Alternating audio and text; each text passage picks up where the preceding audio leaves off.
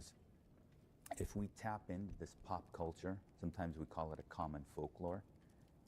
You see it in Warcraft, and you see it in StarCraft. Yeah, I mean, WoW really got lucky, and Warcraft got really lucky that Lord of the Rings popped off, because, like, bro, if you were in a guild in 2006, on raid night, there was at least one person online that had a name that was derivative of Lord of the Rings. Science fiction with space marines and bugs, and you know, you can look at those as common tropes. Most people don't know that the Protoss are actually partially derived from the Roswell aliens. And so now we put our spin on them, but you know, the big-eyed telepaths, you know, with no mouth, right? See, that's the same picture I show you guys all the time about how good it used to be, how Death Knights used to be really cool. In a sea of hundreds of other boxes. So this was at, and this is what's crazy is, like, you see this thing, it says game complete. We don't see this anymore. Like, this is something real old, but this is the way it used to be, man. You used to see this all the time. You would buy the game, it would be complete.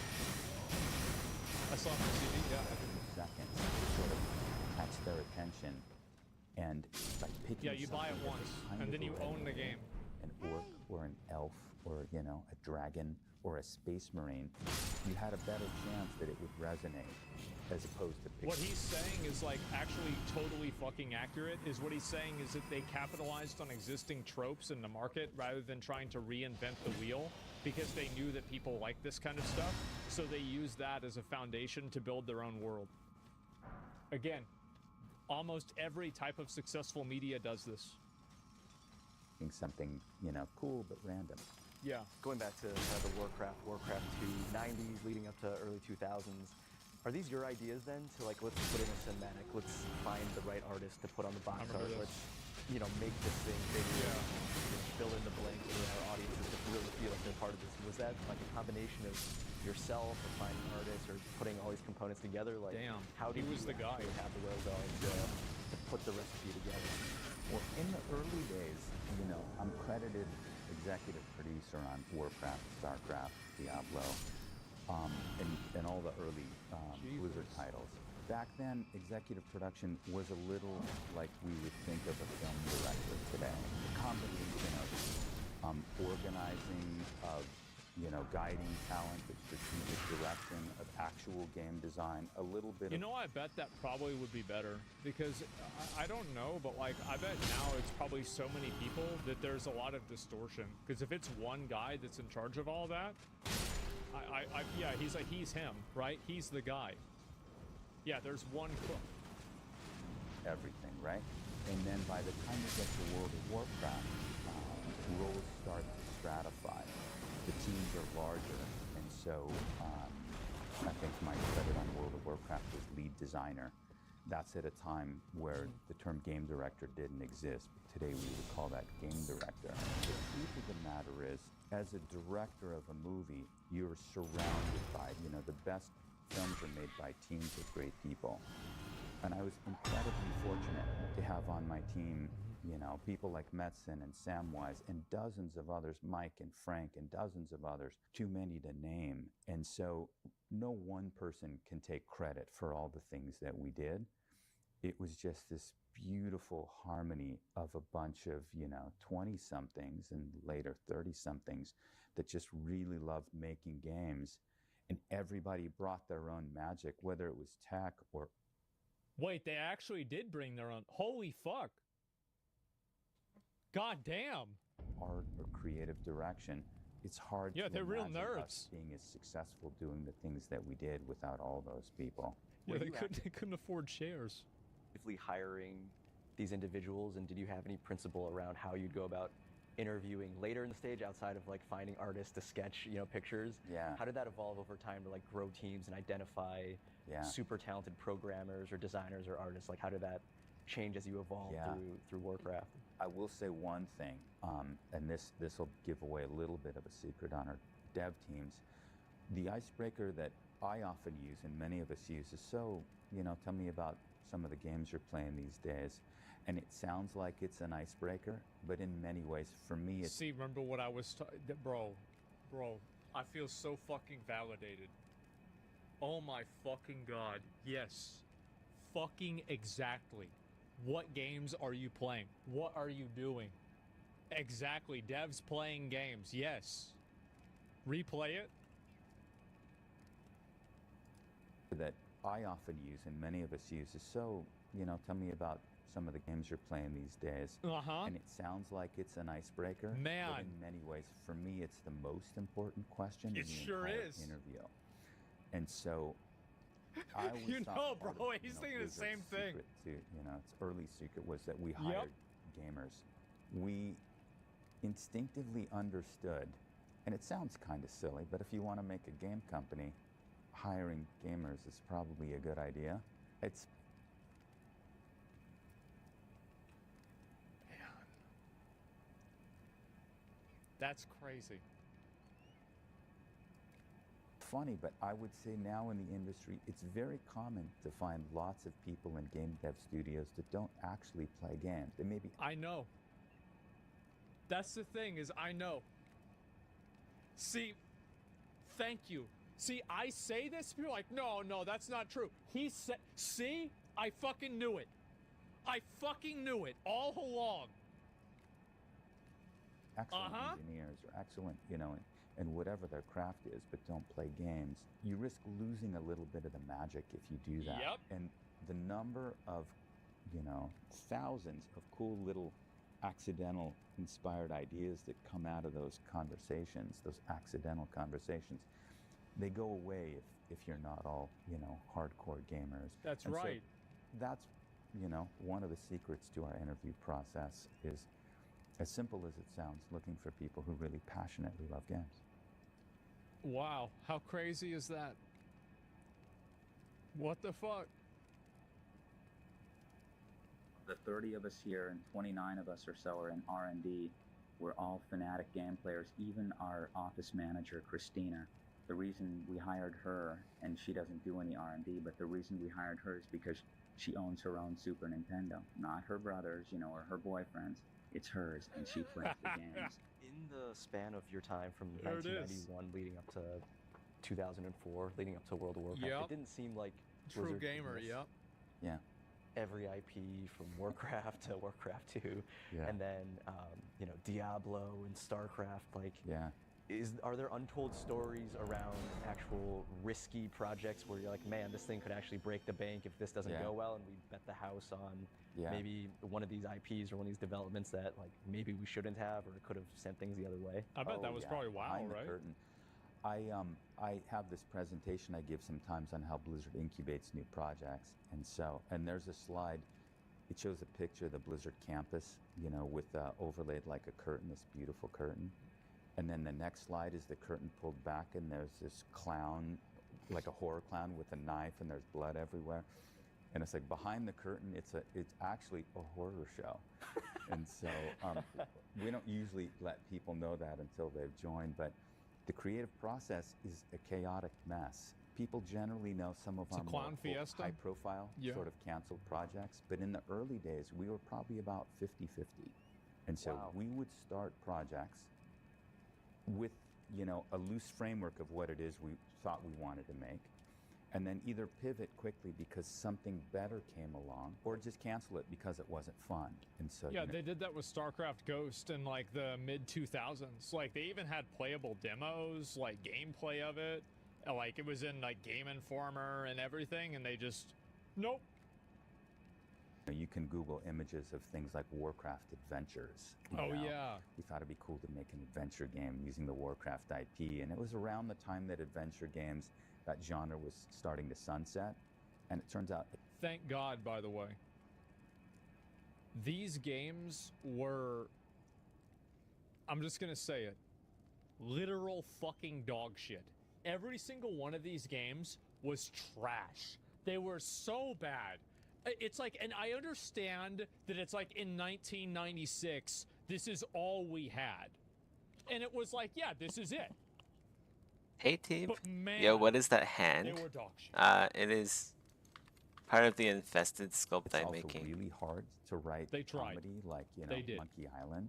We work with a lot of small teams that are in the process of going from 5 So to 10 I'm just people matching to it up 20, 30, to 40, 50. the Can you human talk a base little bit mesh about- hand. Chatter's getting upset. Guys, if you are old enough to get upset about Because that, please I don't. went a bit crazy on the It's probably details bad and for some of the your, blood forms pressure. have Yeah, been remember what your lost doctor along the told way. you. Yeah, if you're old enough to get mad about what I just said, really don't. Do not get mad about it. That process of scaling up teams. Is that a monster for the distributing MMO? It's a responsibility for it's a you, player and race, someone so who's doing a lot of things to Yeah. eventually kind of players moving will be more able to into choose a more this scaled role, like supervising others. upon Like, what was character creation. that like Yeah. in that process? It's hard enough to build one team Is it to make pink? one excellent thing. In some But places, then Saint. to scale that into In two some teams places, it's is pink. incredibly difficult.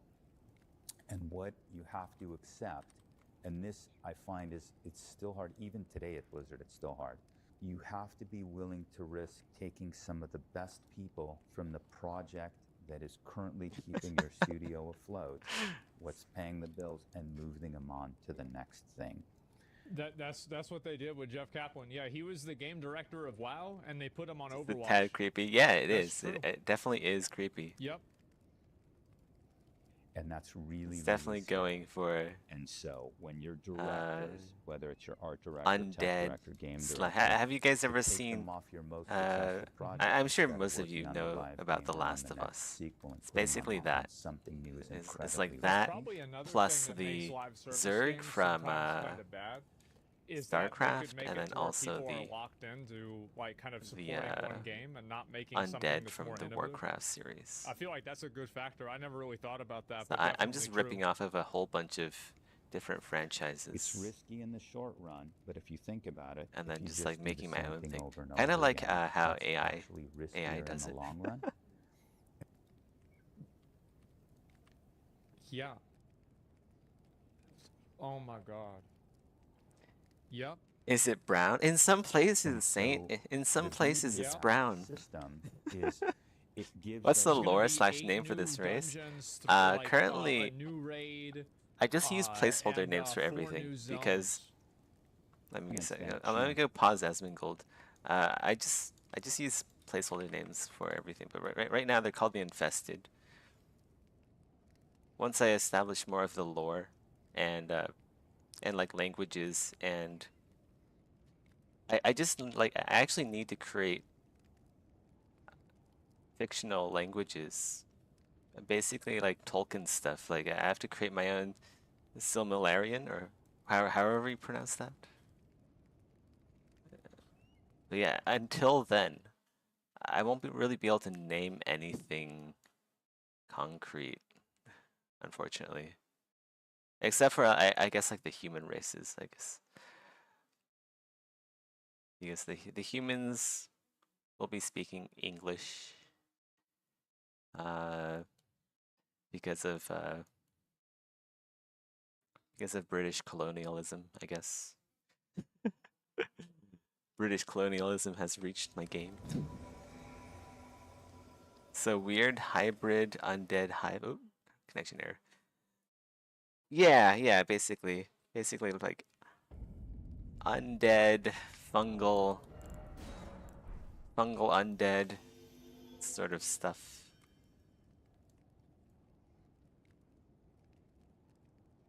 A lot of the worlds will be covered in infestation. So it's not like an infestation that is localized to just like the player race. Like animals will be infested. There's gonna be the terrain in some places will also be infested, of course. Dissy's mom would be infested, obviously.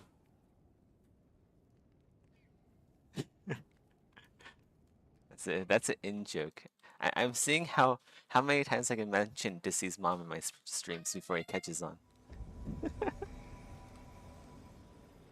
Faram Azula.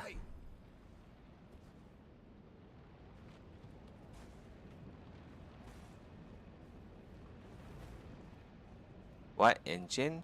Unreal Engine 5.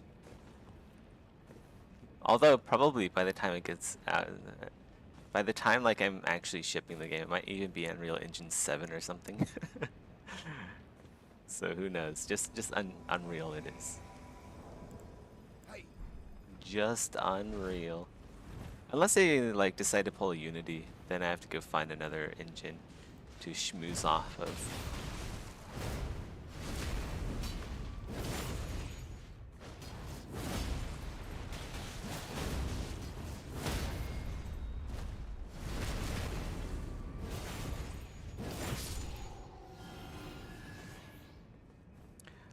But yeah, there's more details. There's more details. There's a link in the video description that has like more about this project. I have a Discord as well for Project Nova, so I post updates there weekly and see how much progress I've done every week. Is it black, Saint? Well, what do you think, Saint? You think there's like some black in there? How many developers do you have for the game so far? Like I said, there's like a lot of like FAQ stuff. I don't mind answering because there's nothing else to talk about. But yeah, it's just me. There's just one developer, and that's me. So when I play Elden Ring, the entire studio is playing Elden Ring right now. Isn't that crazy?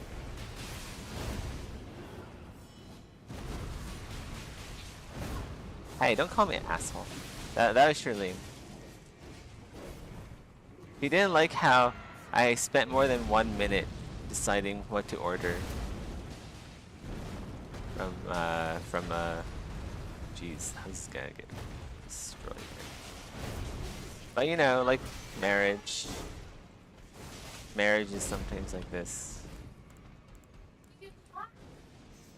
Okay, sorry.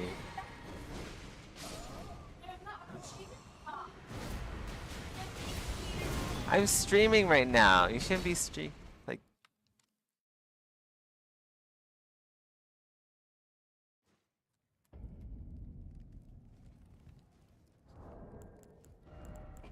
Oh, Shirlene's mad.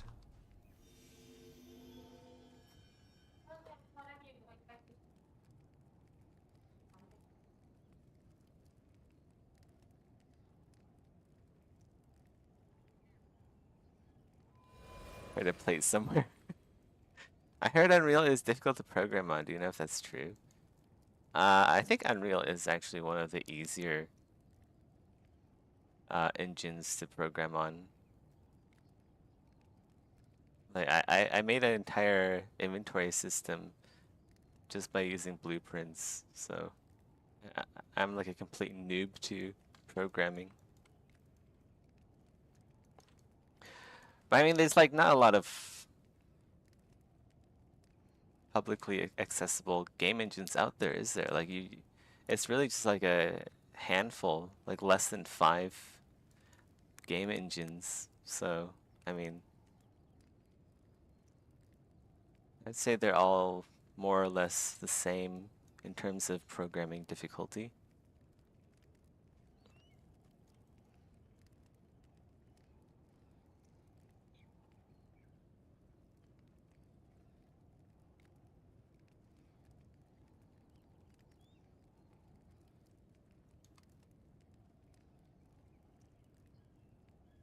What did you say is easier to learn?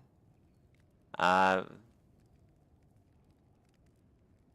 mean, if you've never like developed games or anything, they're both gonna be hard as balls to get into. But like the thing is, like programming, there's like multiple ways to get what you want in programming. And also it depends on like what you're making. Are you making a 2D game? Like if you're making a 2D platformer, you might as well just go with Unity or something. If you're making a 3D game with quadruple A graphics like I am, quintuple A graphics, then you probably want to choose Unreal. He is currently Unreal Engine kind of has the monopoly on high fidelity 3D graphics right now. Unless you want to go and develop your own engine like Madoc.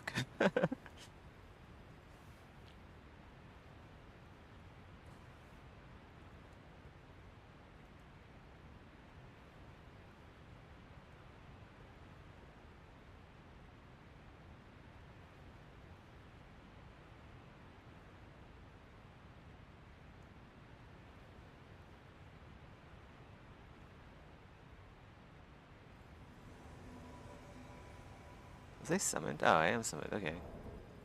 I thought I didn't queue up. I thought I was just like AFKing in Elden Ring. But that's cool.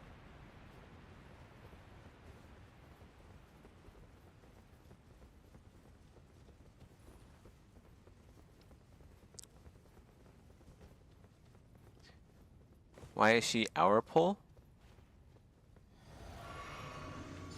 Because her favorite food is taro. She likes taro flavored boba tea. That's why. I don't think I could ever be skilled enough to make an engine like Madoc did. Yeah, me neither. Honestly. I mean, like, obviously, if you dedicate the same amount of time, and then you just, like, go at it hard as balls, I'm sure a lot of people could do the same. But, like, it's just, like, a question of, do you even have the time to build your own engine? Like, it's not a realistic thing to do for a lot of people. Fuck you, Moog. Bitch.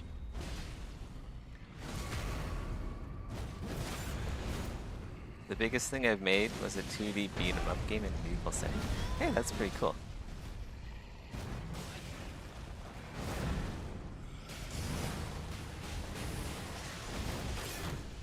Wah! I gotta pay attention here, I might die. You'll dash. Shield crash. Oh no! Shit, the host just got... Man, hosts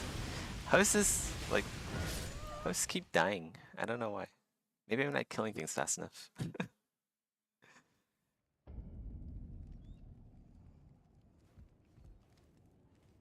Oh yeah, it's gonna be huge.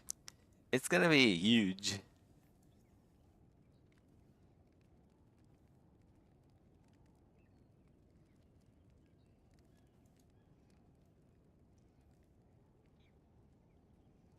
Like, once multiplayer is in, once dyes are added. Just like the co-op and PvP potential Xanima has is pretty crazy.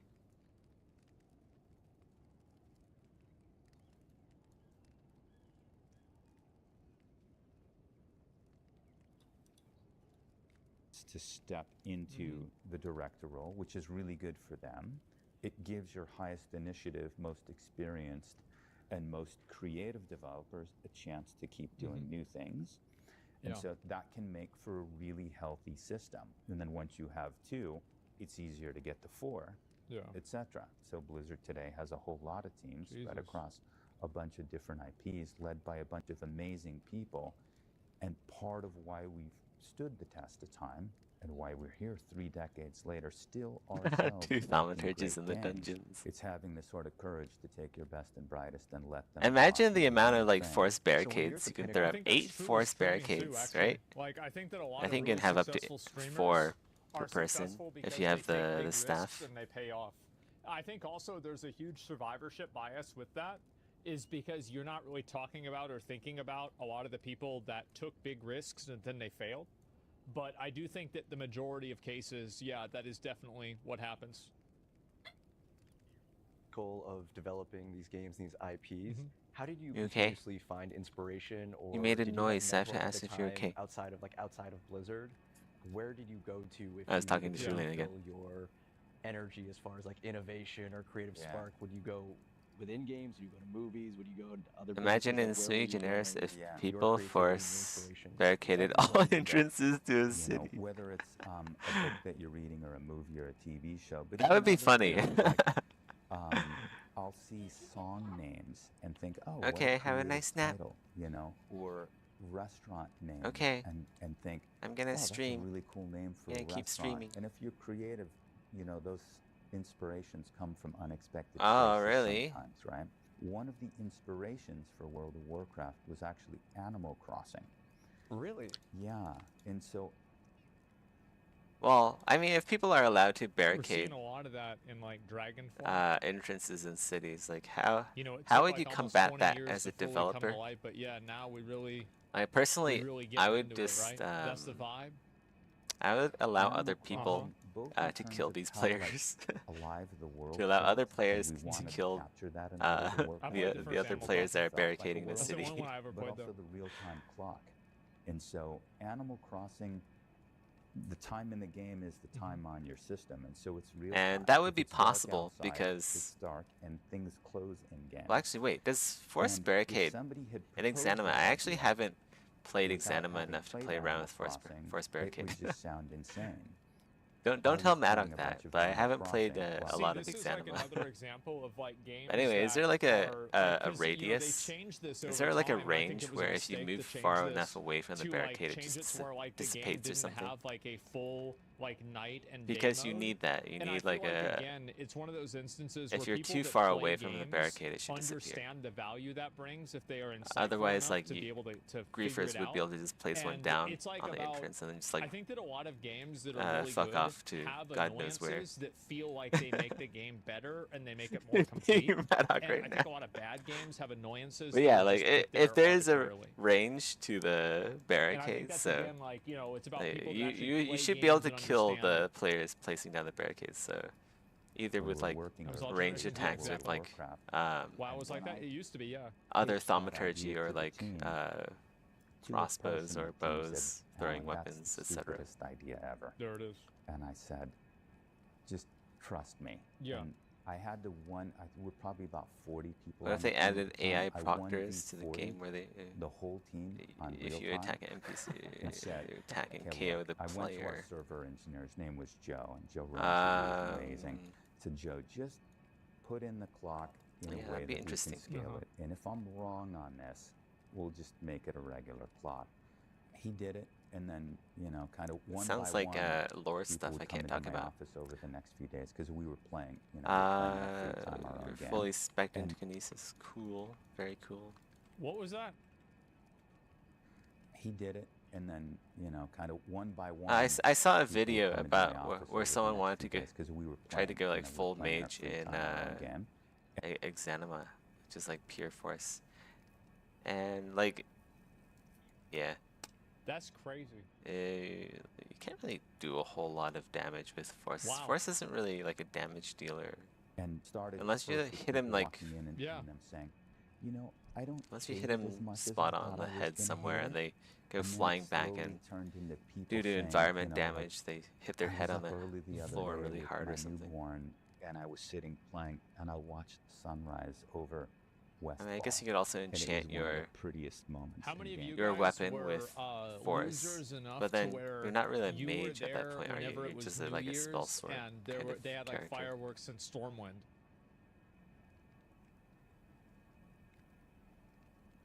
That's a lot of people, huh? I've ever had. Inspiration comes from playing games and the rest of the world, but also I always encourage our designers, you know, and all of our developers to play on different platforms because you'll find inspiration and learn lessons. I wish Rod had fucking done that on Diablo 4. He would have seen how fucking annoying it was to summon corpses in Necromancer. See? This fucking exactly. Because he said, oh, my favorite class is Necromancer. Well, yeah, you don't understand the problem with corpse explosion? Yeah, because you're playing on a fucking console where it auto-aims it. Shit's annoying. It was annoying as hell, man. From mobile, you can take to PC and vice versa, and console. There's so many amazing games out there, and each one of them has lessons to teach you, positive and negative, by the way. Sometimes You learn what not to do and Yeah, it'll what be you don't interesting to like. see Uh-huh. what And the that can other help branches save of tons and thaumaturgy tons have of to offer. development time. People at Blizzard know I'm generally not a fan of prototyping. It's something that a lot of folks in our industry talk about. I'm generally not a fan of prototyping. My feeling is the world is full of thousands of prototypes that we don't have to build. Just go pick the games that are similar to what you want to make. Those are your prototypes. That's right. And then get on it. There's plenty of games that fuck up on their own. Just steal it. Hey, Well, I have to ask then, 13 years in, you're coming up with some early mechanisms of what would turn into an MMO, which is World of Warcraft, and then you leave Blizzard. Yeah, what happened there? If you're willing to say more, like what was that transition like, and Yeah. throughout your 10 years before returning, what were you doing? Yeah. Twiddling your thumbs and watching South Park episodes pontificate on World of Warcraft? Spirit Well, form should be it's an interesting invasion. story. So, you know, you Invasion talked about mode. where do you find inspiration, where do you go to recharge your batteries. So, you know, one of the It hardest would be really skills, or cool one if of the hardest Exanima things had for me to learn was how to invasions. scale and how to let go. I would personally The like truth that of a the lot. matter is I never really quite let go. And so game directing World of Warcraft while Mike and I were running Blizzard, those are two full-time jobs. And so I'd basically been working for 13 years, 7 days a week, and I would go to bed sleeping and thinking about the problems we were working on, design. Yeah. And This is otherwise. Maddock I right found now. myself in my kind of early dude 30s, talking about mid-30s, Working unmarried. 7 days I a week for dated a lot, 13 but I years, hadn't quite yet going to my, sleep you know, thinking met about the my, problems my soulmate, my significant of the other. work.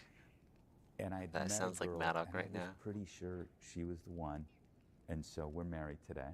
And so it all worked out. And I had it in my head that I needed to take a break and I needed to lock in this relationship. I did.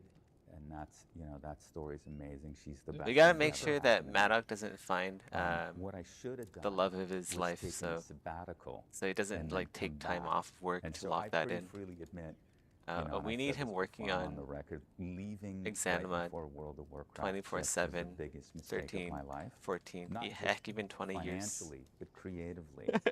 A year later, I found myself recharged and really missed the teams and the creative process. And you know, we all A lot of the understand lore now slash for the enemies long in run, game talk about work-life other balance is a magic types if thing, you pay close enough attention. sort of. For you startups out there, The same maybe with what I not so believe is much going to be the main work-life balance. antagonistic old Once you're boss slash stable, force you've got a bunch of of either trusted Exanima or developers that you're SG. working with. Huh. Theoretically, you can build an organization that can 2 do more lots of days, great Seth? What things happens without in you 2 more having to work days? 7 days a week. But early that's the enough. best thing Is to that do, the man, shadow of is the you Erd have Tree? to start something. Like, I remember there was Is never that a Elden happier Ring day DLC? in my 2 more guild than days? whenever I found somebody to do all the work for me. Say, have you prepared I remember for 'cause, the like, DLC? so Are the you guild prepared for the master DLC? Quit, and like I had the best job. How many ever in the characters guild. do you have I was an ready officer, for and I got all the Shadow work of the first, Erd and I Tree? didn't do anything. And then he quit, and then he made me the guild master. And so now I have to, and he was raid leading If you too, don't so now I have have to be the guild master and the raid 9 leader. out of 10 characters fucking at nowhere. level 125 with And different I remember specs, like how stressful that full was. And I meta remember gear, how good all it the was. quests completed in optimal. Whenever finally I had somebody take order. over, and I could just not. Are you show really up, I gaming? could just fall asleep. I didn't even care. It was not a big deal at all. Just Like I need was to- so happy. Oh, I It think was the you got a best day of my little fucking hard. life. What I did. You know what the during final the shape time is? away is I started a quantitative hedge fund, which is. You kinda know nuts. that People go meme like, where How did you go from games there's that to woman hedge and fund?" It turns out they're this actually really person similar puts in many ways. like In my blocks, early career, I'd like written these wooden AIs for blocks things in like you different know, in racing and this like optimal a racing, container with like the different chess shapes, algorithms for and battle chess, one of the games he that I puts like a worked with and played on in, cube in a college. square Yeah, hole, yeah, and he's like, uh-oh. yeah, I had square always wondered square hole, if that goes you in the could square hole, apply comp sci and then AI the next to one's like a building the stock rectangle, market. and then And she's like, so oh yeah, you I can put left that in the Blizzard rectangle with the hole, and then he idea puts it in the that I square was hole, gonna build a and then SQL warehouse there's like a archive triangle of a hole, bunch right? of And then historical he takes out financial like data. I had already spent a decade reading all a about cylinder, right? Warren Buffett And then he puts the and cylinder Graham in the and Peter triangle hole. Lynch. When we sold Blizzard in 1994, That's what that's what I think necessarily of whenever I had to hear learn of how the to final invest. shape. So as an engineer, you know, you look at other people in a space kind of look at best in class. You just and copy then what they do. Try to Yeah. replicate, you know, what Strength they're doing, builds? and then Strength maybe builds are fun. expand on it, right? And so I feel like use- that works with a lot of stuff. Like that's what I did with streaming. Like whenever I started streaming, I was like, okay, well, what's Kriparian doing? What's Rekful doing? Okay, I'll just do that. What's Athene doing? Okay, yeah, for sure, that makes sense. Yeah, I'll just do that. It's easy. Yeah, it was real. That's a and good that place it to could start. work. And I started this hedge fund then, which was another big fun game. And we did really well for a while. I didn't close the fund fast enough. 2016, it already starts, the sort of apocalypse of value fund investors. I think 2016, 4,000 or 5,000 value-oriented hedge funds shut down. And it's actually continued to this day. It hasn't stopped yet. You're a fascinating person. Game design, quantitative hedge fund, It's all a big game. and then back to game design. And then back to game design. So how did I go back? Tell me. Yeah. So Mike Morheim was one of the investors in the fund. And so when I sent the letter out, Mike and I talked. And, you know, for me, I'd always dreamed of returning to Blizzard, but I had, you know, committed and raised capital from friends and family. So I was on that other path, which was really fun too, actually. But Mike and I talked. You want and Exanima I think armor, Mike Blade said and something Sorcery? Like, you know, we could Never we could played use Blade your, and Sorcery. superpower to help us start new things. That was the strength that I brought to Blizzard, you know. And the funnest thing I know is building new teams, building new IPs, and making new games.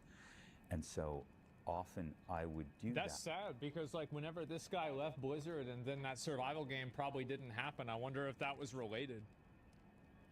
You know, like that's sad.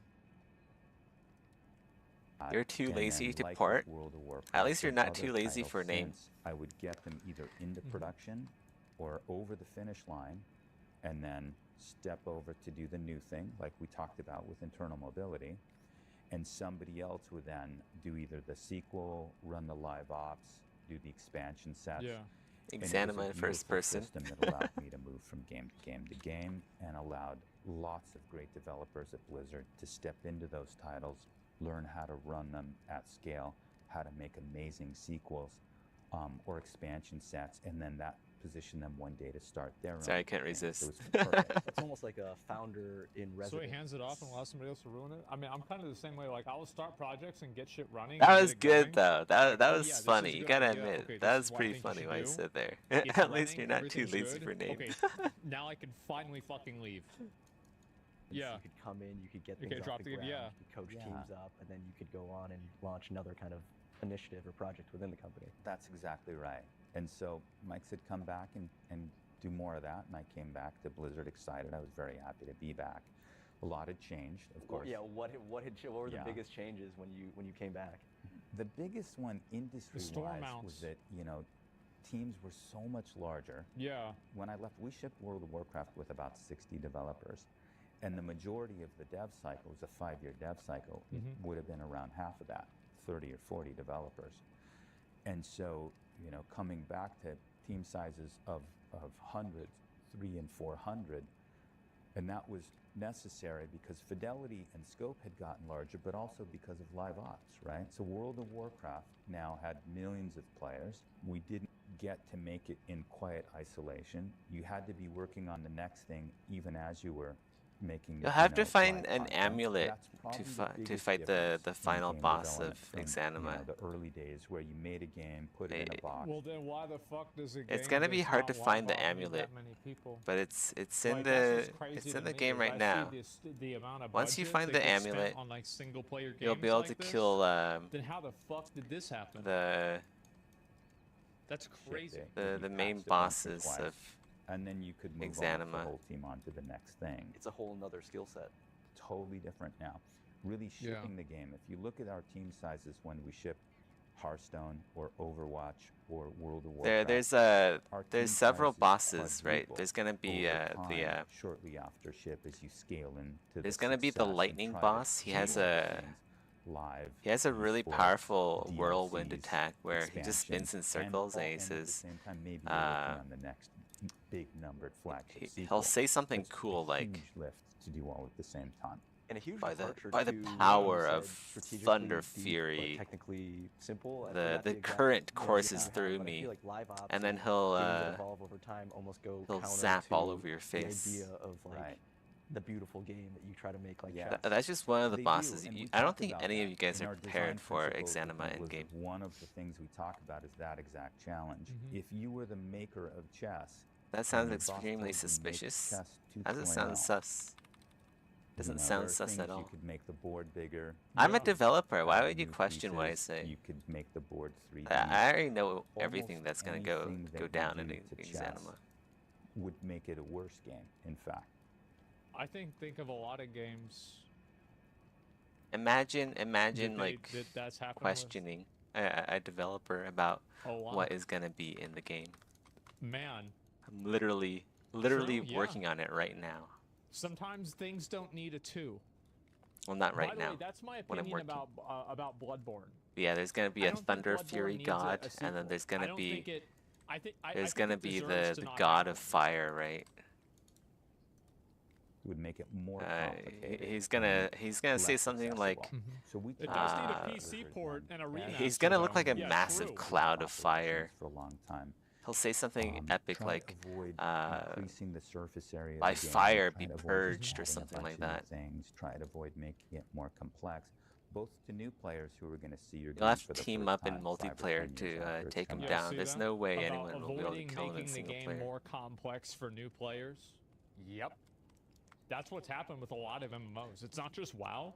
Like BDA. I don't have like to this. play Like, every MMO Exanima is to know almost what's like going this. on. It's just Like so I work over-designed on the now. game, so I already know everything. Like But also, Bloated as you you fuck. just gotta Yeah. trust me, often bro. you have players that lapse and then will come back a year or two later, and you don't want them to bounce either because the game has become so much more complicated.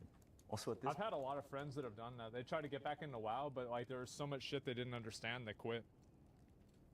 point, you've now Trying to say we Left didn't need Dark Blizzard. Souls 2? No Yeah, one needed and Dark you've Souls got 2. a chance to get back to Blizzard, learn almost in some ways how to ship modern game titles, Right. go through some of what we just talked about of like the new age of operating a live ops game, shipping multiple things at once. Right. What is exciting for you right now, particularly, and are you Just leading up gotta to trust me, Ellen's bro. perfect game in the future, or what's getting you Yeah. excited? You know, stepping away from a Blizzard that you've spent 30 Yeah. years of your life That's right. creating.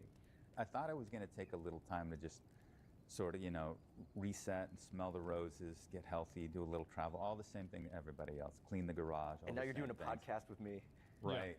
And There what's it is. happened instead is it's been amazing, actually, the outreach from, companies, AI tech, gaming companies, interested in what I'm going to do next or how I might be able to help them has been really nice. And all of that without any real proactive effort on The my reason part. they even sent Well, I all wonder these why. assets and I wonder people why here, could the that possibly be? reason Order of the Thaumaturges And has so it's much opened my interest in the mind to some underworld. Maybe 'cause he interesting made Diablo. possibilities, and I might pursue some of them. Yeah. And then at the same time, I've had games and new game Nah. types and been thinking about Nah. game development since I was I think you're 14, looking too and much it's into never it. stopped. And so I might try to recreate some of that early Blizzard. I magic think you guys gotta someday, watch out something for new, but Darren. Darren is stay tuned. sus. I'm not I sure. feel like Darren's gonna Gets me be the really end excited. boss of This gets me really excited. If I've Exanima. learned anything from you over this conversation, it is that you are extremely adaptive to things you Like, perceive imagine, just going on with why whether in the gaming would you space, find a financial farmhand space, Yeah. you're, always in a looking dungeon? I mean, that's my He's a mindset, is, like, farmhand. I He just wanna see belongs more on the games. farm. Like, I think that, like, this is the truth. Is like things like Unreal 5 and like the amount of tech and like the accessibility Like, of it. what is he doing in the cold It gives Underdark, people, it's like in a the double-edged cold, sword, damp right? underbelly Where it gives people who could never of make a game the ability Exanima, to make a game, like this? but it also gives people the ability to make a game who should never make a game. So it's a little bit of both, but I feel like it's better now that anybody can make a game, and it's an overall positive. Set Kappa with making music. Look at Yeah, this yeah. katana spammer. corner for what is He's like really at its core. spamming like I don't know how to dodge And katanas. I don't think that really has left you. Well at done, any point. host. It's just got the- wrecked. the thing Get that wrecked. will instigate, an idea or the next creative vision that Yeah. almost feels like you're on the precipice of finding. Well, because I continue to play Darren all was the a time, spell giver I'm the whole always time. excited to play the the kind of Spell the cool giver? emergent games, What is and this? they're this amazing Star source of Wars? inspiration. So there's a lot of really interesting things happening. Was today Darren given in like the indie scene? And all in, the maybe playing midichlorians? Was he mid-sized injected with companies, things midichlorians? He's like yeah, bro. He is 100% talking about Helldivers too. 100 fucking percent. with Helldivers or Oh. Pal World, things like that. Okay. Not what we would think of as traditional AAA. Like, you just gotta games, watch but how still the- really, I was really right. interesting and Like, very just cool. look at how the And community so talks it's about pretty Darren. fun It's to like, think about what that might look like. I swear, Do you have some any of these advice for, people you know, have like a gaming pillow company with Yeah. Darren designer, printed someone on who him. can channel your. It's good that he's talking like about Pal World being successful too, because I feel like Pal World, like a lot of people didn't want to talk about it being successful. I feel like because Darren of the fact that Darren is it kind had, of like a lot of, Mikola, like, right? oh, well, From this is, Elden like, Ring. weird stuff, like, oh, well, you can't just cook the animals. And He, make them cook for you. Like, yeah, Darren you can. strives Like, the, watch. It's just this easy. You hit him with a stick. What is it? He and, like, strives that's it. the Yeah, hearts Nintendo of or men something like that, and right? And so, compels like, I'm glad to see compassion. that. Early stage energy From the or any manly principles men that you in wish the you had as Exanima guidance when Discord. you're starting off building, Yeah. you know, the very first Silicon and How it Synapse or is. Blizzard. Know Darren your equals audience. Mikola. Don't Lore forget theory that confirmed. What you're making is for your players, for your audience. Jesus Christ. Yeah. Oh my God. Yep. In the ideal, Yeah. your audience is you yourself, and if it can't Holy be, make sure shit. you're involving your community and testers and user research as early as possible. The and be spellgiver part honest is with part of yourself about Exanima that. lore. Often we get I enamored don't with a believe cool it. new technology That or a sounds cool like new some idea for our fan casting fiction project, but, nonsense. that's not the right way to look at it. That That really isn't needs something to be Maddock would viewed write. as Maddock would means write to something an like, end, the end being serving your customers, and in our case, players. That's what's so crazy about It it. would is, be like, more, I feel like that's one of the things that a lot of games. It's so weird for me to say this, and I almost feel stupid. it would be saying more this, but grounded. it feels a Spellgiver lot to sounds like me some kind of World like of a lot Warcraft. of games are not writing. even in serve. It's like they're Obviously. not even for players.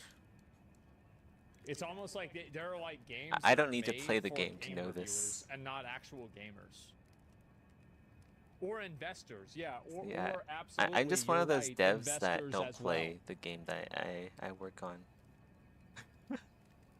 I think that's probably the most important. That's why you guys will thing never Yeah. get that I more could tournament communicate armor. in a sea Like- of beautiful ideas and Like amazing, everyone in like the founders making Exanima cool armor things. armor It sounds suggestions obvious, but, thread. make sure They that keep you're posting all making this them. amazing armor. They're never gonna get it because I don't play Exanima. So I'm gonna be how honest. would I know that they want amazing I think armor this is one of the for best events we ever did. for arena And, mode? bro, remember the fucking Sony with the That's fucking just silly. Phase 2? Like where like he you put think on you want all it, of but that gear, you don't. and then bro, oh my god, that was so fucking funny. That was great. Yes.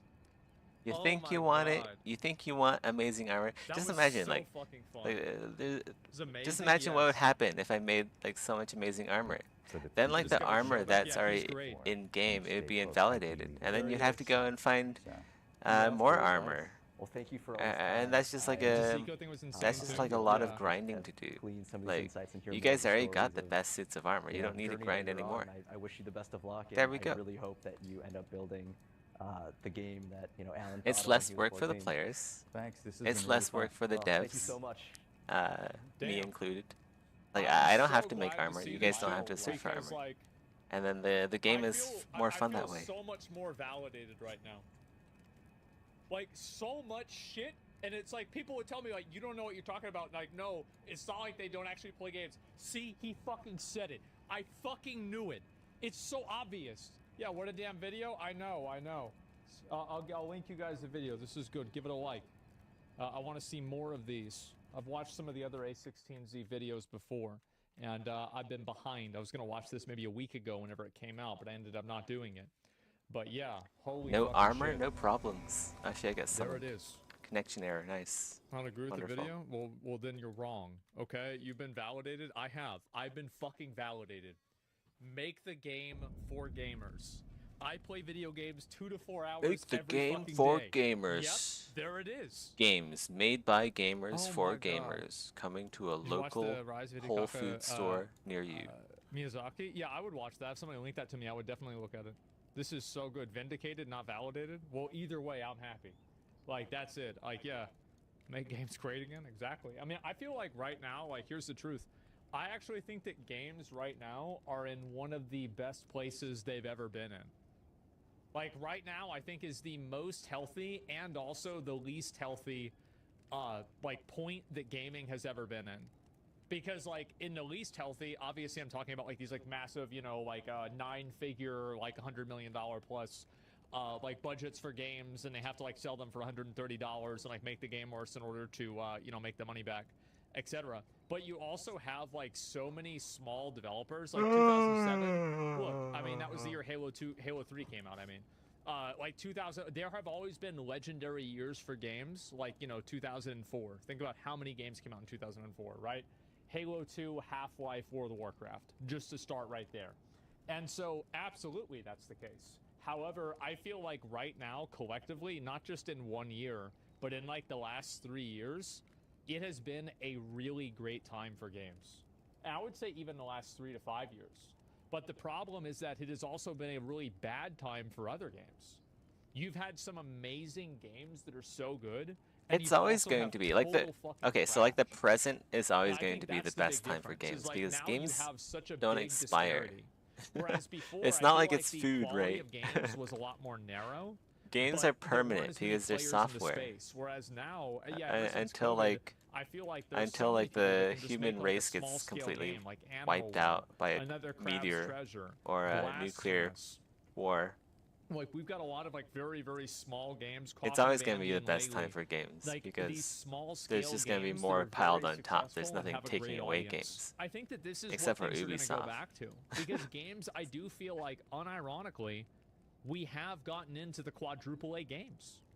Where games are so big, they are such a Quadruple A. monumental undertaking that A, it's A, A. not even the same as it used to be. Like, the games are just so much, infinitely bigger. And so I think that's what's happened. Yeah, games become too big to fail, Lamau. and I think that makes them also too big to succeed.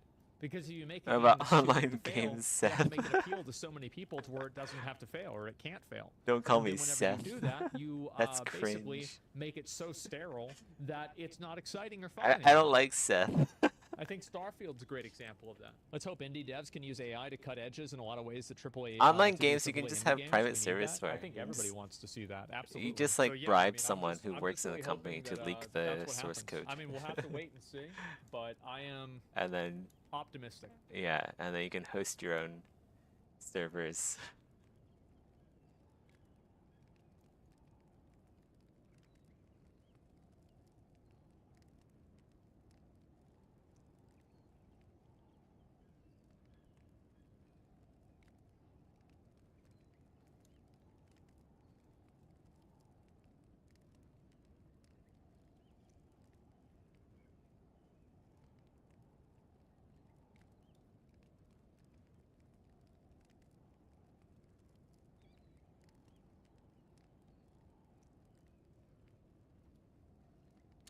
Ubisoft's yet another paid Everything? subscription. Well, guess What is what? Now this? you've got another one. To this day, Rainbow Six Siege is one of Ubisoft's most successful games, and it's also one of the most successful Time live to change services, that. period. I mean, just I look at was how talking many about how, players like, are checking there's a this lot game of out. To this subscription day, we're still in services the these tens of days. thousands of players, and this game actually reached And, like, they're all competing an against each all-new other, right? record for Which is- all-time peak concurrent players just 2 months ago. I don't know if That's it's true or exceeding not. over 200,000 players Like, at it's only one true if point. you're poor, So this is a game that which a lot of people seems are. to be either maintaining its player base or growing Including from time myself. to time. And it is a game that millions of players continue to enjoy, but there's still a lot to criticize about its monetization system, especially with Ubisoft introducing on top If of you had everything else that this unlimited game already money, has, you can a have subscription. unlimited So this was subscriptions. announced Imagine that. Naturally. in Major Unlimited Manchester, subscriptions. which is essentially an esports event. This is a Rainbow Six Siege I tournament. bet Jeff Bezos And has this is where like Ubisoft all the took the opportunity subscriptions you to can announce subscribe some for. upcoming updates for this game. Ooh. And their next How season, exciting. which is Year 9 Season 2, is titled Operation New Blood. And you can see right here that all of the marketing surrounding this season has garnered tons of negative reviews and Yeah. tons of dislikes. I mean, that's a lot of people weren't happy about it. Likes to dislikes ratios for these trailers just don't look particularly great. And a big part of that has to do with the introduction of a membership, especially during a Ooh. season where new content is relatively thin. The new season will remaster an existing operator, the Recruit, which is the game's original operator. This operator has essentially been split into two, Striker and Sentry. And then beyond that, the season introduces things like quality of life improvements, balance changes, and the global release of the peer-to-peer sounds all marketplace fine. in Rainbow Six Siege. Yeah. And they talked about other aspects of Peer-to-peer marketplace. So they're trying to get some of that CSGO skin money. Is that what they're trying to do here? I would. Yeah, that's smart. as where they work to improve like player protection systems, anti-cheat mechanics, and for the purposes of balance changes, they're also going to nerf aspects of certain operators. So all that's fine and well, but then we get into the membership itself. You can Naturally. either pay $10 a month, which would be $120 a year, or Okay. if you know you're committing to a year, you might as well go for the cheaper option, $80 for It's an only annual $80. sign up. And I remember I used to get a $50 card for Xbox Live Gold, and it was $50 at GameStop. And I have to have my mom take me up there every year, and I have to buy one so I could play Halo 2. subscribers will get I still a have one continuous stream of premium downstairs. content that keeps your ops Good for a equipped with the year, best yeah. exclusive gear. There's also monthly Now it's 80 content for one drops, game. including a time-limited legendary item, sometimes animated for extra Mm-hmm. flair, and an epic operator bundle, along with monthly cosmetic Right. Bravo packs and full access to the premium battle pass with 10 level skips. So yeah, you do get quite a good amount of goodies, some of which will be strictly paywalled behind this subscription, some which you will only be able to attain if you become a part of this membership. And Yeah. they're essentially relying on FOMO to get people to Naturally. pay Ah, even nice more. FOMO. They're already paying I for all love the other FOMO. monetization elements that are included in this game. Yeah, This absolutely. membership subscription mirrors what Fortnite did with their Fortnite Crew membership, which This is in 2020, keep in mind. It feels so A good, lot of like places in are like doing Destiny this. 2. If also you pay have a like certain some amount really every sick month, ass armor, $12 a month, and for that, similarly to because what of Rainbow like Six the is doing with their seasons, membership, right? you get Season battle pass cosmetics. included for the full season. You have get some 1,000 sick-ass V-Bucks armor, each right? month, and you Because get you a grinded new out the monthly season crew pass. pack. And Ubisoft seeing that this kind Yeah, of stuff has become more normalized. and then you look at Ubisoft some seeing new that this kind of player, stuff is becoming more you just- normalized, some are deciding that it's new their time light to implement their version that's just of said transmatted into the monetization tower. tactic. But the And they're thing just, about like, wearing Fortnite these is that rags. unlike Rainbow Six Siege, You're like, it is yeah. a free-to-play game. As you can see right here, the game does Sucks cost to a be premium them. price point for the base experience, and I emphasize base. I mean, if they're adding in new content regularly, I'm Man, okay Destiny with them 2 was having so a battle good with pass that. that's optional as long as it's only cosmetic. It's like FOMO the shit Like, at everyone. I think that's like, Hell yeah. so, yeah, if they do add in new content. Live service, and you see, yeah, you have to buy, you also have to buy the characters. The new characters are paid. Okay, let's keep going. Because there's a lot of content that's locked initially that you can either grind for, or of course you can pay to fast track unlocking things like operators, among other things. As GameSpot highlights here, Rainbow Six Siege not only isn't free to play, it also is already heavily monetized with skins, Jesus. loot boxes, and a seasonal battle pass to add memberships. and Jesus. Now it says a subscription membership, so you can have a membership to buy the battle pass. That's smart. fees. On top of that, Yeah. the Rainbow Six Siege community are seeing as Jesus won't excessive. save Even you without the here. membership, it was already excessive. This game already has every monetization system and tactic and scheme under the sun. They're now layering one more on top of that. And you can see how poor the audience reception was from the boos Ooh, let's that see you it. can hear from the tournament event where Ubisoft All right. made the announcement. This is somebody who filmed the audience reaction at Manchester Major, which is where Rainbow Six Siege fans and enthusiasts gather for this esports event. Here's what that reaction sounds like.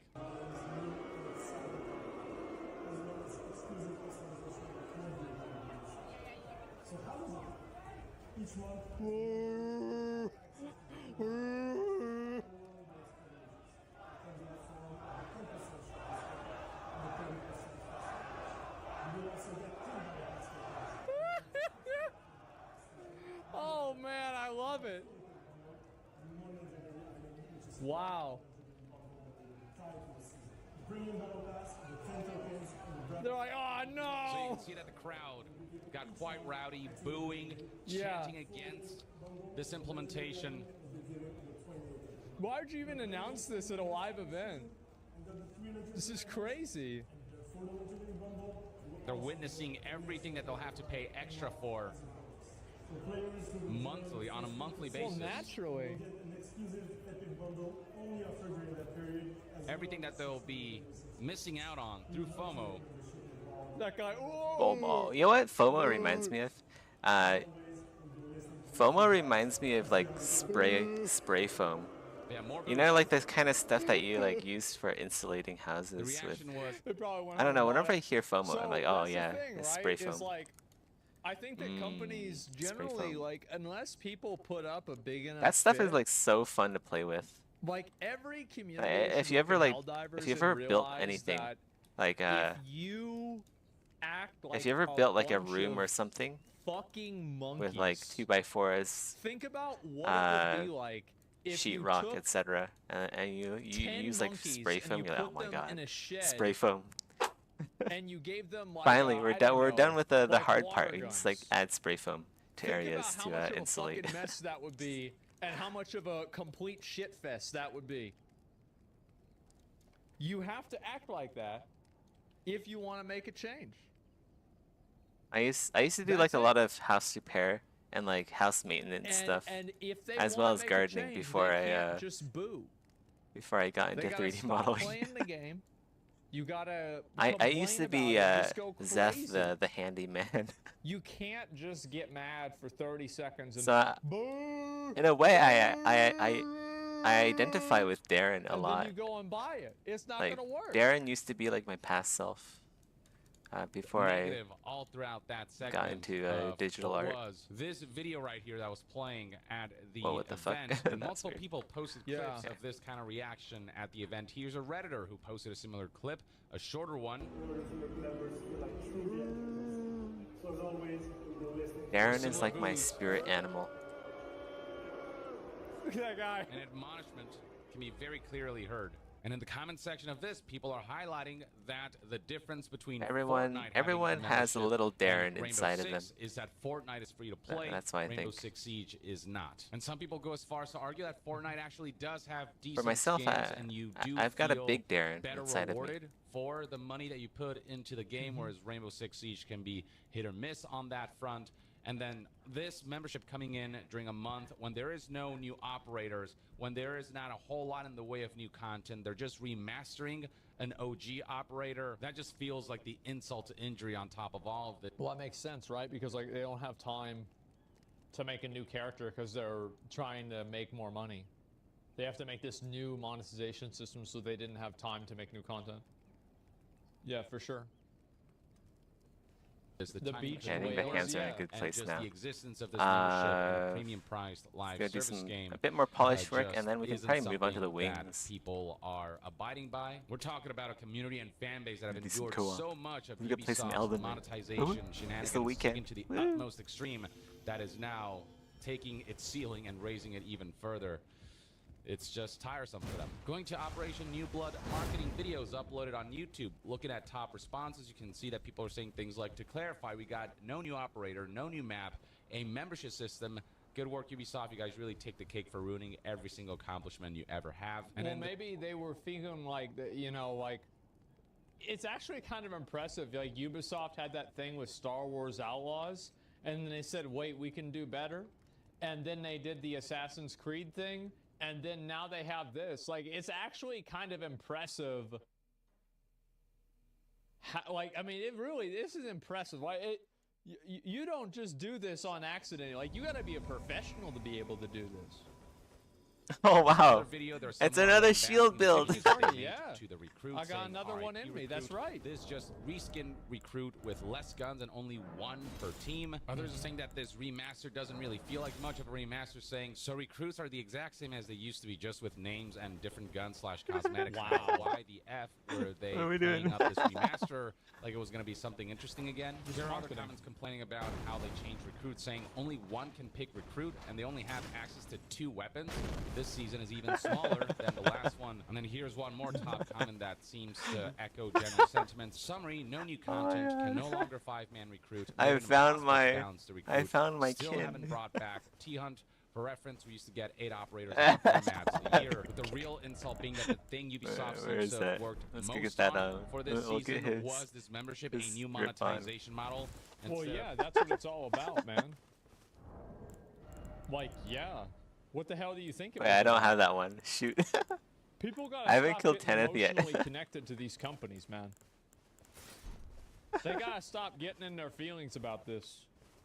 Like, the moment that, like, this game, like, a game is doing something you don't like, you gotta just stop playing the shit. Like, just quit putting your life into this shit. Like, what are you getting What are we mad doing? for? Is this Just a gank? stop I feel like playing this it. is a gank. What the fuck? I feel like we're waiting for It's embarrassing, yeah, bro, like, invaders. the second you get emotionally connected, they own you, yeah. I'm gonna put my gear back on just in case. of the content that people would look Just in forward to with case every season. we Now, get is any of this ambushed. backlash going to make a difference? No. Honestly, with how much Rainbow Six Siege is thriving, with how many players continue to come back to this, Where's with my- the there we go. backlash Okay. not being Probably at a not. level where Yeah. I see Ubisoft. No, it's not a mega mold. It's just not. Like, they only got 6,000 downvotes. Bro, they're gonna make What are we doing? $6,000 What are we in, doing? like, Are a we killing a minute. boss or are we just running around? Like, it's not even a question. Oh, we got 6,000 downvotes. Who cares? You didn't stop playing because of Blizzard mounts? It's not that easy for people? Well, it is that easy. It's just that people don't care about it that much. That's the reality. And this is the fucking truth. People...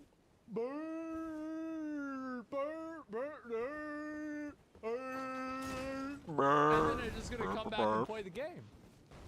You know, like, they have energy to get mad, but they don't have enough energy to quit playing. Because they care about it, but they don't really care about it.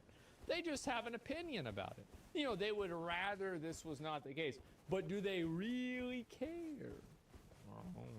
Not so much.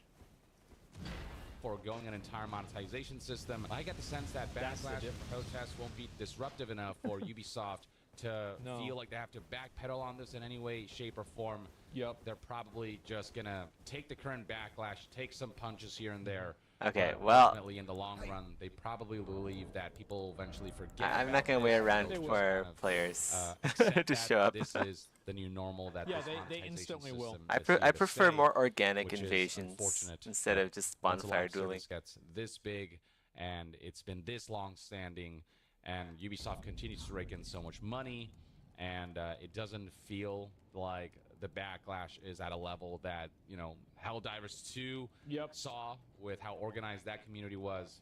I just don't foresee. And to be fair, also, Wow, this is a lot not of people as are bad as joining Helldivers 2. the Discord. I just realized. Like, it's not. Like, this is... Like, Like, baiting two people just switching showed up people in is a the 1,000 Project times Nova worse than Discord. this. Like, requiring a login, Dawnbreaker, like some too. other bullshit. Like, it's... Welcome, This is just welcome like a Gorb, skin welcome and, like, Dawnbreaker. cosmetic bullshit. Like, people are not really gonna get that mad about it because it's just like another piece of bullshit. It's nothing that, like, really affects the way that you play the game, and it doesn't, like, inconvenience you or change anything. You just have to ignore it. any sort of positive changes. But who knows? Maybe the booing crowd going viral might have an impact of some sort. Yeah. But I wouldn't hold my breath for it personally. But I suppose only time will tell. In the meantime, though, let me know Give in me the a comments sec. below what Church your here thoughts wants and opinions something. are on Ubisoft's new monetization for Rainbow Six Siege that they're adding on top of everything else, the monthly subscription membership. And to be further updated on all things gaming news, reviews, and discussions, stay tuned right here on Young Yeah. I'll see you guys next time. Young out.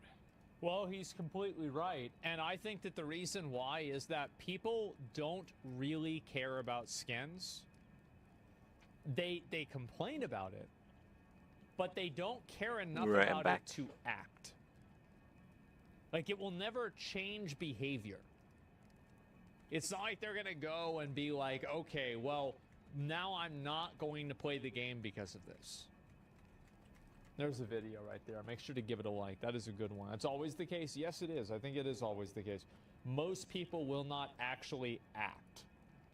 And I think that for me, I'm the same way. Like, do I like skins in games? No, I don't really like skins in games. But am I really going to quit playing a game over it? No. No. Because I also, and here's another Skins thing. in games are like Enough microtransactions. people They just have to simply fit don't the universe care. that the game is in. Like, if everybody Otherwise, collectively got together, like you're and ruining the everybody game quit by together, adding in then they would make a microtransactions change. that But don't that doesn't fit happen the because people don't the game's really care. aesthetic. They'll be allowing like That's just all players there to is just to like it. dress up in like really They say well, like Rocket League, off-putting I still play it. ways. Yeah, a lot of people, they look at Escape from Tarkov scam and they don't care and play it. Yeah. like no People one will wants to always see make that decision because like at the someone end of the driving a day, car video around game players are in, probably one of the easiest audiences to manipulate and take advantage in of. like Elder Scrolls Because Online. a lot of You, them I know they are don't have like cars impulsive as and like lack control. microtransactions in like Because Elder that's why Scrolls they're Online, playing but the just like games in just the imagine first it, right? place. That's why You're they're doing running it. through It's Tamriel and because like someone they comes are, like, rolls up either in their kids or young Chevrolet guys or that are something, addicted to and games. it's like a Like, skin it's for a so mount. easy. I mean, really, like You know, I said that's this not good before, at I'll all. say it again. Every gamer boycott is 1 3-minute cinematic away from being over. It doesn't matter, oh, I hate Blizzard. Blizzard is bad. The Diablo 3 cinematic comes back. I love Diablo 4. I think Or he's Diablo 4 wrong cinematic about comes this back. point. It's I not love Diablo 4. I can't wait like for boycotts Diablo actually 4. do work. That's what happens every single time. Because the truth is that A lot of the people majority of deleted their people are accounts not super invested into this kind of around stuff. in They don't really care about 2018 this. because it's not of that like big of a deal. It's Well, like I know, the you're a gamer too. Diablo Yeah, Immortal I'm sure. announcement. Yeah, I mean, I even said really put a like, lot of I'm people not off. going to quit playing a game over skins. No, like like at a certain point, I think that like this is what happens with games like WoW, is that, and like Lost Ark is the same way. It's not like one individual change or one individual activity like caused me to lose interest with like a game. It was more like a collective group of all of the changes that made me lose interest over time. So like it wasn't like a binary, you know, a switch gets flipped and I used to like it, now I hate it. No, actually it's like I used to like it and I liked it less and I liked it less and I liked it less, and then eventually like I decided, well, I'm not really going to play it as much anymore. And then it's like, oh, I'm not playing it that much. Well, I guess I'm not going to come back for this. And then eventually you're just not playing the game. You're not in the economy of the game anymore. So did you say it's non-binary? Yes, it is non-binary. Exactly. For Helldivers, did people really care? Yes, they did. They did care because it affected the way that they were able to play the game. Because every single person had to do something. And that's the difference.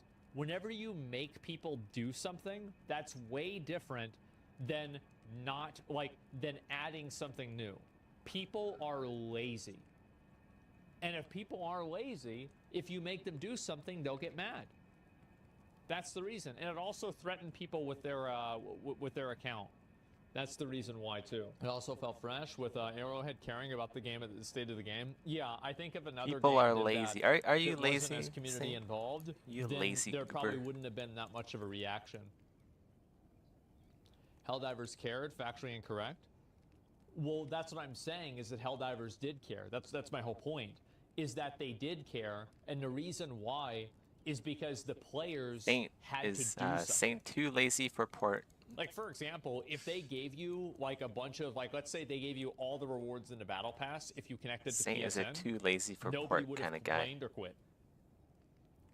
But the fact that they had to stop people from doing something was totally different.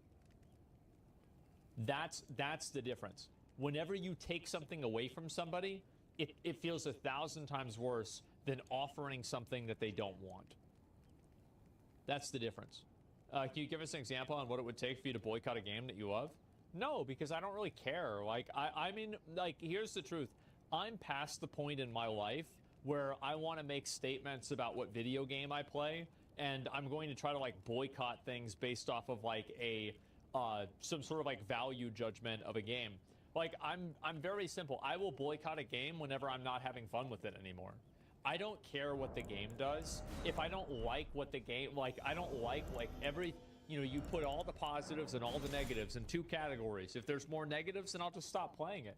Like I'm not gonna draw some line in the sand and be like, oh, I'll never play a game that does this, or I'll never play a game that does that. I don't want to do that with my life. That's just so exhausting and boring. Like, why would I do like this? Why would I don't care about this. Yeah, it didn't make a huge change. It's factually incorrect. What do you mean it didn't make a huge change? This guy seems like an argumentative retard. I'm just gonna ban him. Anyway, so the point that I'm making is like, I don't really want to go and like get mad about a video game. It's really not exhausting. If Ubisoft makes it, I don't play it. Yeah, but like I don't want to think about that. I don't want to think about like what my gaming ethics are. It's just a video game. I don't care about, like, I don't really care about this. It's just a game. This game of boys who grew up to be men, they realized the bullshit stuff they fought tooth and nail for whenever they were younger are pointless and stupid. It is.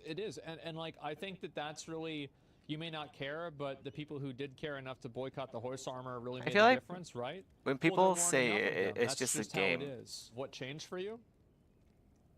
I feel like that's kind of, it's not really just a game if you're not working. Spending I don't think that it hundreds does not or thousands like, of hours do anything based in that off game. Of a principle. I do everything based Because off then, of an is it effect. really just a game then, or is it? I don't care if something is good Is it or actually bad. your life I care because about what of effect how it much time has. you spend in that game? So whenever I make a decision on something that I'm going to do, I think about where I'm at, where I want to go, and how I can get there as fast as possible.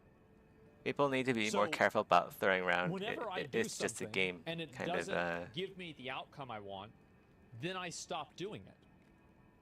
Like, why would I keep doing something that's not working? It's like a If you know saying there's that no it's effect, why easy the to fuck would say, you but wanna waste doesn't your require a precious lot of time? thought Exactly, yeah. put into it.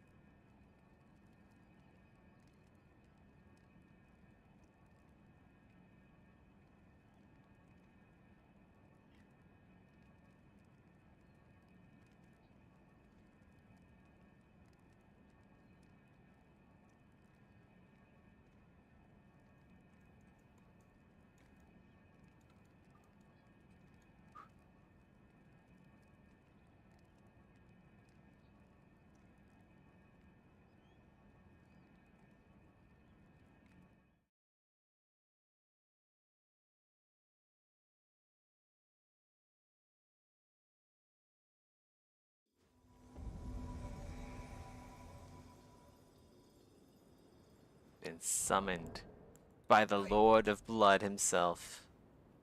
Wait, that's not Moog. You're not Moog. Knock off Moog. With Eleonora's Poleblade. Fun fact, I don't think I've ever been killed by this weapon in PvP. Like, people who use this weapon in PvP, they don't know how to play.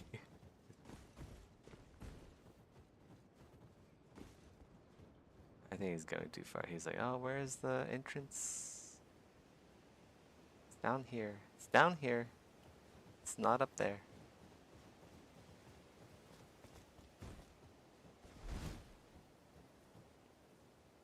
But like, the Ash of War on Eleonora's Poleblade is just so slow.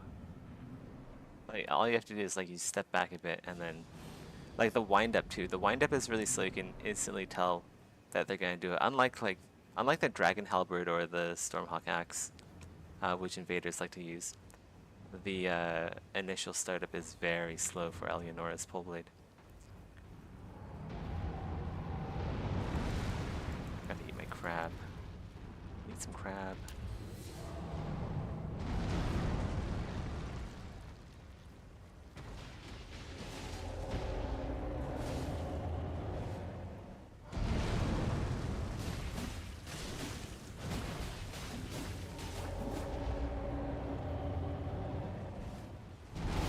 Oh, what the fuck?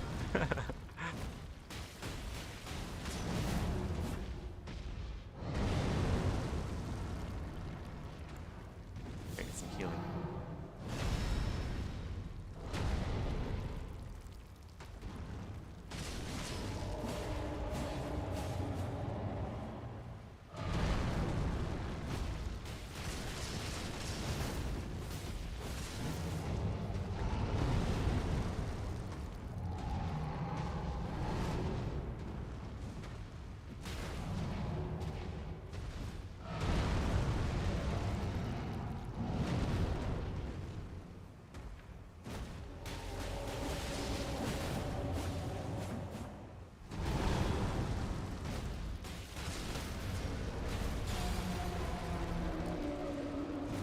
Lord of Blood has about 1100 health. That's not promising.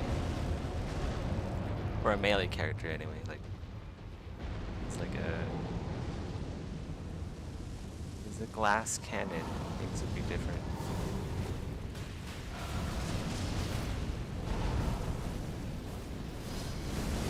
What? Terrifying.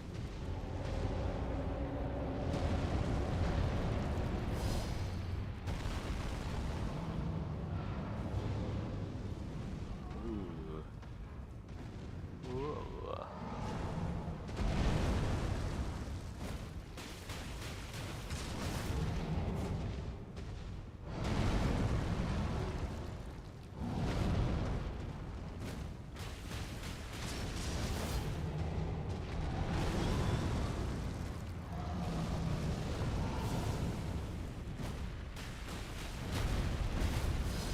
Wow.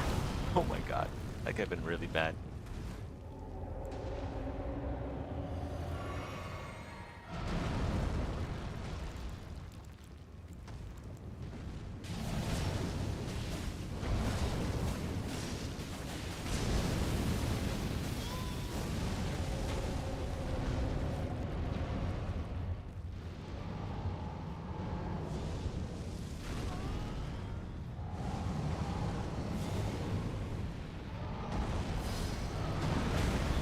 Oh, that hit me still. The fuck? What was that?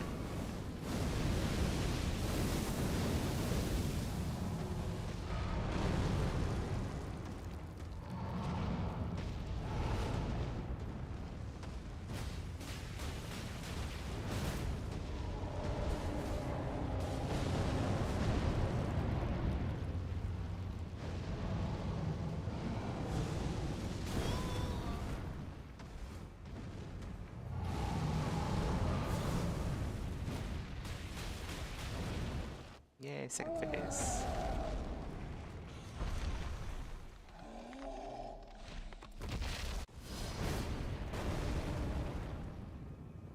The tail end of that shield crash saved me. Oh my god. Much damage. Oh no. Actually doing not too bad. Could be better. But all in all, not too bad, I guess.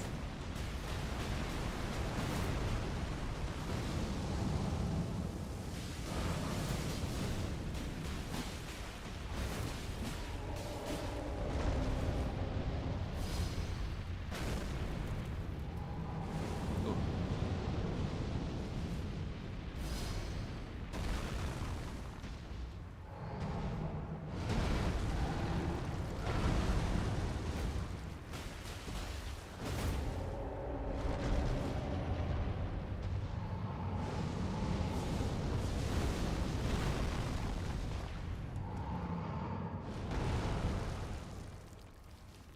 Shield bash the eye?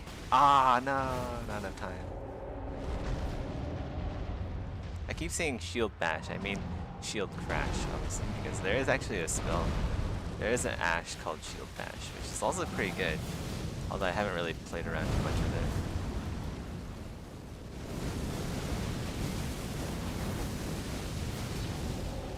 Ah! Oh, I thought that was gonna hit me.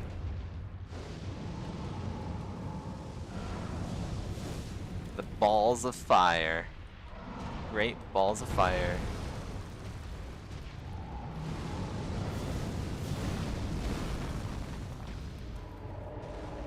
Raw. Raw.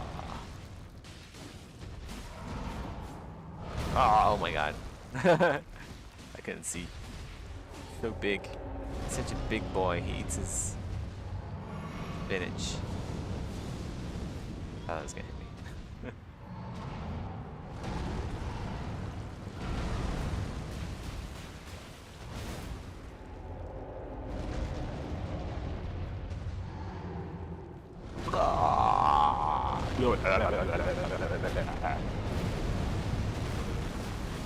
Oh my god. I'm like a dinosaur when the meteorite struck. That's what I feel like. I feel like a dinosaur about to go extinct.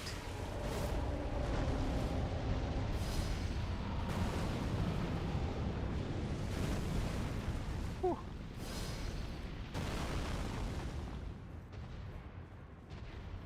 Right, let's go crab up again. Just in case I get insanely unlucky with something.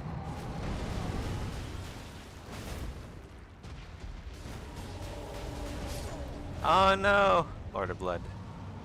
Rip. Good effort though. Definitely a really good effort.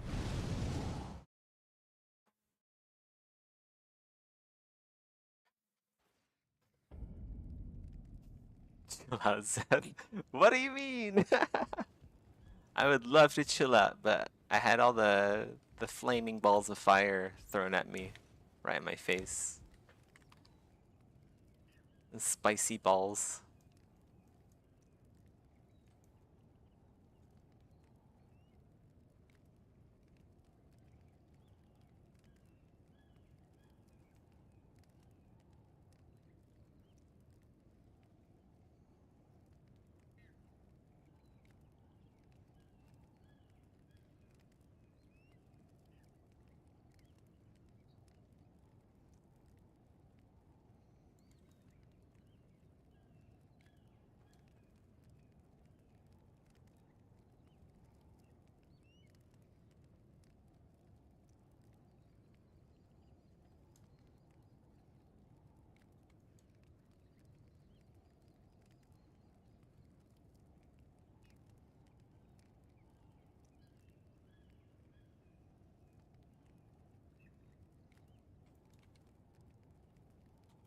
Just smooth out these. That's a bit funny, still having the fingernails here.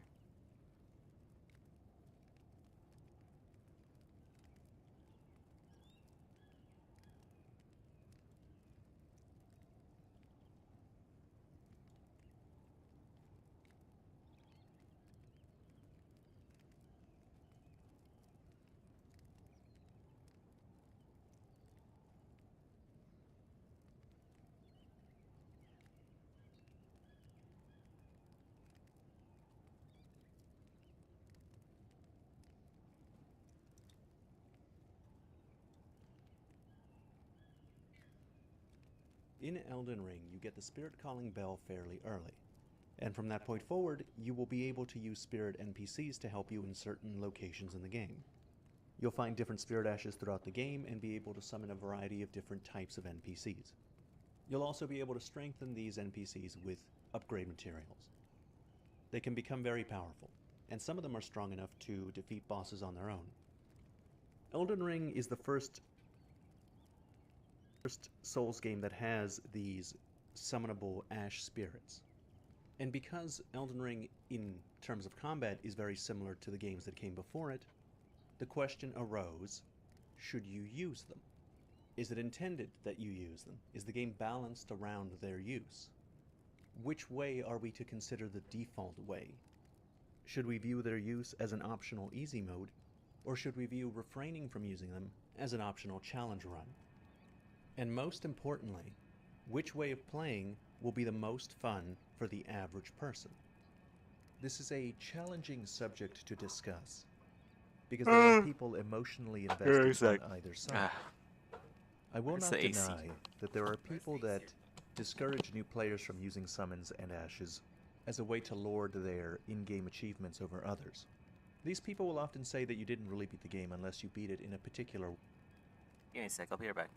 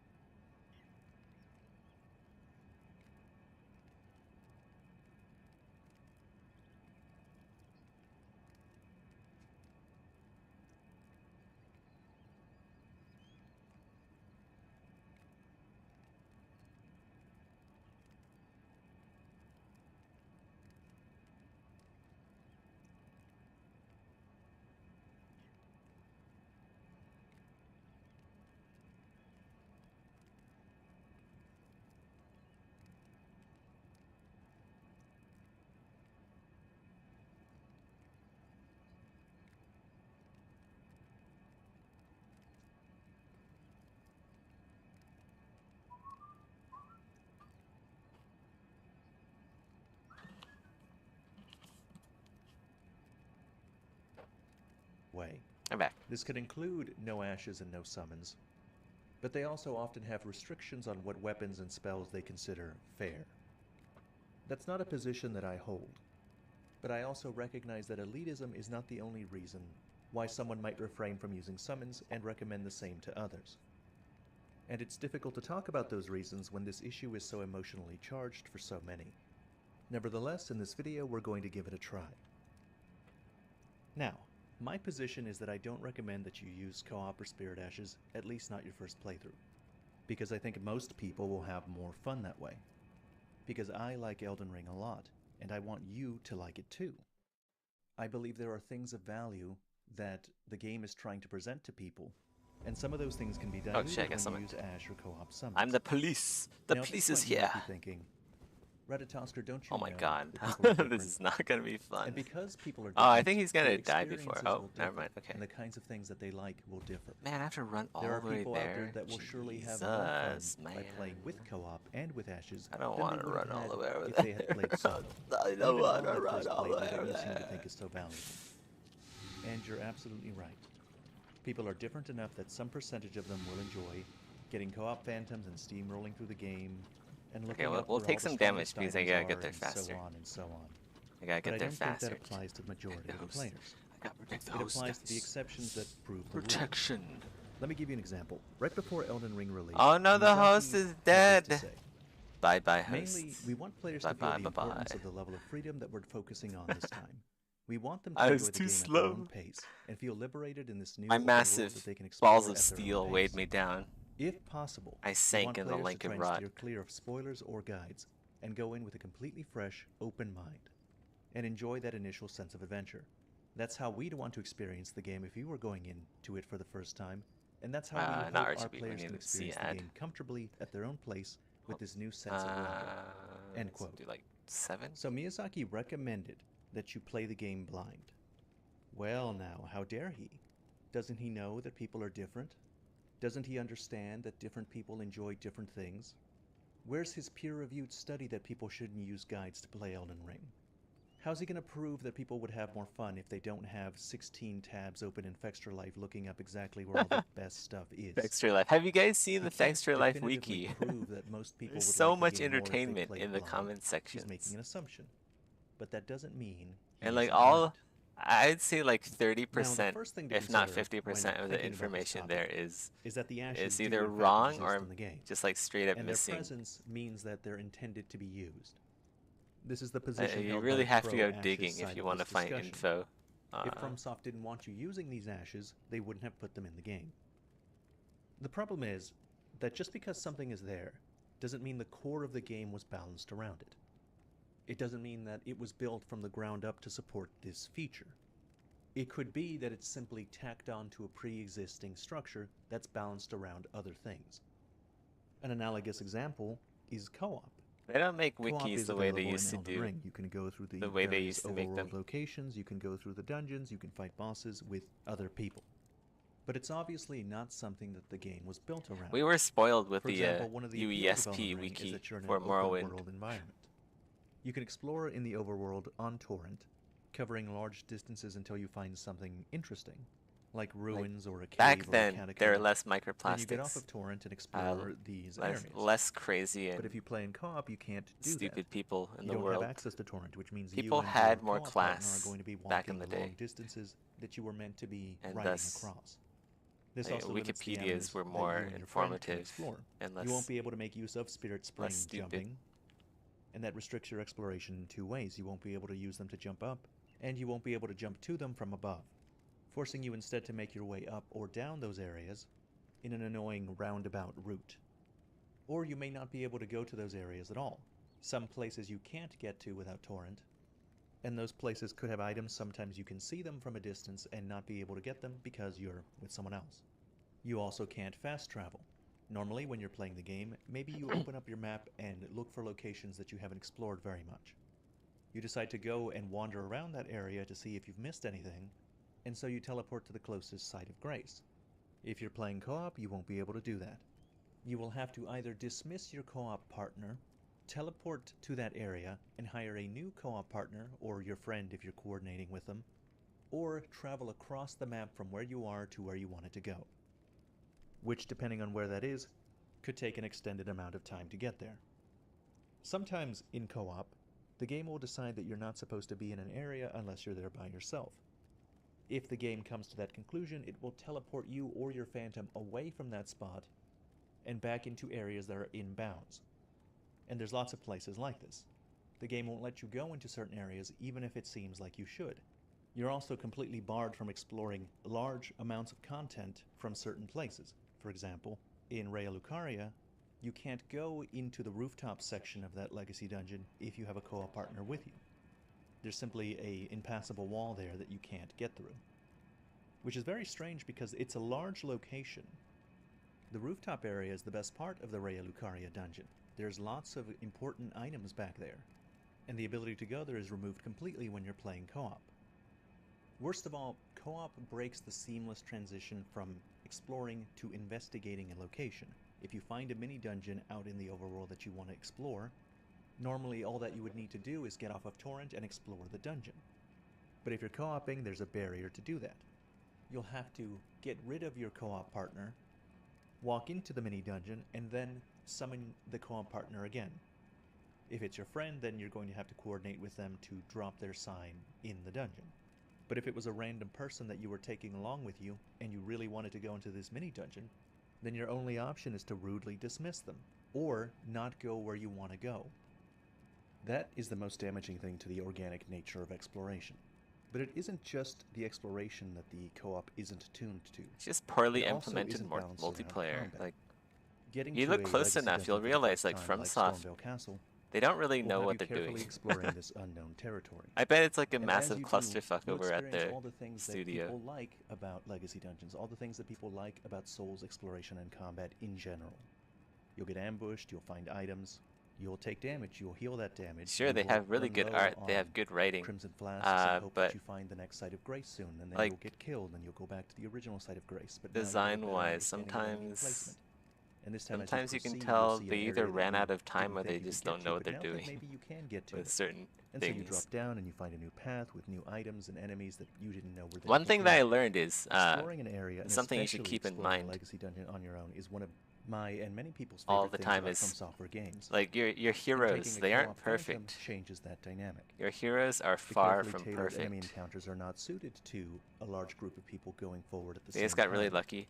And what might I have wouldn't been say it's a luck, they interesting combat genuinely situation did make a often good gets game. steamrolled. From Software seems to know that the co-op is I'm not just saying, well like, balanced, because they use they aren't two perfect. pretty and You look elegant close ways enough, of you'll bringing realize that they balance back. It there's a will lot give of the things that they enemies a don't know minor how to HP do buff well. and resistance to status effects based on how many players are there. And it'll also open you up to invasions. If you summon another player, you effectively invite an invader to try and stop you.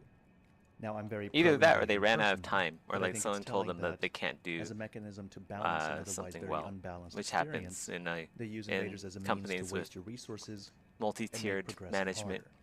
Apart from the combat, the legacy dungeon exploration is also impacted with a co-op summon. Sometimes they can be impatient and try and pressure you to go into areas you don't want to go into yet.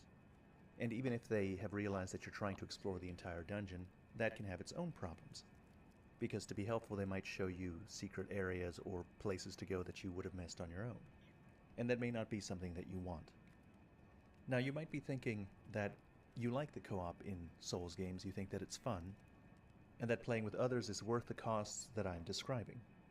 But my point is that these costs don't exist when playing by yourself, and are the consequence of Elden Ring fundamentally being a single-player game that has a co-op functionality tacked onto it.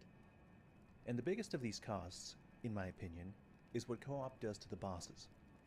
Souls games are famous for their bosses, and they're famous for how boss fights play out. They have a tempo. You get used to the boss's attack pattern, their rhythm.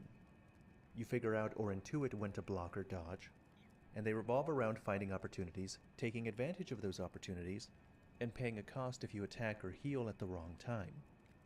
It is great. And among the good things about Elden Ring and the other Souls games, the dance you have with the bosses is among the most memorable. And it is specifically that dance that disappears if you introduce another person into the boss fight, even if that phantom doesn't do very much of anything. The dance disappears simply because there's another target for the boss to focus on.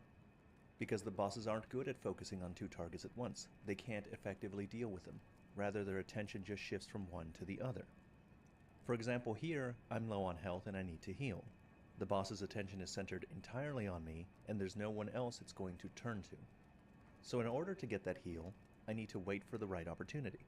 If I make a mistake, the boss could kill me, or he could damage me with an attack that would effectively invalidate that heal, leaving me in the same situation with one less Crimson Flask to work with. But if I have a Phantom, that Phantom can draw the boss's attention, and when the boss's attention is drawn, I am completely and entirely safe to heal. It's obvious when I'm not being targeted, and there will be no cost for me healing at any point. Furthermore, during that time, the boss is relatively harmless. Unless he has wide-range AoE attacks that would hit me while he's not looking at me, I can set up and execute large-scale attacks or series of attacks with no peril. Even if the boss does have AoE attacks that could hit me while not facing me, it's still much easier to set up and execute those attacks than it would have been had I had his full attention. This causes the dance to be either completely gone or severely damaged, because these bosses are not designed to handle multiple targets. You can really tell that's the case when you play a game like Remnant 2. Remnant 2, unlike Elden Ring and Souls games, is designed from the ground up to be a co-op game. It is understood and expected that many or most will play in co-op, and as a result, their bosses are a capable threat even when facing multiple targets. Remnant is a co-op game that you can play by yourself, whereas Elden Ring is a single-player game that you can play with others. Now before we move on to talking about Spirit Ashes specifically, let me recap my point. Co-op phantoms are in the game, and it is intended for you to use them. But it is obvious that Elden Ring is balanced around a single-player experience, and that co-op phantoms are a mechanic tacked onto a pre-existing structure.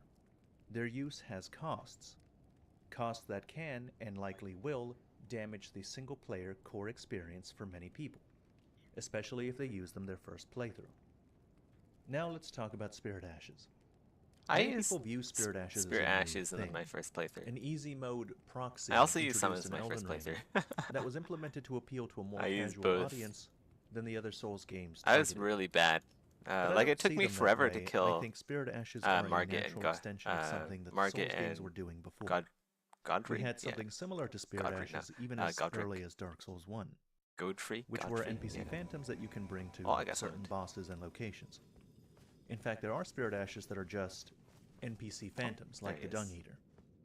I believe that the Ash summons are there for the same reason that you could use NPC phantoms in Dark Souls 3, so that you can engage in a co-op-like mechanic without actually having to play online, which makes it useful years down the line after most players have moved on and the community dwindles, and even when the servers go down and there's no one to play with. In Elden Ring, you can tell that co-op and spirit summons fill a similar role because they're mutually exclusive.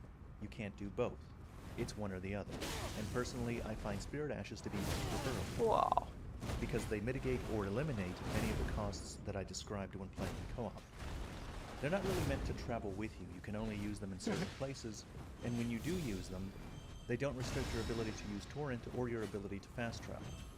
They don't cause the game to restrict certain areas from you, and you don't have to get rid of them to enter a dungeon or mini-dungeon.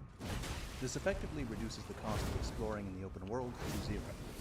You also can't use them for most of the legacy dungeons. They're available only in certain places with high enemy density.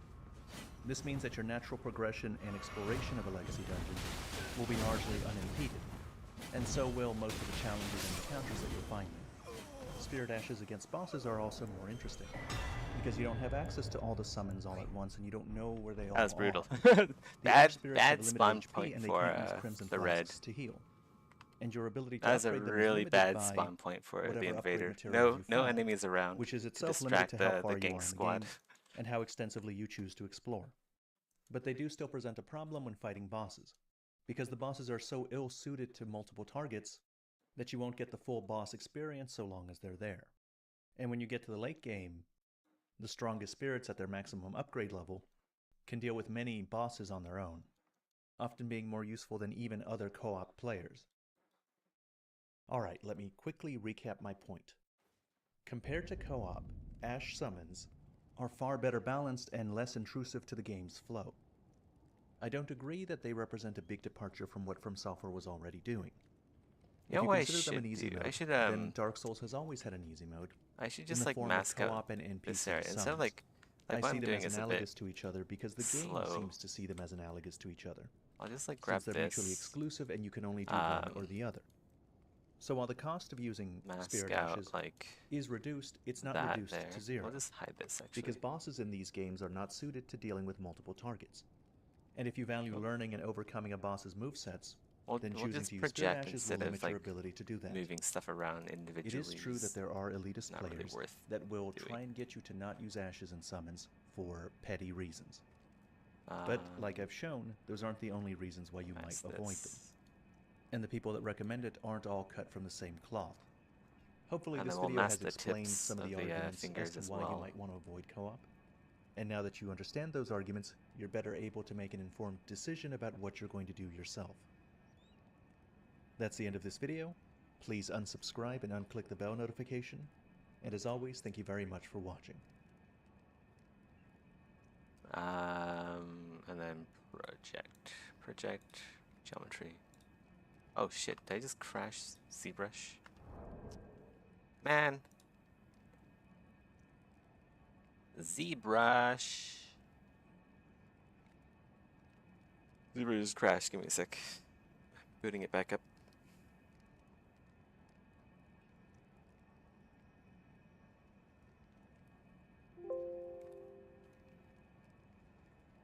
Okay, I gotta turn off my display for a sec.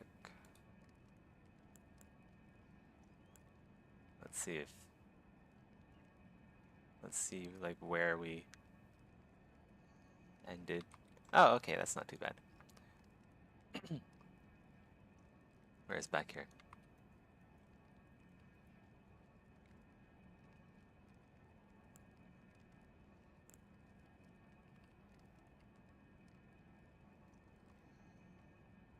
Okay.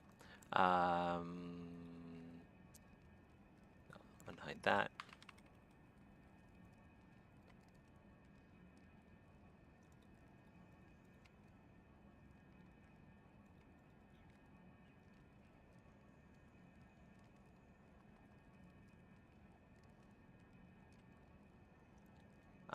Let's save it first and then we'll project.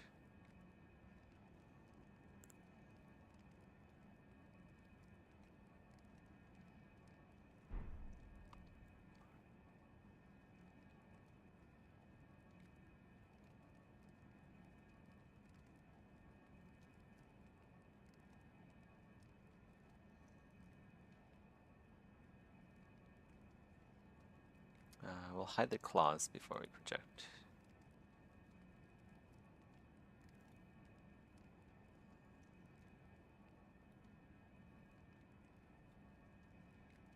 Okay, that works. Yeah, the fingers are just a little bit too thin, which does make sense for this character. But if I'm having like the characters hold weapons, if the fingers are too thin, it's gonna look like the weapon is just floating in their hand and not actually being held. So that's why I'm making the fingers thicker.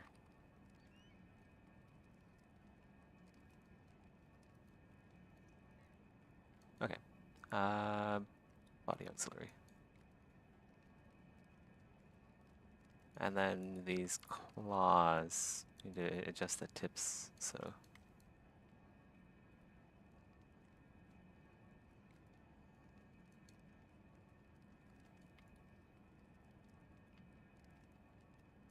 Let's go, got some sculpt detail. Damien standard, like a V, like a wedge in here.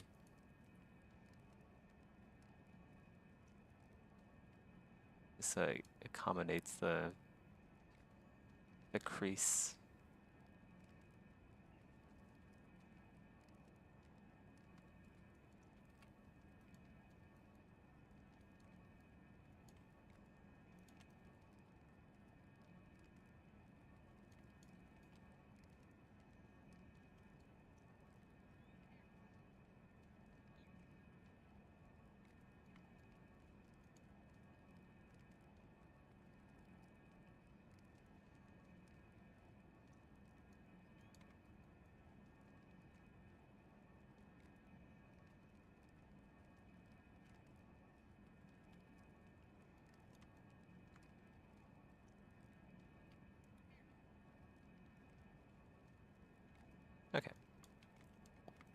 Okie dokie.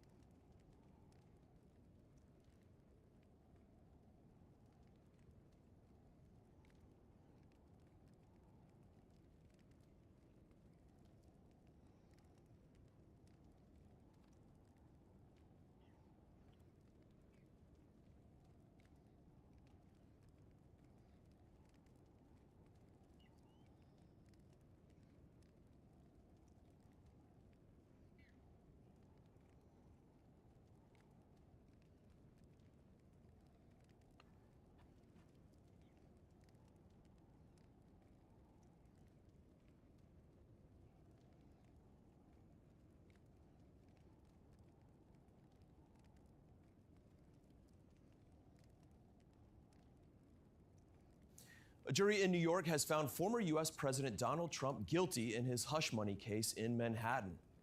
The decision makes Trump the first former or sitting U.S. president to be convicted of a crime. The jury concluded Trump falsified documents to cover up a $130,000 payment to silence an adult film actress ahead of the 2016 election. Trump was found guilty on all 34 counts. Trump blasted the verdict, insisting he did nothing wrong. Let's have a listen. This was a rigged, disgraceful trial. The real verdict is going to be November 5th by the people. And they know what happened here, and everybody knows what happened here. We didn't do a thing wrong. I'm a very innocent man, and it's okay. I'm fighting for our country. I'm fighting for our Constitution, and we'll keep fighting. We'll fight till the end, and we'll win. Donald Trump there after his conviction. Let's get more on this from our DW correspondent, Benjamin Alvarez-Gruber in Washington, D.C. Benjamin, this is a historic moment. Trump is now the first former U.S. president convicted of a crime. What more can you tell us about the verdict? That's right. This is an unprecedented moment that will go down in history of this country, as Donald J. Trump is now the first former U.S. president to be found guilty of felony crimes.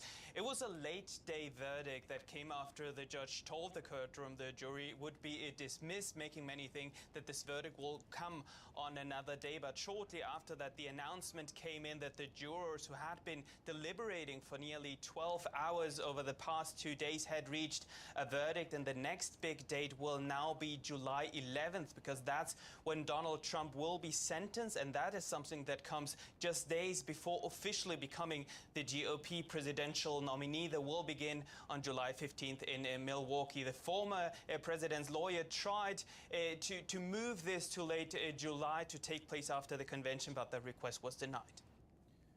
There's been a lot of anticipation about this verdict and how the reaction would be. What else are we hearing right now? There have been a lot of reactions on both sides, on the supporters, but also of the opponents. Nine of, more what? Donald Saint, Trump. nine more what? One of the supporters, Eric Trump, his son who was sitting behind him, is the guilty verdict was read in court, and he said, and I quote, May 30th, 2024 might be remembered as the day Donald J. Trump won the 2024 presidential election, and quite similar to the message and to the reaction that Speaker Johnson, the Speaker of the House of Representatives, and a close ally of Donald Trump, said, as he called today, and I quote, a shameful day in American history. He said that this trial was, and I quote, purely political exercise, not a legal one. He also ended his statement saying that President Trump will rightfully appeal that, what he called an absurd verdict, and he said, we will win. One of the key witnesses, the former lawyer of Donald Trump, Michael Cohen, said that today is an important day for accountability and the rule of law. And only moments after Donald Trump was found guilty on 34 criminal courts, President Biden said, and I quote, "There's only one way to keep Donald Trump out of the Oval Office, at the ballot box."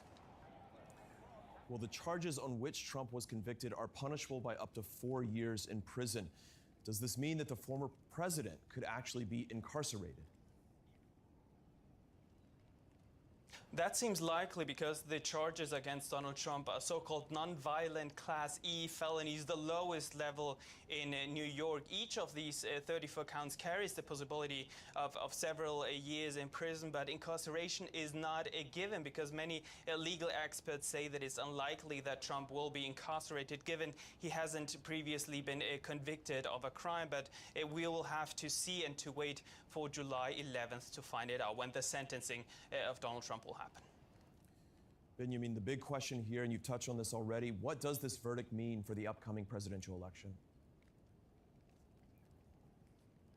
It's clear that his campaign will try to financially capitalize this, as they did also with his impeachment. We can expect it to do the same now. Just minutes after this verdict it was announced, the Trump campaign sent out a fundraising email in which Trump said, and I quote, "I am a political prisoner." The online portal that the Trump campaign uses to accept a donation was also down. I also tried to access that site, and that was not working. So we can expect that the Trump campaign will manage to financially capitalize from today's verdict. Man, Also what a push, goofball. for his supporters, What a little to screwy also help not goofball. just by donating to his campaign, but also to repeat his points, pointing at the Biden administration and saying that this is a scam and that he's very innocent, as we heard it at that little soundbite before his life. All right, that's Benjamin Alvarez-Gruber in Washington. Thank you.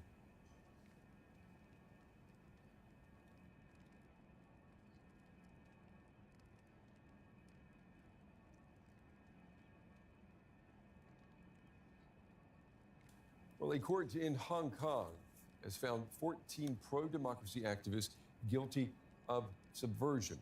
It's the biggest trial of its kind since China imposed a new security law on the territory back in 2020. That law, critics say, aimed at stifling dissent. Australia and the United States are among the countries that have criticized today's verdicts, calling them politically motivated. They've also called for the defendants to be released. A prison van draws up to Hong Kong's West Kowloon law courts. Outside, people queue patiently to enter.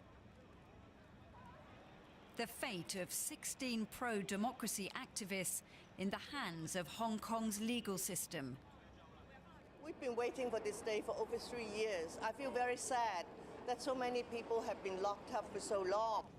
The case centers on an unofficial election that was held in 2020. Officials said it was a threat to the government.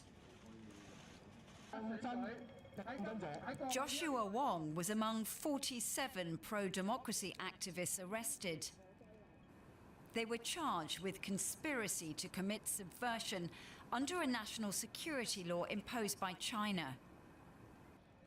That law had been introduced following protests which saw tens of thousands take to the streets to defend democracy. China said the law was needed to restore stability. But critics say it's been used to crush political opposition. On Thursday, only 2 of 16 defendants were acquitted of subversion. The other 14 were found guilty, a point not lost on Lawrence Lau. I should not be the focus for today. I hope everyone will continue caring for our other friends in the case. These men may be free for now, but the prosecution has already launched an appeal against their acquittals.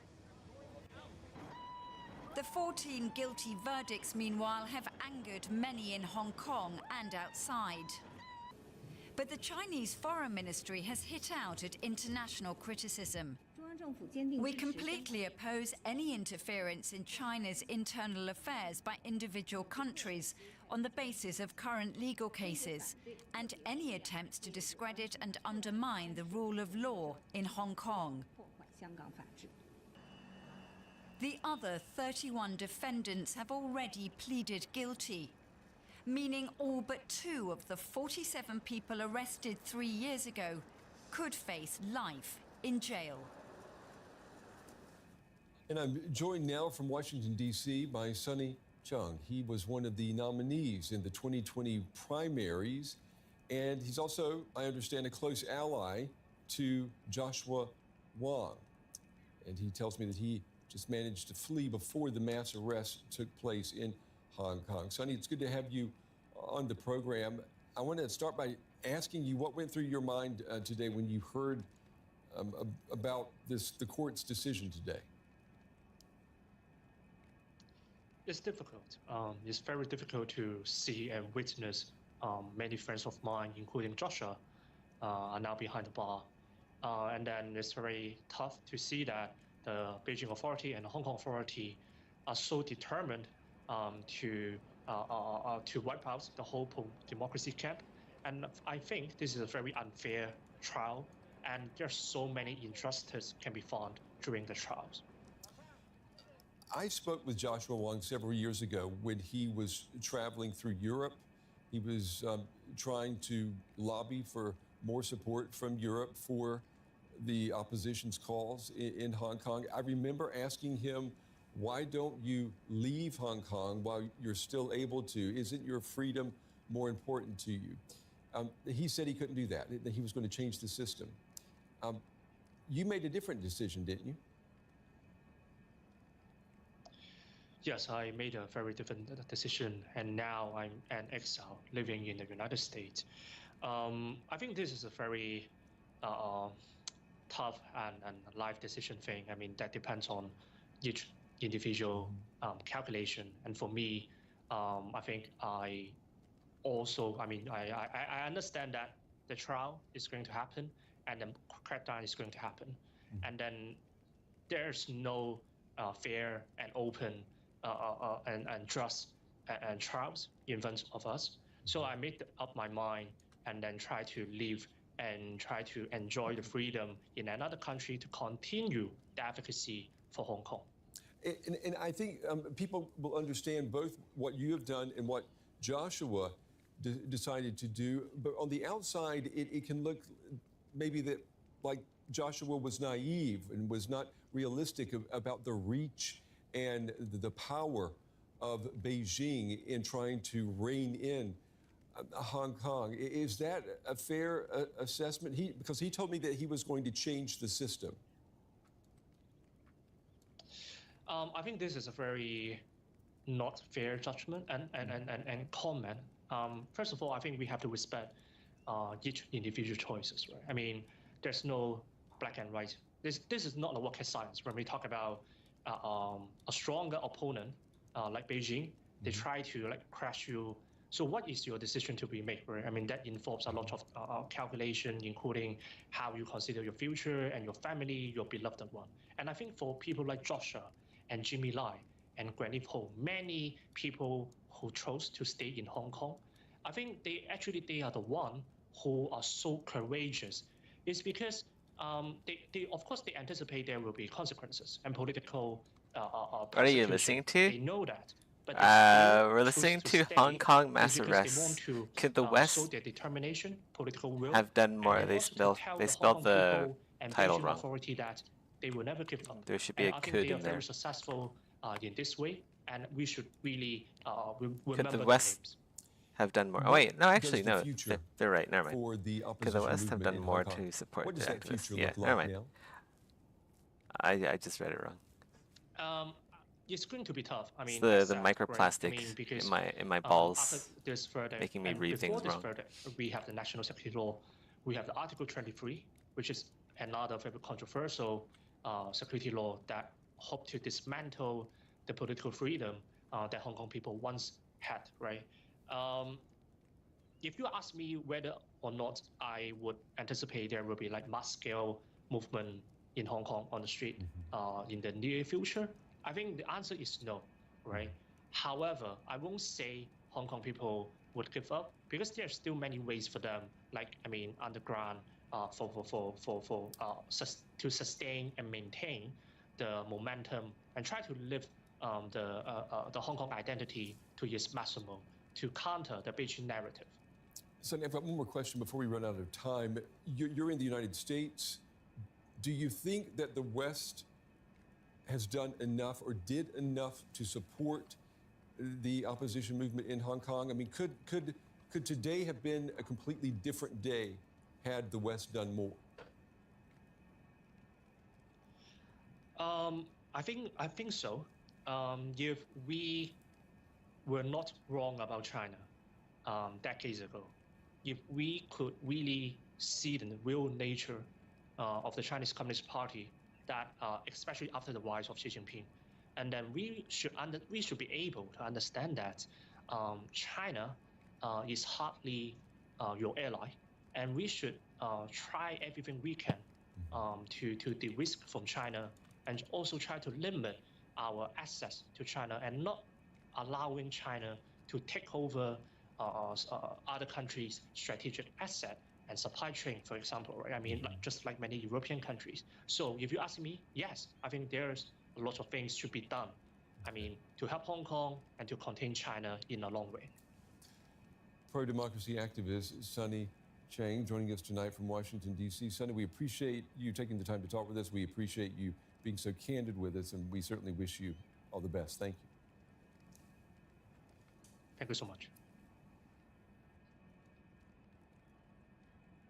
Yeah, Hong Kong got fucked. Which sucks because I was there. I was in Hong Kong around like 2000. I want to say like 2000 and shit. When was I in Hong Kong? I was in Hong Kong like maybe like a decade ago or something. Really cool place.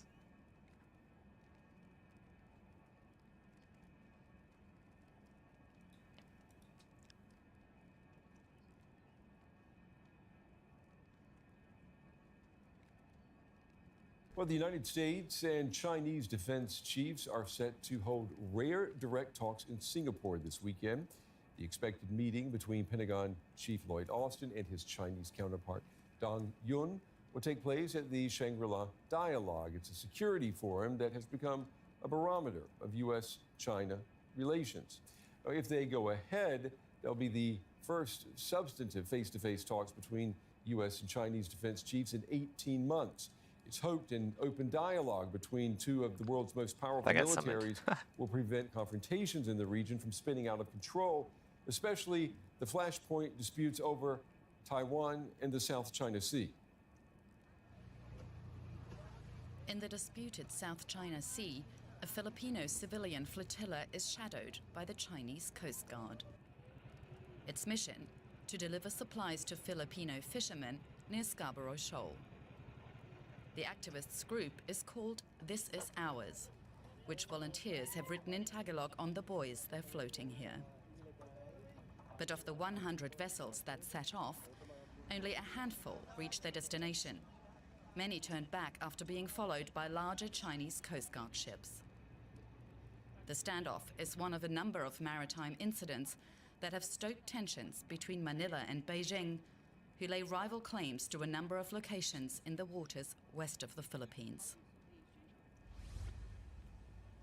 The Scarborough Shoal is one of the disputed areas. Its fertile fishing grounds fall within the Philippines' exclusive economic zone, which you can see in yellow here. But they're also within China's so-called 9-dash line. China claims the area within, despite a 2016 international court ruling, it had no legal basis to do so.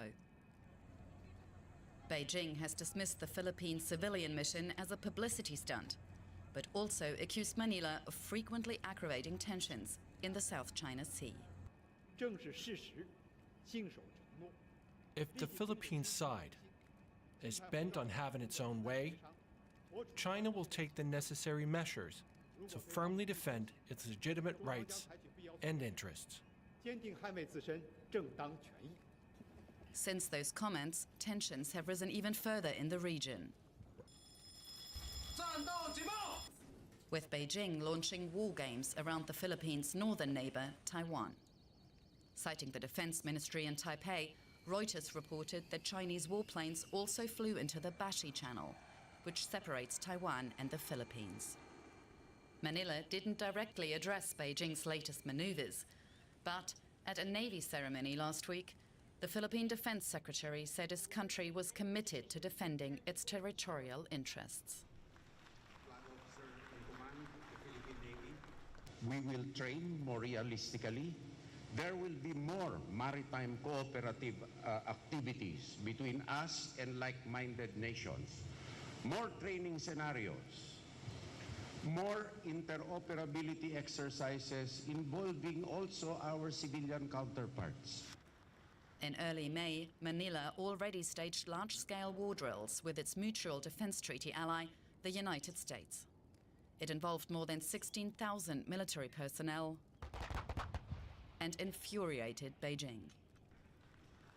Also last week, the Philippine Coast Guard announced the opening of a new security outpost on a far northern island, a stated response to China's military buildup near Taiwan over the past 2 years, and a way to counter threats, including, quote, foreign intrusions. Well, I'm joined now by Oriana Skylar Master. She's an expert on Chinese politics. She's currently a fellow at the Freeman Spogli Institute for International Studies at Stanford University. She's also with the Carnegie Endowment for International Peace. Her latest book is entitled Upstart: How China Became a Great Power. The book looks at how China has successfully competed for power in the past 3 decades. It's good to have you on the program with us. We got a lot to talk about, and talking about difficult dialogue. What can we expect from talks between the U.S. Secretary of Defense and his new Chinese counterpart? I want to ask you, are these two men, in your opinion, are they able to speak the same language? Well, they're not able to speak the same language, and they're also not even in the same positions. The Minister of Defense in the Chinese system is primarily the top foreigner handler. He doesn't have operational control over the armed forces. He's not at the top of the hierarchy in terms of decision making in the military. So the United States has tried for many years to get a different counterpart for the Secretary of Defense, a vice chairman of the Central Military Commission, or someone that has the power more commensurate with what the U.S. Secretary of Defense has. So it's not only that they have different interests, they quite literally do not speak the same language, but they also are not really peers within their systems. So is it a good sign then that he's even at these talks in Singapore? I mean, is it an attempt to meet at eye level? I wouldn't necessarily take it as a good sign that the Chinese or that the United States are attending these talks. Shangri-La has been a very useful place for defense ministers and Secretary of Defenses to meet in the past, so they always go. The question then is, do they have these sideline meetings and how productive they are? And I don't really expect for the United States and China to really reach any sort of significant agreement. It's probably going to be more of a drive-by handshake, perhaps an opportunity for the United States to reemphasize some messages on Taiwan and the South China Sea. But I don't think it's really a reset or a new beginning to a more constructive mill-to-mill relationship. We know the concern about escalation, is as strong and as salient as ever. How important is a direct line between the Chinese and U.S. militaries? I mean, the potential for a disastrous misunderstanding seems enormous. If there were to be a conflict between China and the United States, the costs are so high that it's important for all parties to try everything in their power to prevent it. That being said, these types of dialogues or direct contacts between two sides, they only really prevent conflict if there's some sort of misunderstanding or accident that lies at the heart of that escalation. If it's deliberate and provocative, like I would argue is the case of Chinese behavior in the South China Sea, the United States having a direct line to tell China that what they're doing vis-a-vis the Philippines, for example, is unacceptable and dangerous, doesn't really bring the temperature down in the region. But then how do you explain what we've seen in the past? There was this incident where the Pentagon attempted to call Beijing and said that they wouldn't answer the phone. Well, exactly. So in these cases, China is being very deliberate about their dangerous activities. It's a risk manipulation strategy. They're rocking the boat and they're saying, we're willing to let it tip over, are you? And so part of the strategy is to increase the I anxiety want in to the play United chicken States with the United by States. not allowing that That's communication very to wise. happen, with the hope that then the United States unilaterally backs down. And it's worked in the past. So it is a somewhat successful Chinese strategy, as I lay out in my book, but one that makes it problematic for the United States and its allies. What would you say is the biggest security threat in the Asia-Pacific region right now? I mean, where could we see a dangerous escalation? I am personally much more concerned about an escalation over Taiwan than I am in the South China Sea. And that's only because the Chinese military doesn't have the capability right now to project power across the South China Sea. So the U.S. military still has a significant deterrent in that theater. Taiwan, however, is very close to China and they have a local advantage, and they are getting more and more confident in their ability to achieve their goals by force. And so if I had to rank order the things that keep me up at night, Taiwan is definitely at the top. And in terms of the Chinese military strength, is there still this balance, as you put it in one of your articles that we read, is there this balance of deterrence and reassurance? So deterrence and reassurance is very hard, but this is what's necessary. On one hand, you have to have a credible threat, but you also have to promise the other side that you won't hurt them if they do what you've asked them to do. Hey, I would say Telephonic, right how's it now, going? the United States is very focused on the credible threat I'm doing problem, well. and that's important. And we've moved a little bit too far away from the reassurance piece. And so work has to be done on both ends, on the credible threat as Very, well as very credible chill reassurance Sunday. to ensure that peace and stability are maintained, especially in the Taiwan Strait.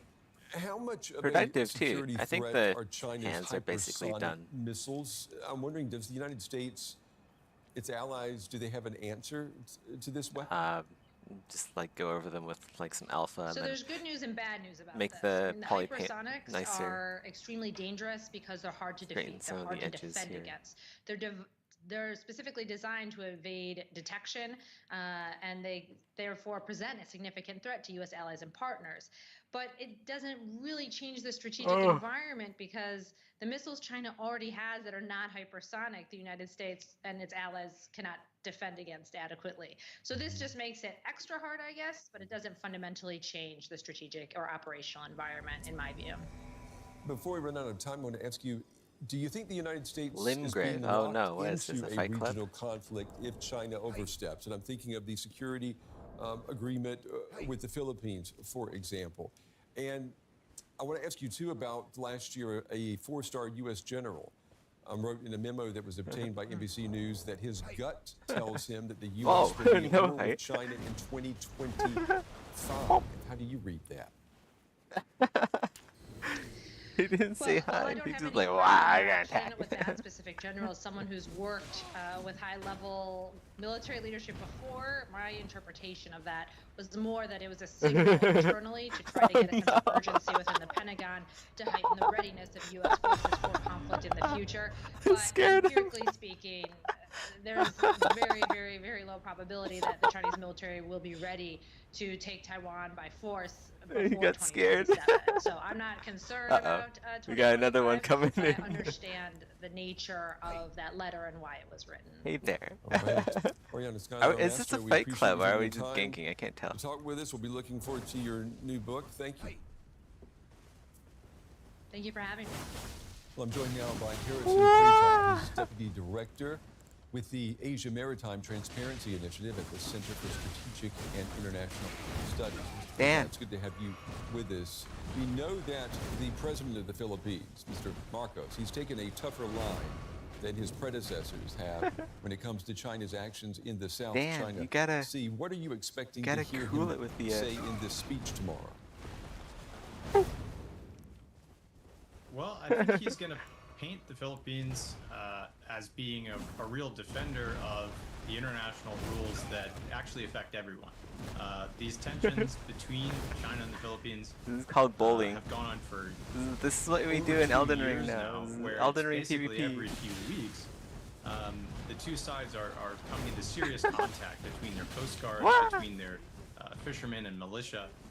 And I think he's going to put a little pressure on the region to show more support than they've been getting for this position that they've been forced into in South China Sea. Oh my God, he died twice. The incidents that we've seen between China and the Philippines, they've grown more tense.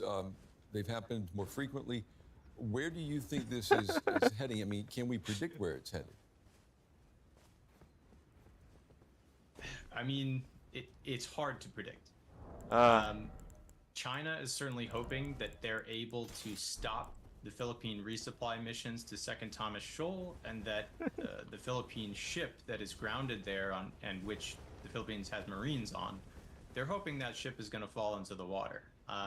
Obviously, the Philippines does not want that to happen, and really the U.S. I'm surprised there's not a lot of co-op today. There's a strong incentive Like this guy's for the been summoning. US to This show guy already summoned me the twice. value of its alliance with the Philippines here, given a historical track record of, questioning of that in the Philippines, especially after the 2012 incident where China effectively seized control of Scarborough Shoal. We know that other Kneel countries, I before want to come me. back to Oh, the U.S. no. in just a moment. Patrick Other Bills. countries, aside from the Philippines, they have claims to the South China Sea. China has disputes with them, but it doesn't seem to resort to the same kind of intimidation tactics. Why is that?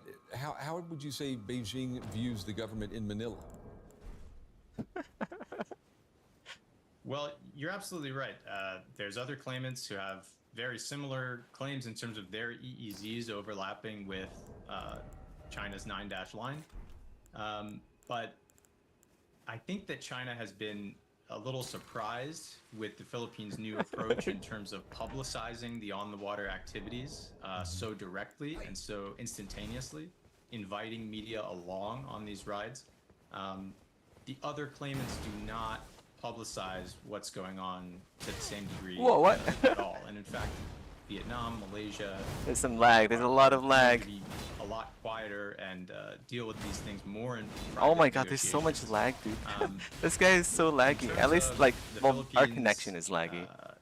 Response here, I think that it's kind of caught China off guard, and China's been forced into a position where it's responding, and unfortunately, that's only escalated tensions.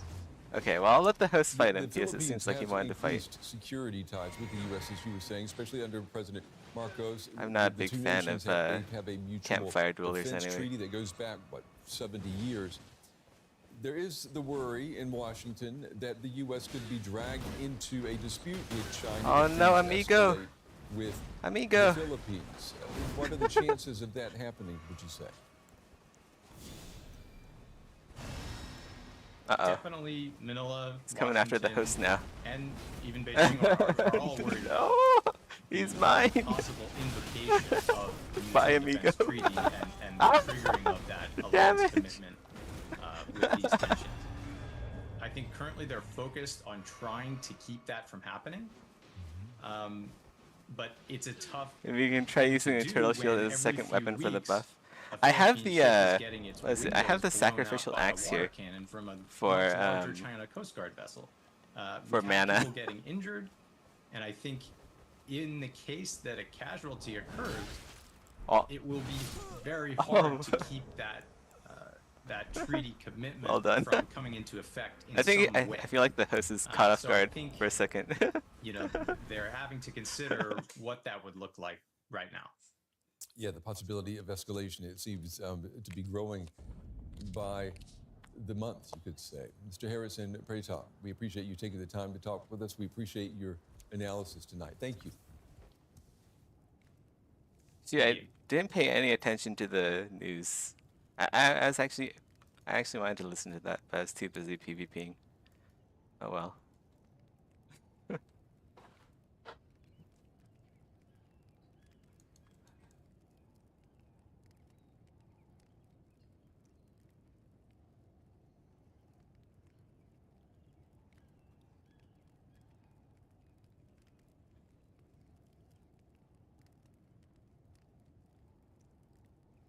A jury in New York has found former U.S. President Donald Trump guilty on all 34 counts in his hush money trial. He was convicted of falsifying business documents to influence the 2016 presidential election by covering up a sexual encounter with an adult film star. The decision makes Trump the first former or sitting U.S. president to be convicted of a crime. Guilty. Not a word any former president wants to hear, and perhaps unsurprisingly, not one that Trump accepts. This was a rigged, disgraceful trial. The real verdict is going to be November 5th by the people. And they know what happened here, and everybody knows what happened here. We didn't do a thing wrong. Disgrace this trial. A New Trial York jury disagreed. devoid They of convicted grace him on all by 34 America's charges tits. of falsifying business records. We did our job. Many voices out there. The only voice that matters is the voice of the jury, and the jury has spoken. Prosecutors successfully argued Trump tried to cover up an alleged affair with adult film star Stormy Daniels before the 2016 elections. 8 years later, the US is well into another election year. I feel The bad for rift Trump's between wife, Democrats and Melania. Republicans is deeper than ever. Outside Or- the or is it courtroom, Melania? reactions reflected that rift. Mikola? Some jubilant. I forget. Trump is married to one of them. I've been here for the last week. Guilty! I'm so happy. Others insisting the judgment would only make their faith in Trump grow stronger. Even if Trump goes to jail, gets out, or gets bail, or whatever, we're all going to vote for Trump still. It's not going to... How's it going to change my mind? That he just got in trouble here? Big deal. Big deal. For Trump, it might be. The former president could spend up to 4 years behind bars. In years gone by, criminal convictions would spell the end of a politician's career. But in 2024, nothing is guaranteed. All right, let's get more on this from DW correspondent. What was that? The Benjamin sounds Alvarez of Gruber joining me the from gates of Washington, hell DC. opening? Benjamin, good to see I wasn't you. watching the video. I Is just heard a Trump bunch of likely people to spend scream. any time in prison now? So the charges against Donald Trump are so-called non-violent Class E felonies. Those are the lowest level in New York. In each of these 34 counts carry the possibility of several years in prison, but incarceration is not given because there are some legal experts that say that it is unlikely that Trump will be incarcerated given he hasn't previously been convicted of a crime. We will find out on July 11th. That's when Donald Trump will be sentenced, a sentencing that will happen just days before he officially becomes the presidential nominee of the Republican Party. But the crucial question, of course, is can he contest elections following a conviction? So as a candidate for federal office like the presidency, Donald Trump is restricted only by requirements in the U.S. Constitution. And there are 3 requirements. They're quite straightforward. So the president must be at least 35 years old, must be a natural-born U.S. citizen, and must have lived in the U.S. for at least 14 years. And there's nothing on criminal conviction. So as a convicted felon, Donald Trump can still run for office. And even if Donald Trump is sentenced to prison and wins the presidency, that would, of course, pose practical complications, because some legal experts also say that a resulting constitutional crisis would require, for example, that his sentence be suspended so that he could still fulfill his duties as the nation's chief executive. Now, Trump has said that the real verdict is going to be on November the 5th. Will he bleed votes due to this conviction? There's a lot that can happen until the presidential elections in November. We see that Donald Trump and Joe Biden are still neck on neck if we look at polls. And we just need to remember here that Donald Trump even saw his support increase after the 4 sets of criminal indictments last year. So it would not be surprising that his support also increases. And that's also what we've seen and what we've heard from Trump's campaign, that they managed to financially capitalize this also as they did on his impeachment, because just minutes after this verdict was announced, the Trump campaign sent out a fundraising email in which Trump said, "I am a political prisoner," and the online portal that the Trump campaign uses to accept donations was also down, possibly to a lot of traffic. So we can expect that the Trump campaign will manage to financially capitalize from today's verdict as well. We are also expecting an appeal to this verdict. Do we already know on what grounds? Trump's legal team is indeed prepared to appeal. He will almost certainly not have to begin serving any sentence until after all of these appeals are done, and that will certainly take place even after the November election. Possible arguments that his lawyers could use in their guess to have this verdict thrown out could be Stormy Daniels' testimony, for example, that his lawyers called irrelevant to the case. It could also be the statute itself, because to convict Trump, the jury had to find he had falsified records with the intent to commit or conceal another crime, but it does not specify what the other crime is. And a third reason, it could be the presidential immunity. While it's not clear yet which of these arguments they will use, what is clear is that Donald J. Trump, now being the first former US president to be found guilty of felony crimes, this verdict indeed plunges the 2024 presidential race into uncharted territory. We'll leave it there for the moment. Benjamin Alvarez-Gruber joining us from Washington, D.C. Thanks very much.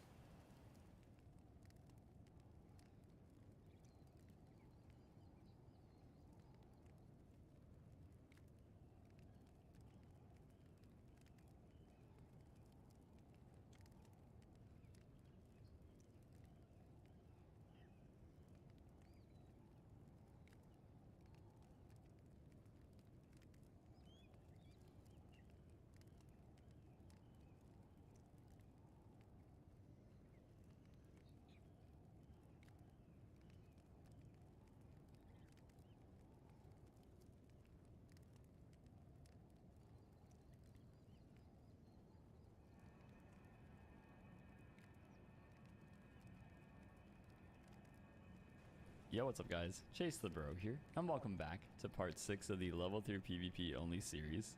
At the end of the last video, we did manage to get all of our weapons to +8. I'm currently rune level 41, and the next place that I plan on going is down to Nokron. I also marked a few different areas that I know I haven't been to yet. Liurnia especially is missing a lot of the catacombs, so we are going to clear that today. I do enjoy starting each of these videos with some PvP though, so we're going to wipe our souls and go for some invasions. Oh my god, a fellow knight. Hello, Mustang. How are you? Not well. Not well is the answer to that question. Hey there, wizard. R2. Thrust. Oh my god, a backstab attempt? What weapon is that? Ow. Bonk. Oh, you have a third teammate. Oh my god. You guys are getting decimated out there, man. Kind of feel for Do you, I bro. have the turtle shield? I feel like I You don't. leave Alex alone, okay? Okay, check. He's trying his best. It would be nice to have it, just in case I do want the buff. You guys. Maybe 2 out of 3 of you? I don't know. Maybe all 3, actually. I think I got all 3. How heavy is it? I was behind in him. Oh, I do have it, okay. For a second. It's 5.5. It's the same weight as the axe I have. Yo, I should actually like... Oh, that's scary.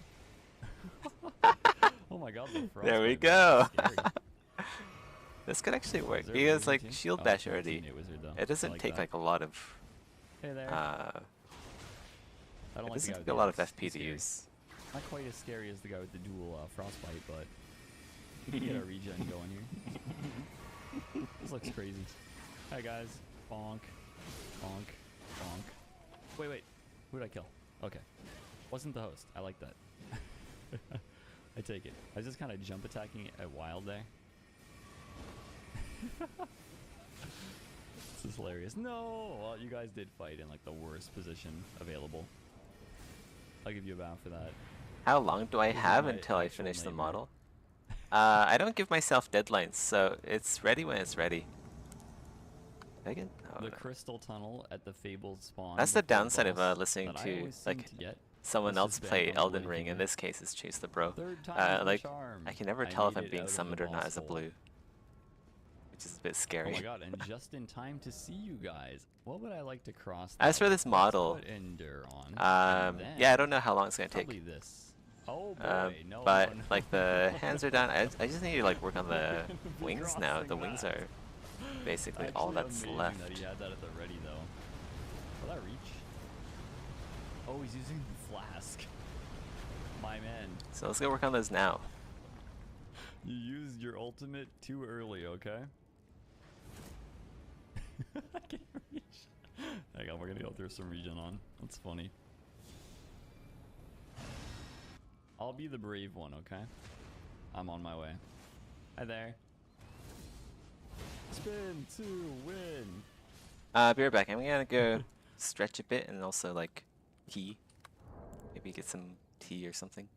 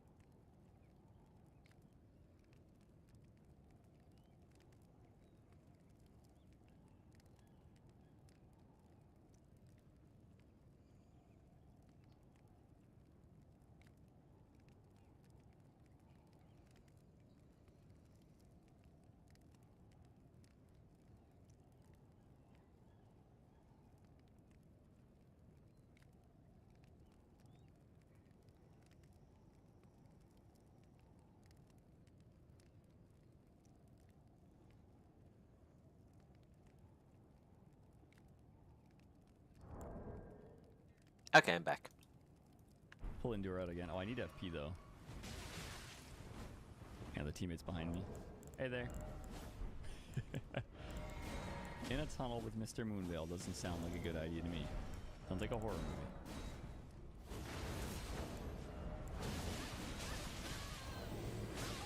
I always try to two-hand my weapon, and it gets me hit. He did try to cut me off, and it would have been very smart. Oh, that was a rock. I almost died. Oh, that would have did tons of damage. Physic. Relax, boys. Excuse me. Third one? I go through that. I'm just glad the host doesn't have Moonveil. That's great for me. Bonk. Into this. It's actually for you. Bonk.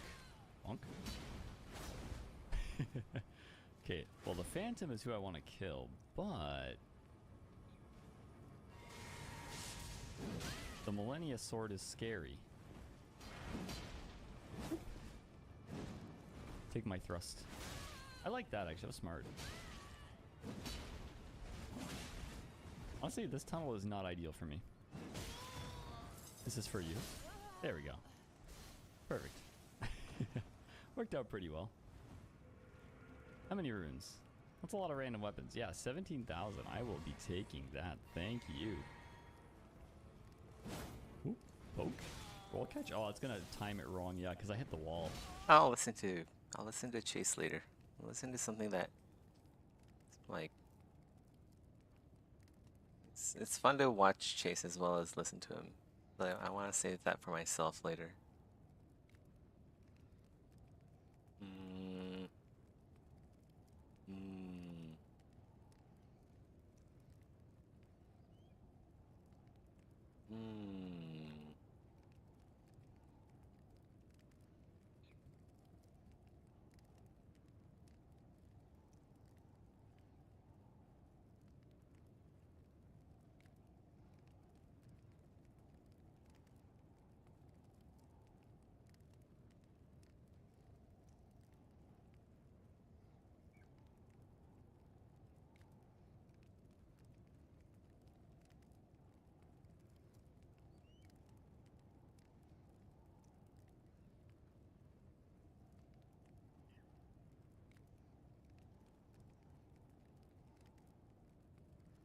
Welcome. We begin the day with a convicted criminal who wants to be U.S. president.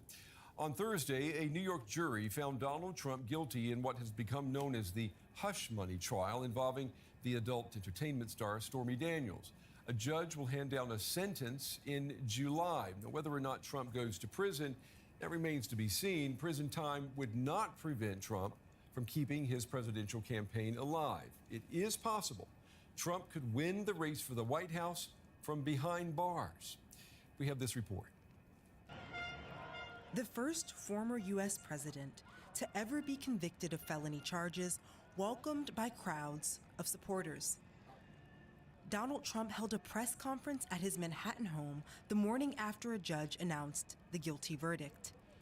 He called the unanimous decision made by a jury of his peers a farce and said that he plans to appeal all of the criminal charges against him.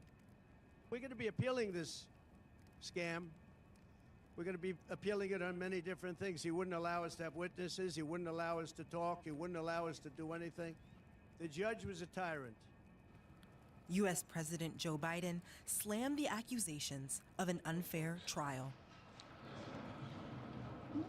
That's how the American system of justice works.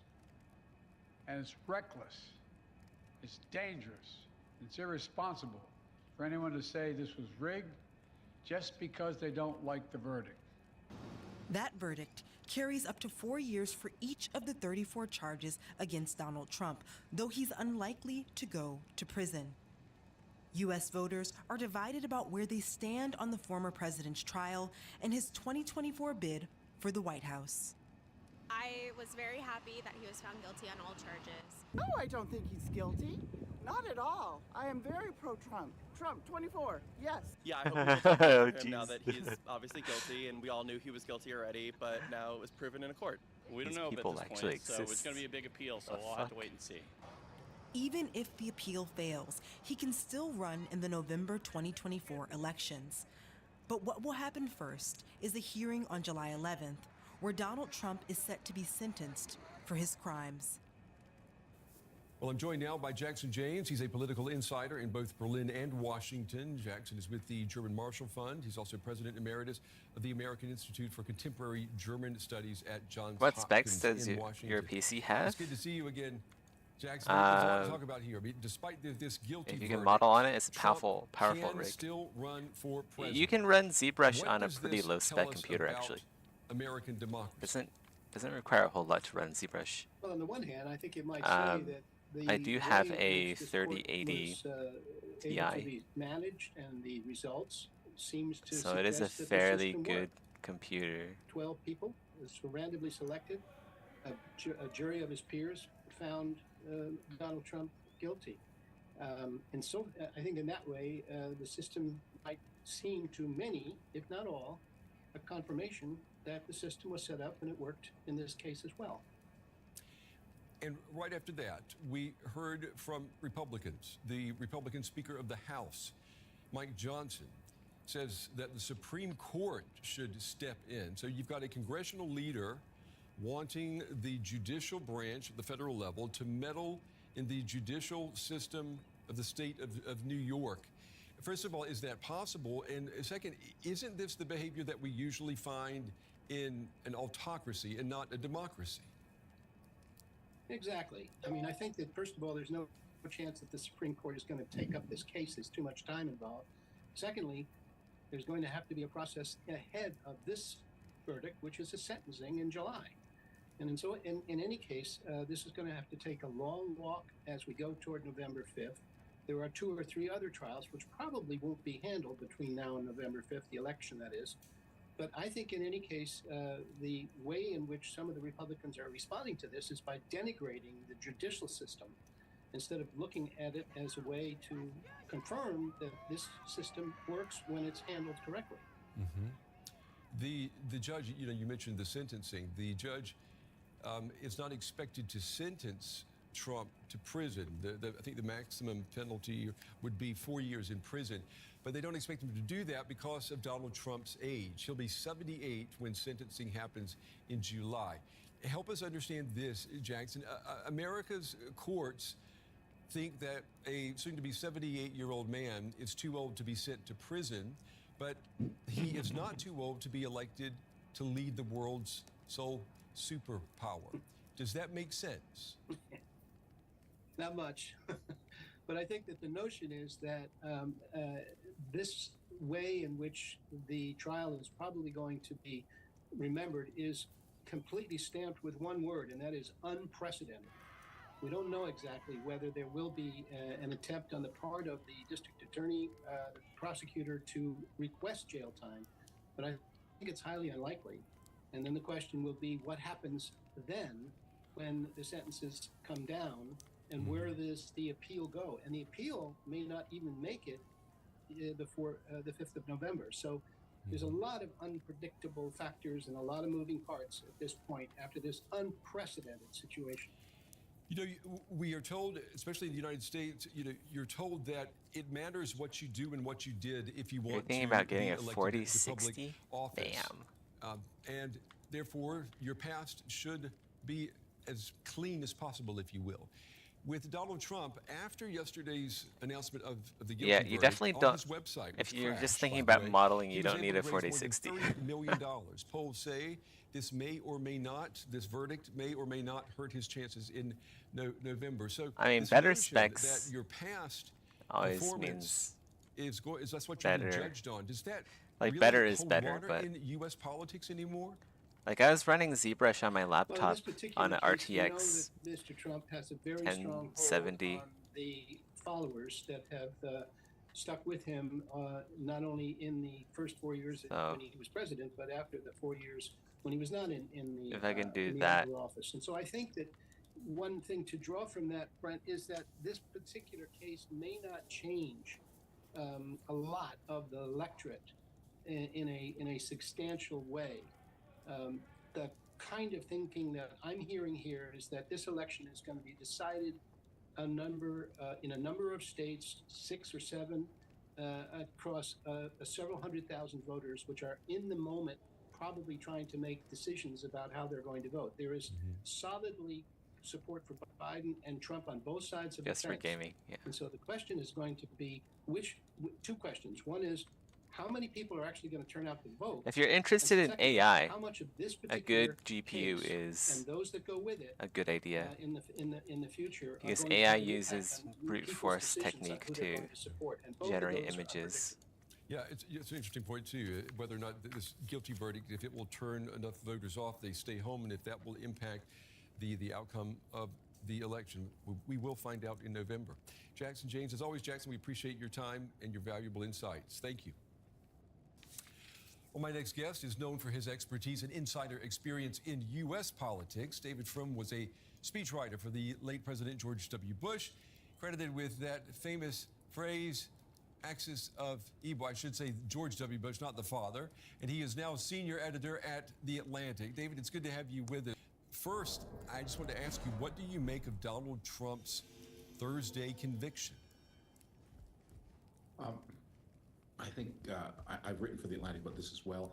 I would describe this as the right verdict for the wrong crime. In all the constitutional crimes, his attack on the January 6th, his attack on Congress on January 6th, his attempt to defraud the election before that, Donald Trump will not face justice before the election of 2024. This criminal case pertains to his sleazeball activities as a private citizen, as a candidate for president in 2016. This is justice of a pretty inadequate kind compared to the severity of what happened in 2021, but it's the only justice that the American system is going to deliver in advance of the election of 2020. If Trump wins in November, he'll be the first convicted felon to move into the White House. Now, consider that, and an ocean away right now, we've got vote counting going on in South Africa. Former South African President Jacob Zuma, he was banned from running in this election because he is also a convicted criminal. What message do you think these two democracies, what does this send to the world about American democracy when you compare these two systems? Oh, you know what? I actually want to get some multi-hit American democracy is characterized compared to others by a lack of formal law. They're just, and I think during the Trump years, people have again and again been surprised by things they thought would be. I heard Shield Crash is affected by multi-hit, so maybe I should set up a multi-hit / bleed talisman setup. Because the American system is so old and was written and developed but with an assumption of some degree of character on the people, on the part of the people who lead it. There's nothing that, for example, forbids a president from operating a business for profit while president. It was assumed that nobody would ever do such a terrible thing until Donald Trump did it. Would you say that the Constitution needs to be rejuvenated, if you will, to bring it in line with standards that we see in the South African Constitution? I wouldn't say that.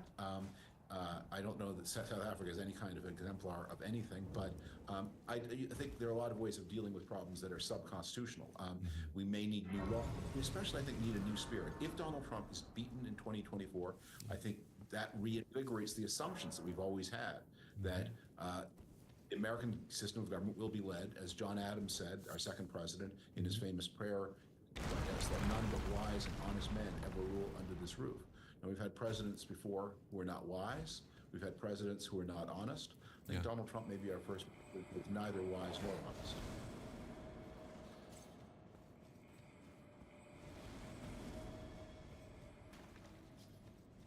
I should probably kill those snails instead of running past them.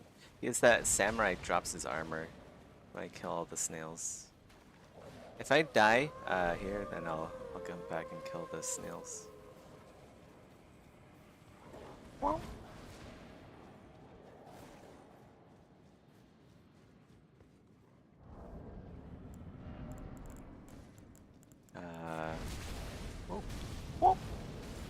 I didn't level up my mimic tier though, unfortunately.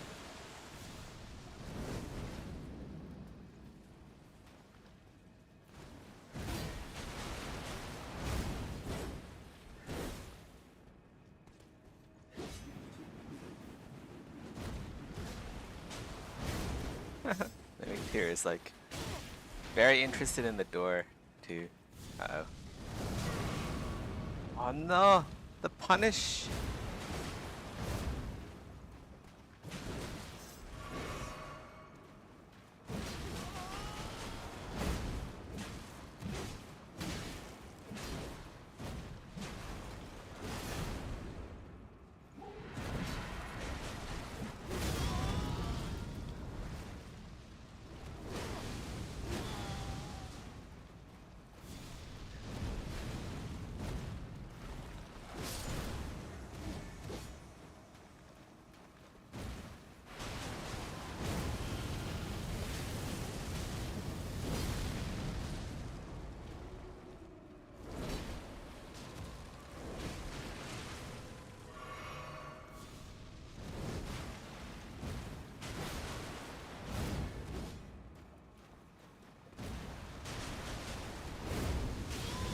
Ah, I'm dead. Oh, maybe not. Should probably heal again.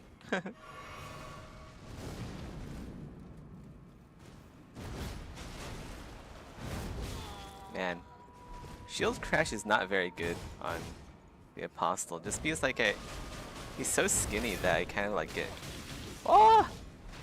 knocked back a bit. Like I crash past him instead of on him. Oh shit. Yeah, you see like I shield crash past him and then his attacks are so wide sweeping that it hits me in the back whenever I get past him. I hate the Godskin boss fights. I don't mind them. They're alright.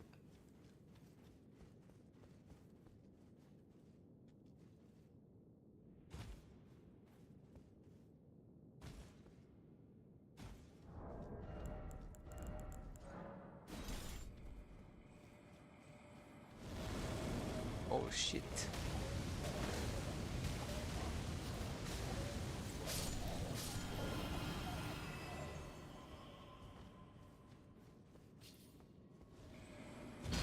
Ah.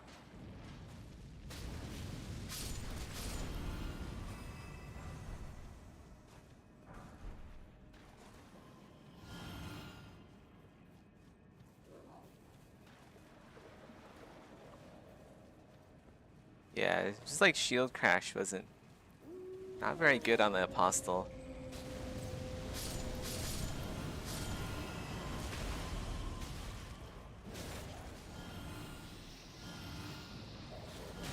Shit.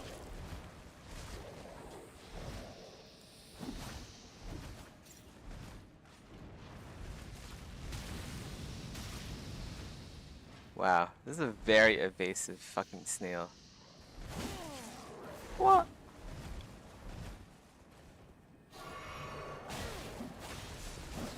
Oh my fucking god. Cancer. Literal cancer. They're doing so well at protecting the snail. I am so surprised at that. Usually NPCs suck at anything. Oh my god, the damage too. You see that damage? Look at that. The snail. The snail is so evasive. What?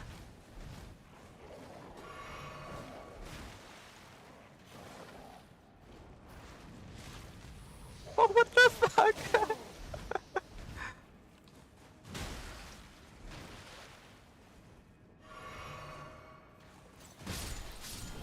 The little hop is like devastating. Okay. That's dumb. I only have 2 HP. 2 flasks. Can I do it on 2 flasks? Probably can. I probably can do it. I'll be fine. You know, right? It's like every time I do that, it just jumps away. I can't flamethrower it. What would be good here? One-eyed shield, maybe? We'll try one-eyed shield. We'll use a better ash because that one's not upgraded. Although this one's gonna die fast too. Just because he has the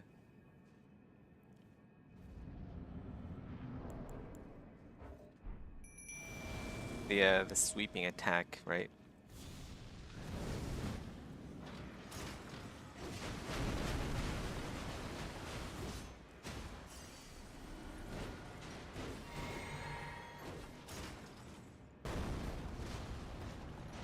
Yeah, this is better. Better tool for the application.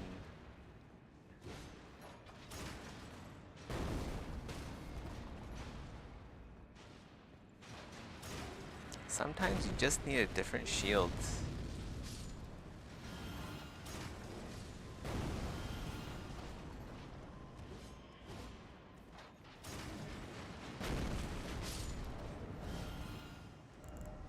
Where's my... There we go.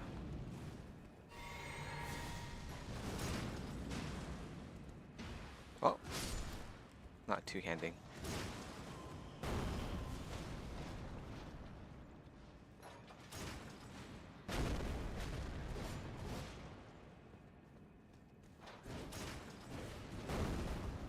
What is your favorite fight in Elden Ring? I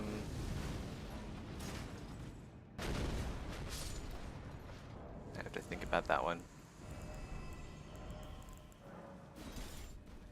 I actually don't know.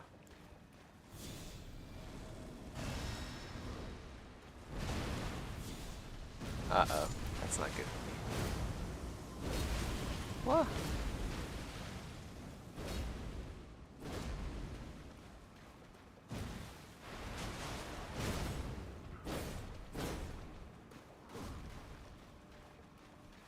I drink it.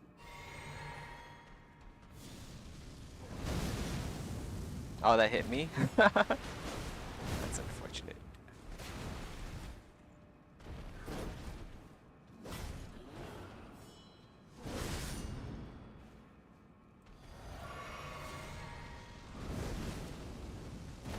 They're all pretty fun. It's easier to like name fights that I don't like, I think, because like the Red Wolf of Radagon's kind of annoying. Just because like I really don't like the super evasive bosses that just go everywhere. Like those are never really fun to fight.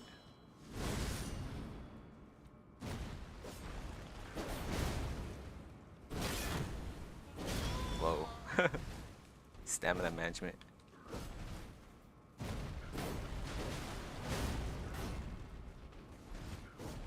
He's not getting knocked back, which is a bit annoying.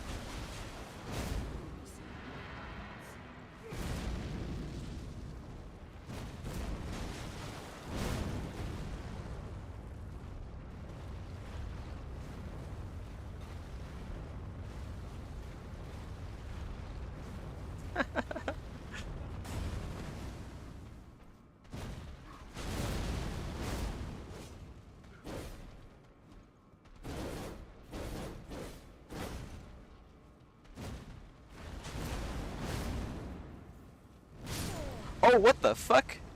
I can't block that?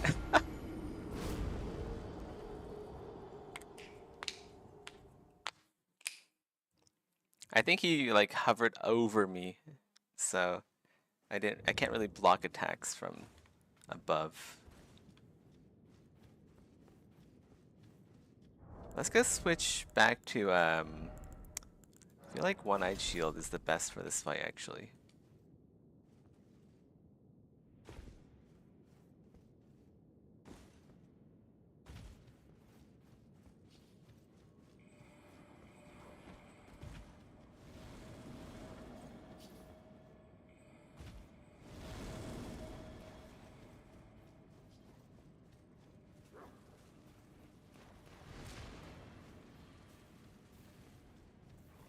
Like Shield Crash doesn't really work very well because the bleed I have on it doesn't do anything to ghosts.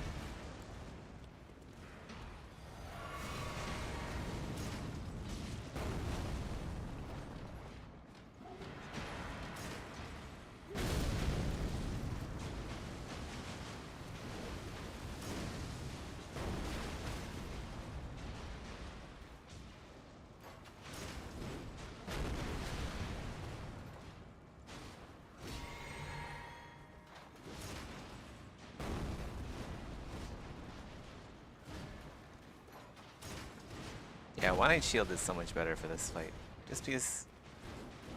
Yeah, just... Shield crash is better against things that can bleed. And get knocked down. These guys aren't getting knocked down by the shield crash.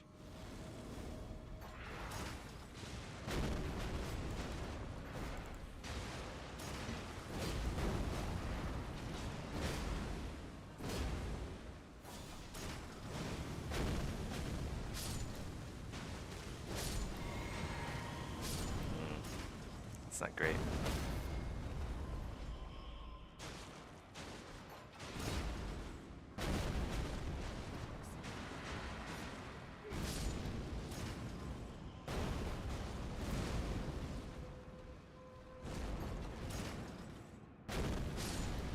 Oops.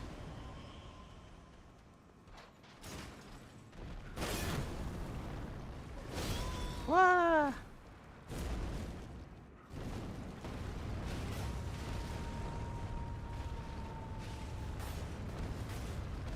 Oh my god. What the fuck? That was a bit cheesy.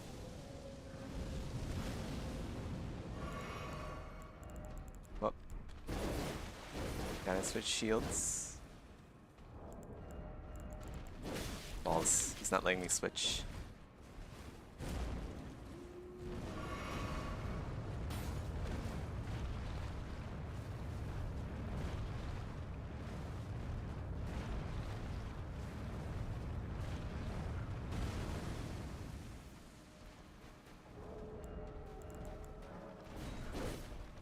What the fuck? Oh yeah, I have to press like the fucking... Yes, I do want to switch. I do want to switch, please. Thank you.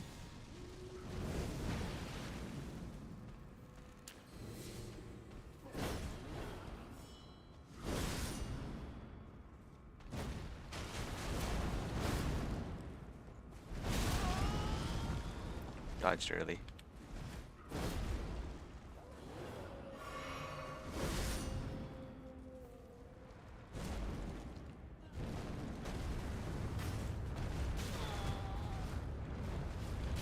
That really is a bullshit attack. Woo!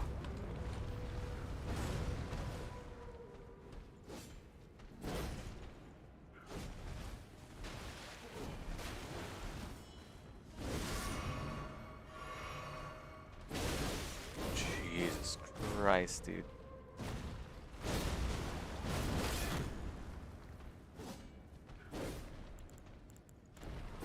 I should be using my shield grace here.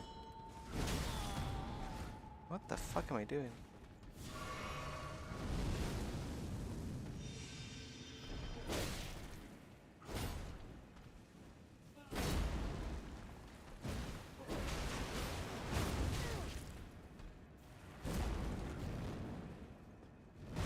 Yeah, I can block that. I was just too close. Fuck, I'm out.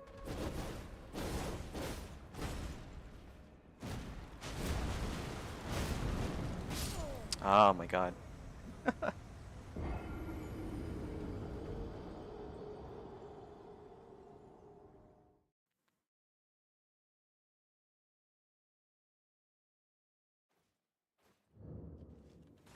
This is rough.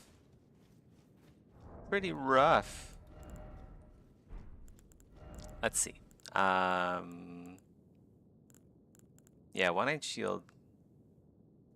We're having a lot of good luck with one-eyed shield. Wow, fuck, wrong slot.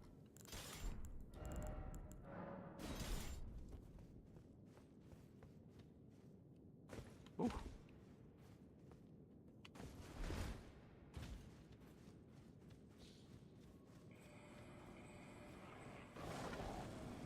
I just have to make sure, like, not so many of those, the shield maiden dudes die.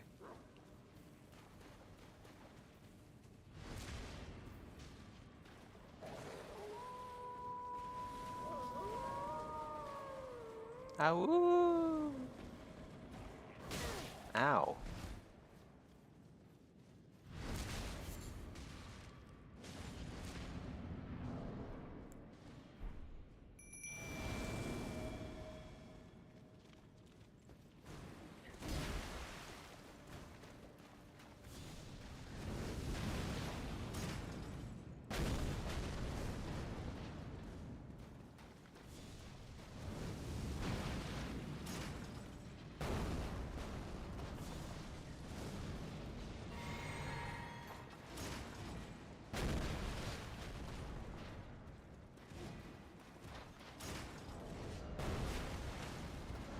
do I have the axe on here again?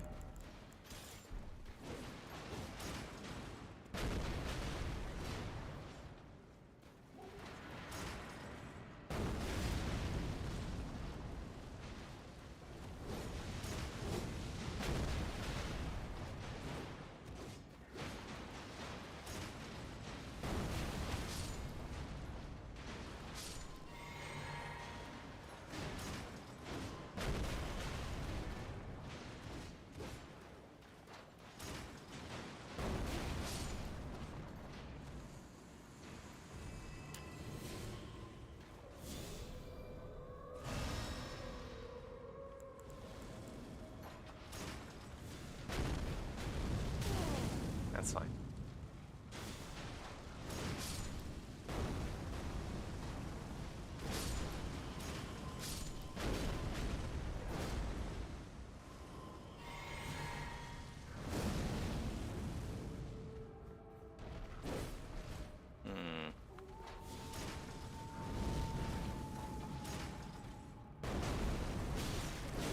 Okay, yeah. One-Eye Shield is not gonna work here.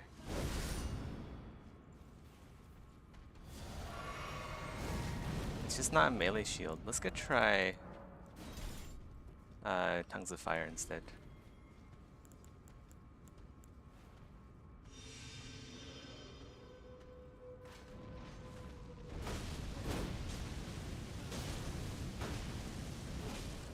Okay, maybe.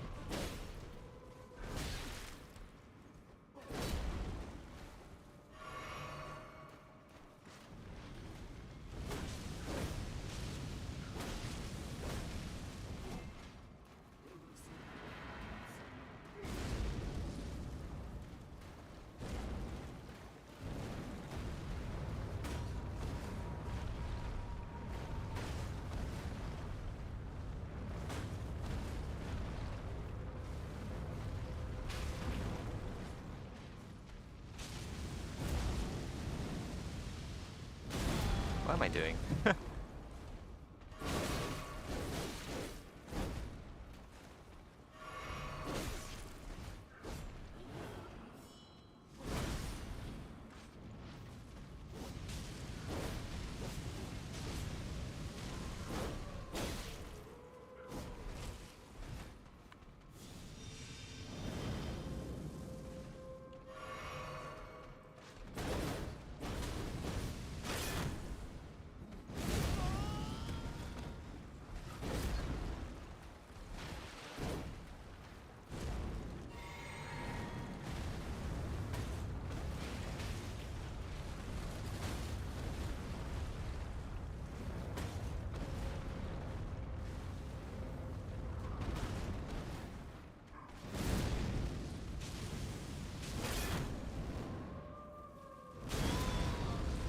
Can't block that when he's right over me.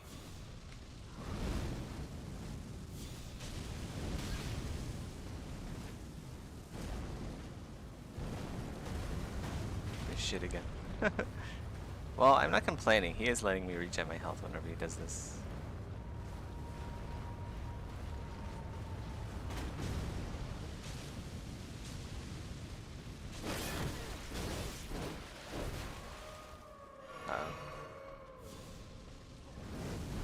That was my last one.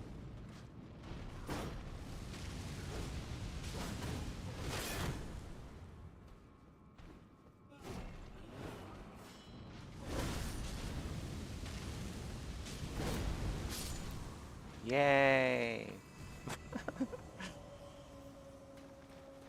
I think I lost my 2 million from that. Oh well. Oh yeah, I forgot about this asshole. No. No summons for you. Okay. Now we're done.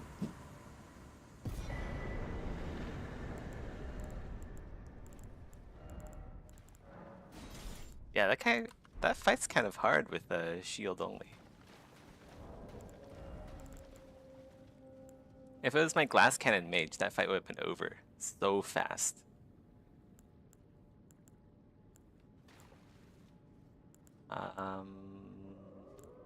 Okay, so that, and then also we can like heal now, I think, with Godskin Swaddling Cloth. Try that. Where would be a good place to test this? Outside, I guess. Well, let's try shield crash on the dogs outside. See if it regens my health. If it does, that means multi-hit talismans work. Oh, it does work. Holy shit, that's a lot of health actually.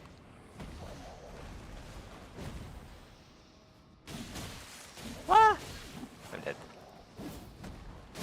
Whoa, there's 2 of them. I didn't know that. He's spazzing out.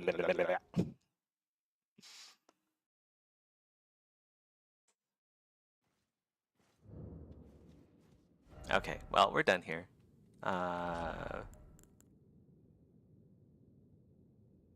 Oh, can I also get like more multi-hit? Like, I actually don't need these 2. You can get Rotten Wing and Insignia, and then the Wing Sword Insignia, I guess. Or maybe like the Blood and Insignia. How do I get the Rotten Wing Insignia? Can I get like... Where is Millicent in my playthrough? Is she at the prayer room? It's not here. Where is Millie? Do I have the needle? I don't have the needle.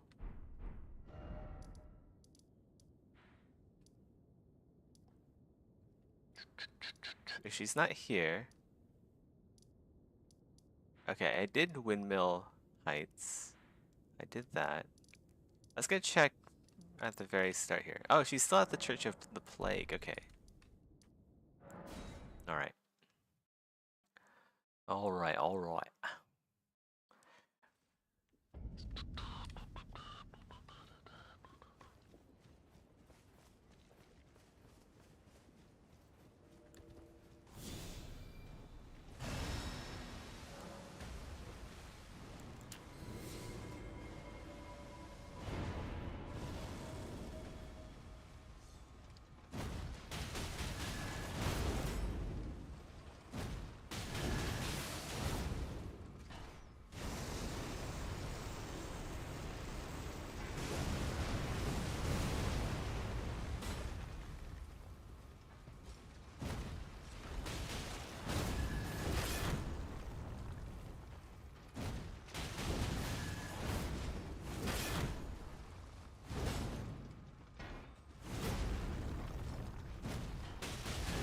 That heal is really nice. This is keeping me topped up.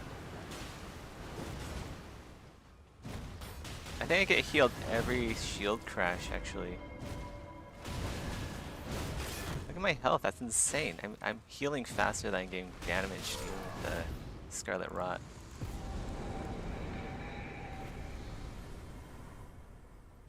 Granted, I also do have the spell that heals me, but...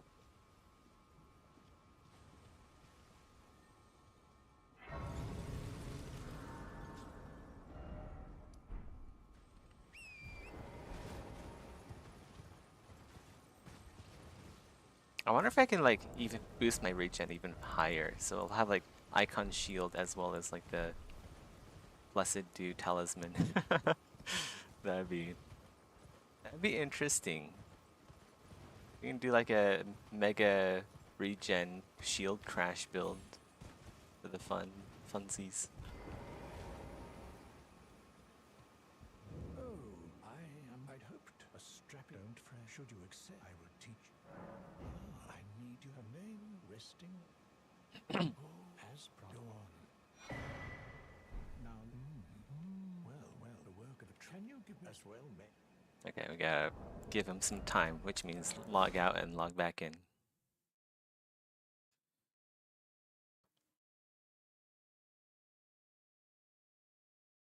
Like, this is an example right here of where FromSoft doesn't really know how to like update states or something. Like world states for NPCs.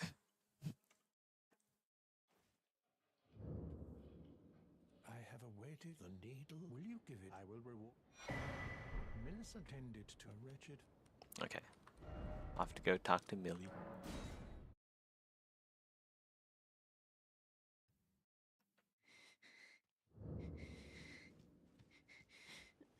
Well, my flesh, it is a curse. You to quell, but never mind. I would rather. Would you mind?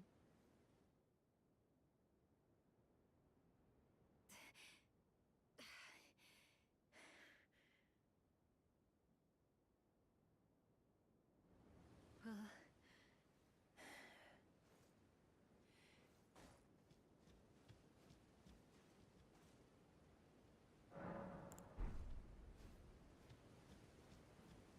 my apology. Everything, even the night. Not that I could.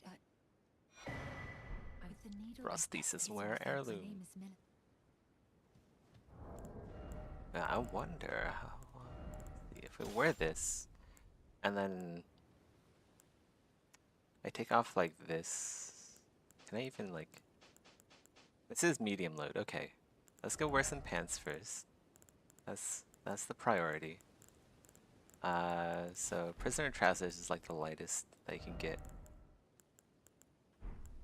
and then cuirass.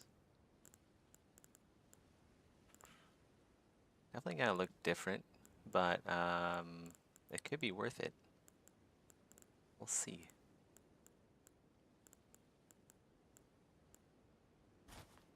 I don't know. We'll choose something like. Okay, that's still medium load.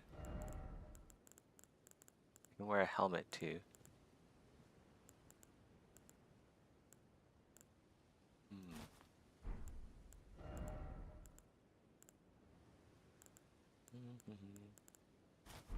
We'll do that, and then. Oh wait, that's heavy load. That's a really heavy chest piece.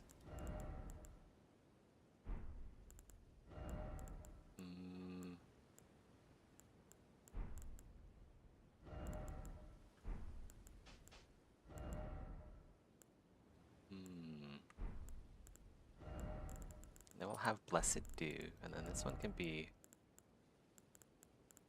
something.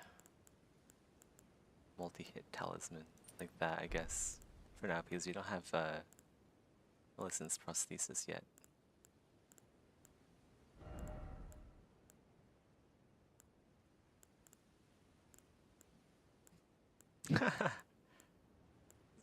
This is gonna be interesting.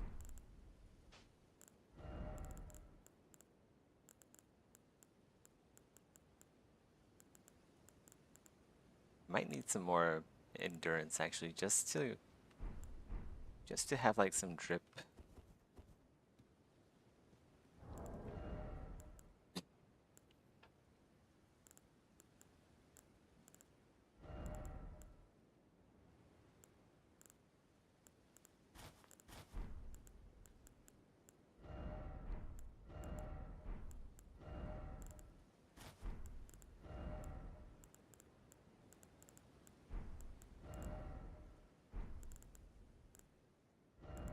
Yeah, otherwise it'd just be like way too hard to figure out what to wear.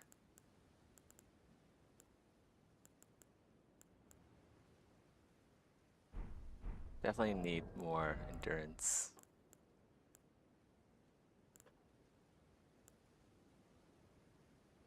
Probably don't need 20 mind. That is a lot of mind.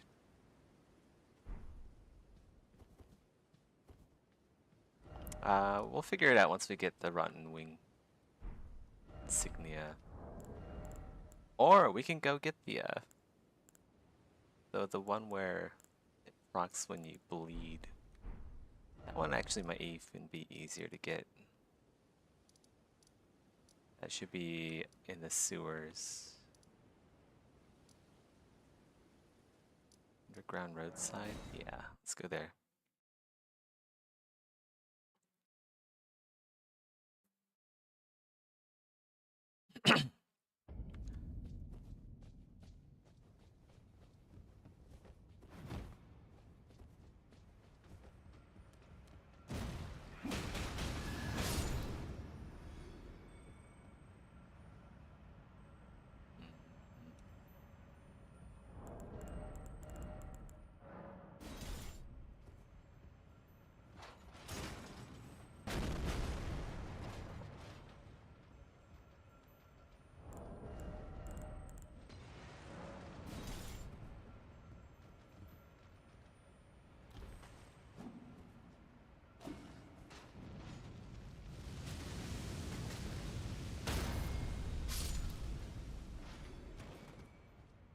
think you can go down from here, right?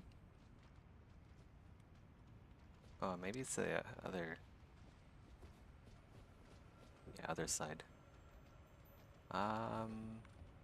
Drop down from here? Yeah, I think. Alright, I do kind of want to kill these crayfish. Because... I do want to get, like, this stuff down there. There's some goodies.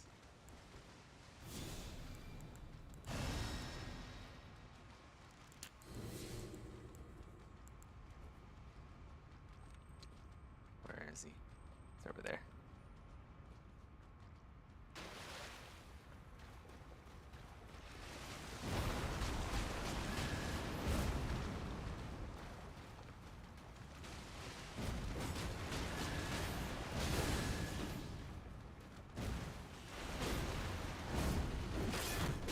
Ah!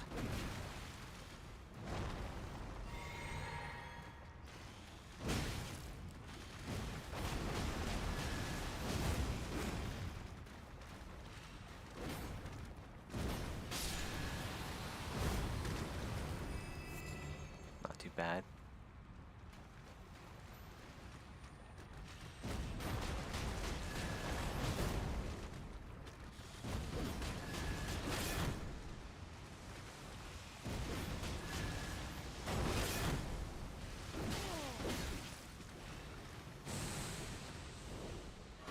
That's bad.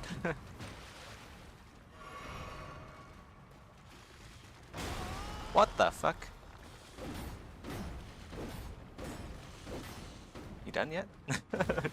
You done?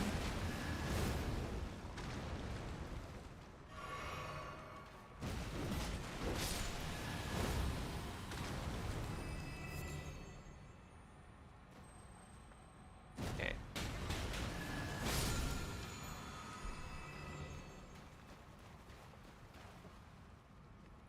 What kind of drip would go well with this? Like, one shield is like so... They don't match. The shields don't match. You have to figure out how to make them match. Why is that area glittering? Weird. I think Moog's shackle should be down here somewhere. Did I already come down here and pick it up? I haven't played this character in a while. Huh. I do have it. Okay. So I have been down here. Did I get the grace? I did get the grace. I could have just teleported here. Oh well.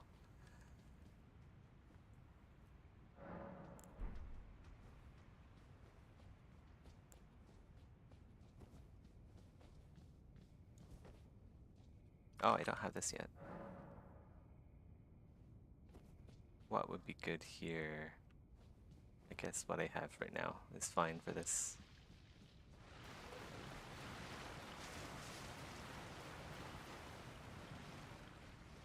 This dungeon is mostly just all about running past everything anyway.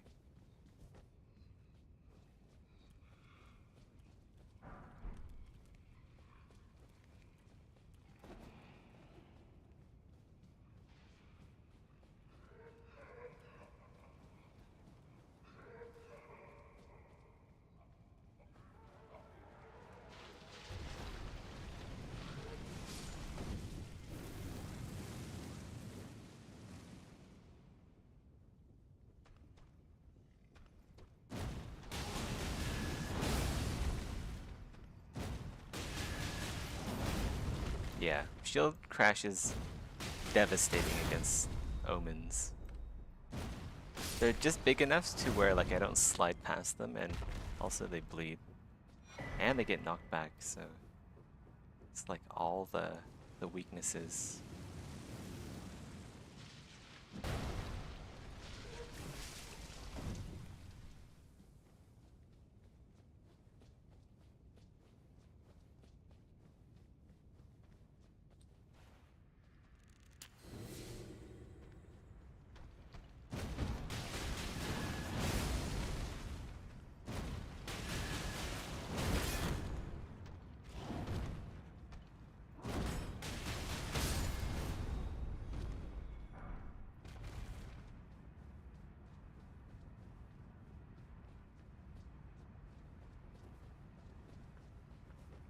Okay, I think we just jump down and then we go back up around to the one. Oh wait, no wait, we have to go back this way, huh? We have to go back this way. Go to the boss room. Right? Yeah. Also up here. There should be like a ritual pot up here, I think. Or something nice. No? I thought there's something nice up here. We go here, kill the omens, go back around.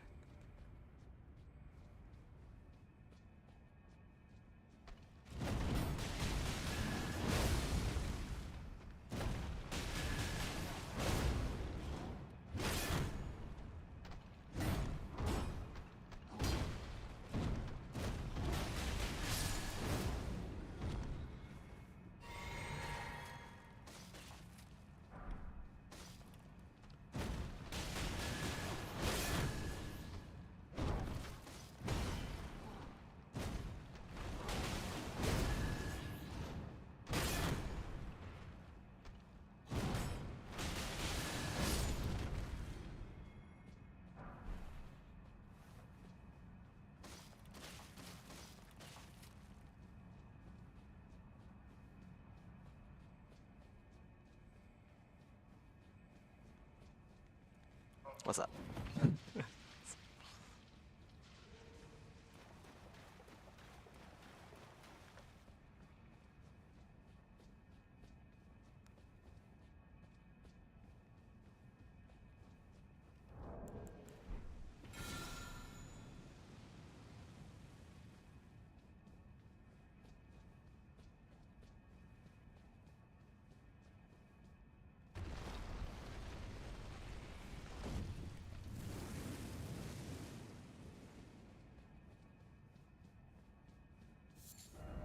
Surprise attack ahead. Uh-oh, I might die here. Oh man, that was close actually. Wait, what am I doing? No, no, no, no, no, no, no, no, I don't want to do that here. That's the weakness of shield crash. You can shield crash yourself off of ledges. That was a bit scary. Not gonna lie.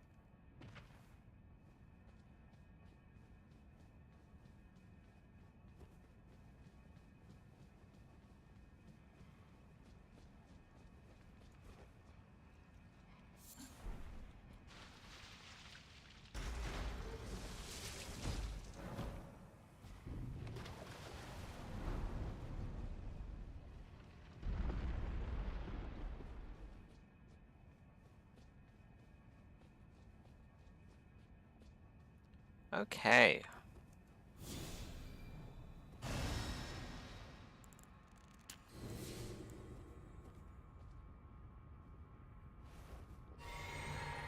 Let's try this without summons, I guess.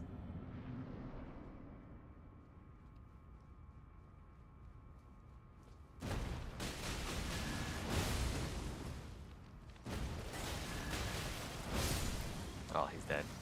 Madness! Love to see it.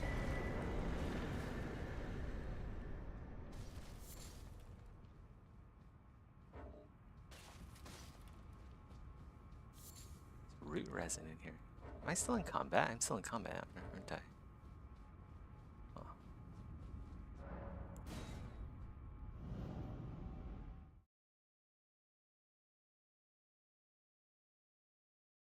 Okay, well we have that.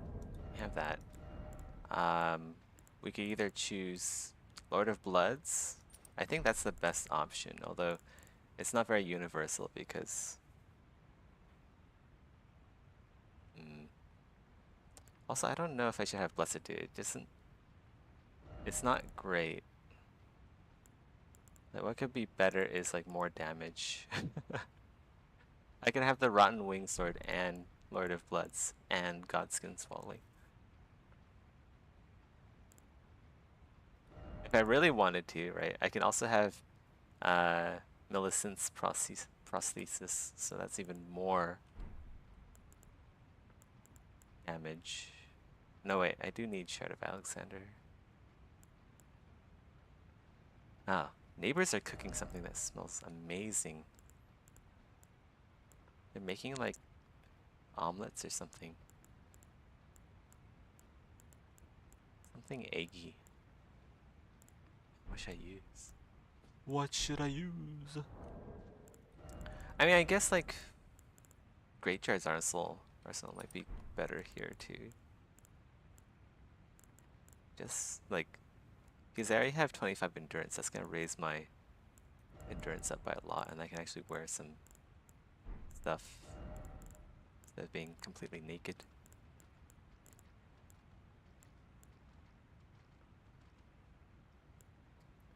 Could have the Royal Remains armor too, that heals you over time.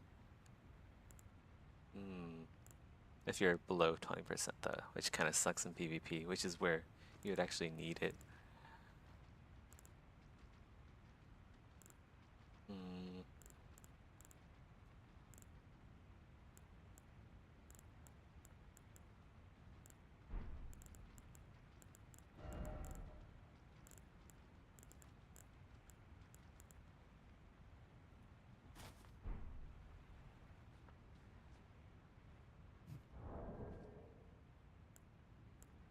This looks pretty fun. We can wear the Godskin Noble. We can wear the Godskin Noble fit. Wear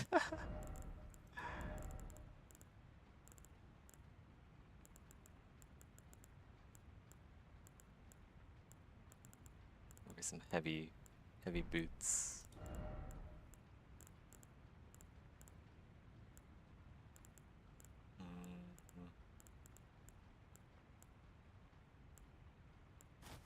Not really the best we can wear. I don't know. It's obviously a atrocity to the name of art.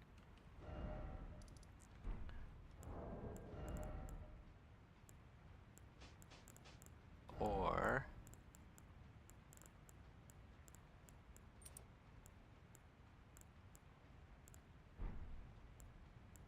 yeah, I just want more damage, I guess.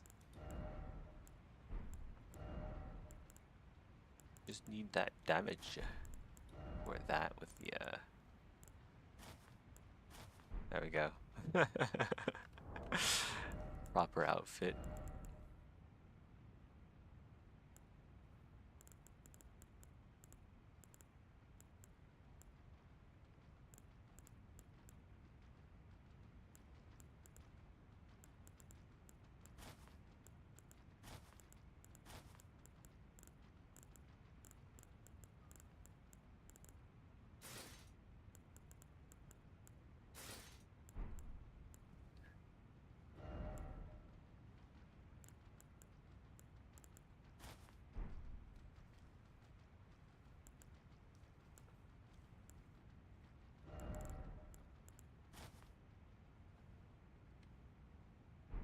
This could be nice. Like, you get the +2 faith from the helmet. Kind of look like some kind of priestly. This actually looks like low-key good. I don't know why, but it does. It do be that way.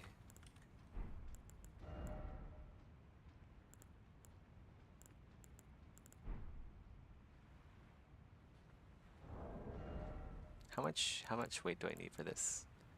Let's go bring up build calculator. I have 25 now, so we have 25 endurance.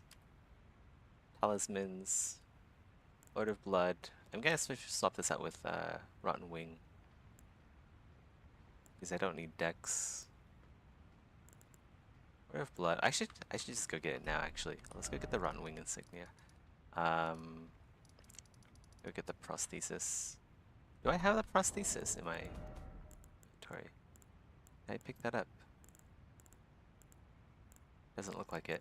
We'll go and get that.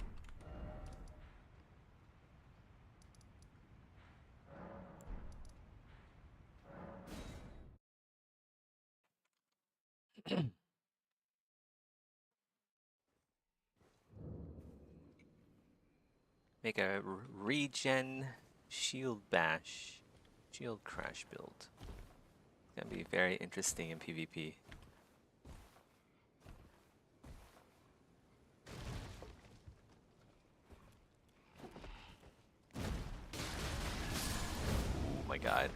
damage, man.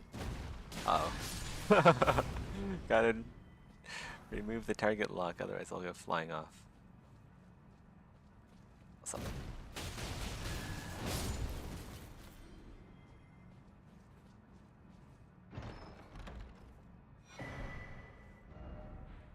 Okay, Millicent, I think she spawns back at the shack. I have to go talk to her again. And then from the shack, she goes to behind the castle, the lake-facing cliffs, cliff-facing lakes, Light of Grace. Am I going the right way? I think I am.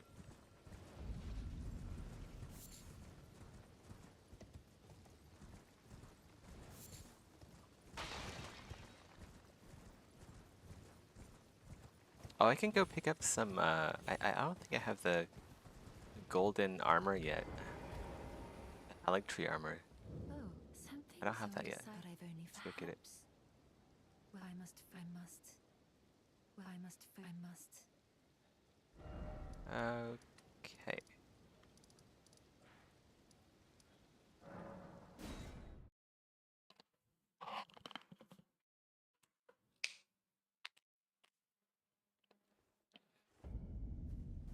Oh wait, Hayata's here. Okay, maybe she teleports farther because I've already been to Liurnia. I've already gotten to the next area, so she's probably spawning here. Yeah, there she is.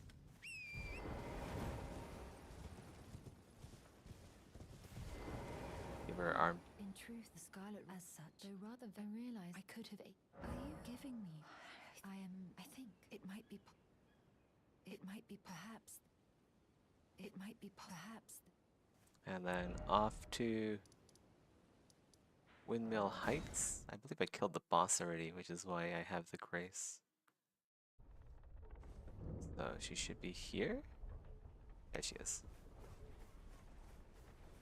Oh, the arm you get feels. Perhaps it is us. It is the. It is the. And then from here, we go to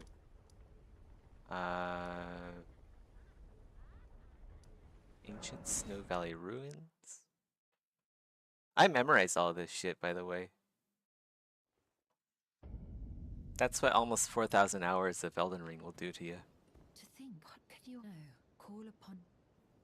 I heard indeed the Halid. I heard. Okay, we did that. And then let's go to Rare Room.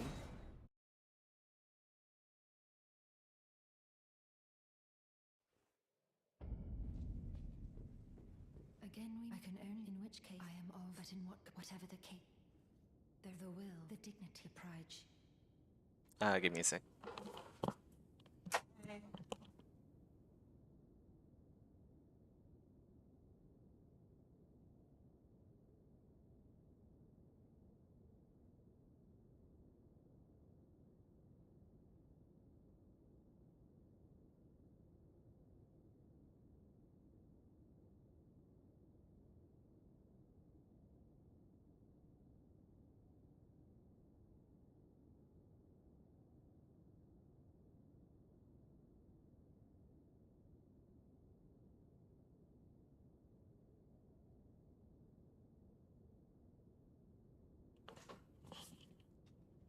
Okay, I'm back. From here, we go to Drainage Channel.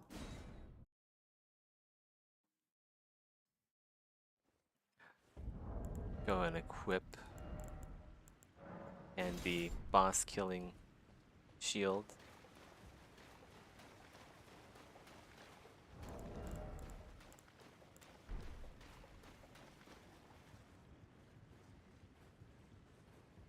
Go turn off our Hunter Charm.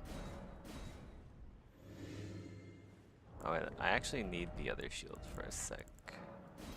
Gotta kill this guy here. Actually, maybe let's go use this one instead. So it'll work better.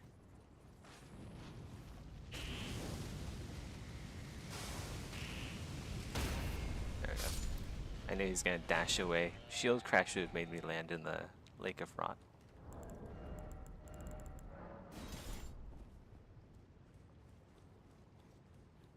We'll go here. Spawn in the abomination.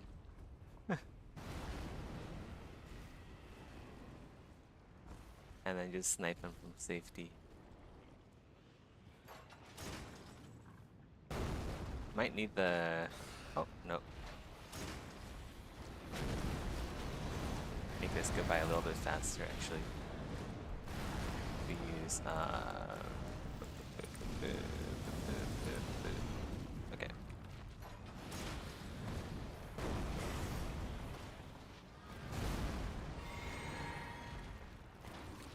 Wow, look, he has the rune buff. That means he's worth more.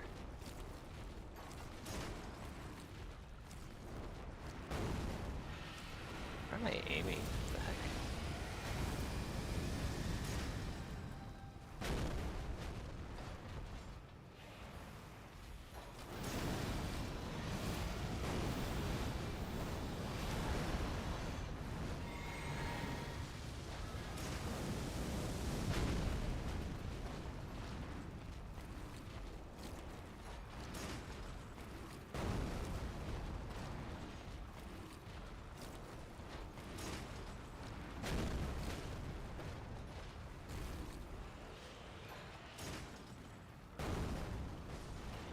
There we go.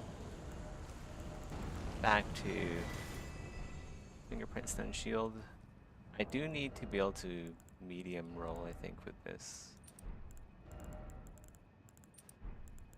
So we'll take off this armor for now. Leave our pants on, so we don't scare the ladies.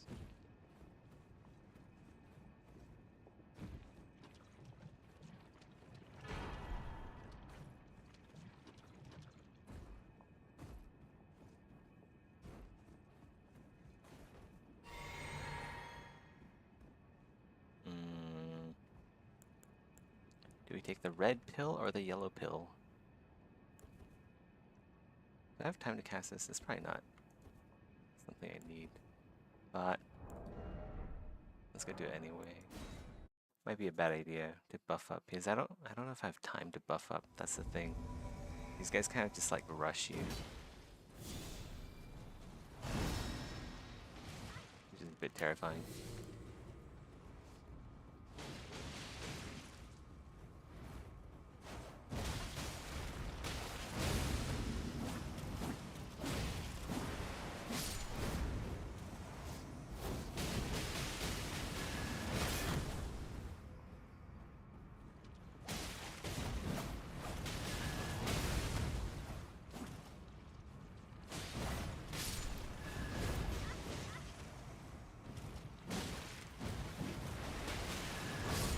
There we go. That should be it.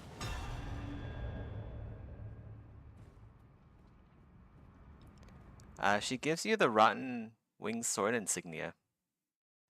Depending on which one you do, she either gives you the Rotten Winged Sword or she gives you Millicent's prosthesis.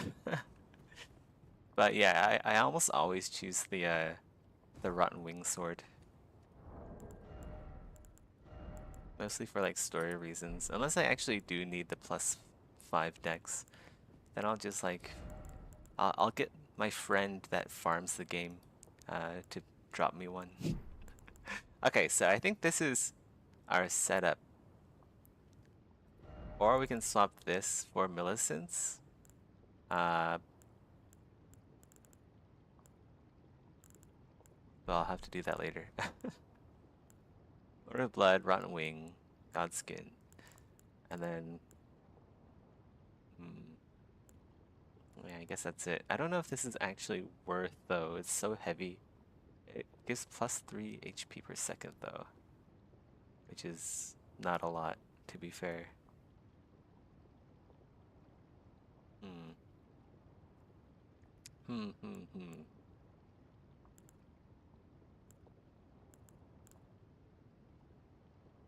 I might be able to. Maybe I should swap this out for. I know this gives you like plus 20% damage, which is crazy, but it's only applicable if the target bleeds.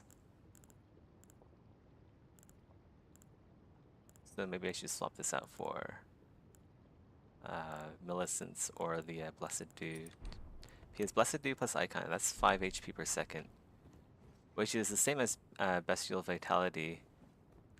So if I have that, that's plus 10 HP per second for a very low FP cost. Also, like this shield skill, it does. I'm already doing like a lot of damage. I don't know if I need. I mean, it's always good to have more damage, but yeah, we'll roll with this for a bit. What would be good now is getting enough armor to wear, getting enough weight to wear this bling. Let's go to. Let's go somewhere where I can.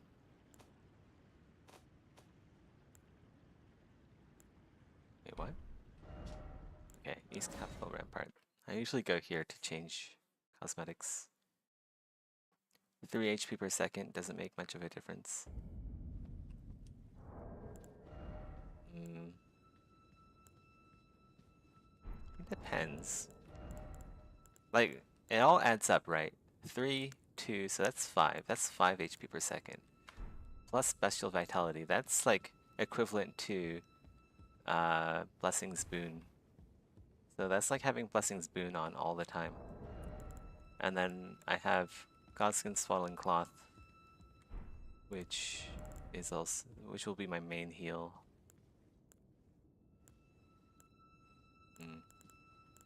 Yeah, I don't know. We'll just have to try it out, see how it feels in PvP to really know if it's worth using or not. It's hard to tell, right? Whether something is good in practice or just on paper. No Perfumer's Gauntlet, huh? Perfumers would be good here. Travelers and jets, I guess.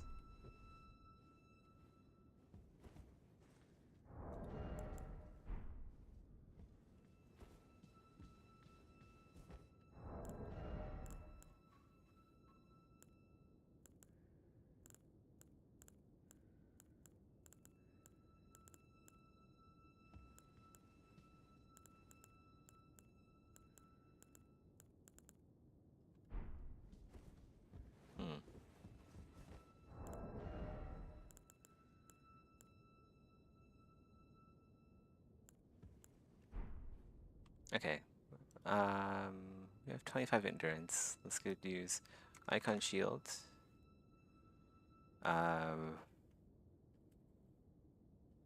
What's it called again? Stone Fingerprint.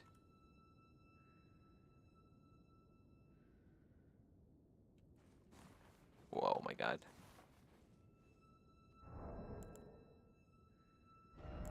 What the heck?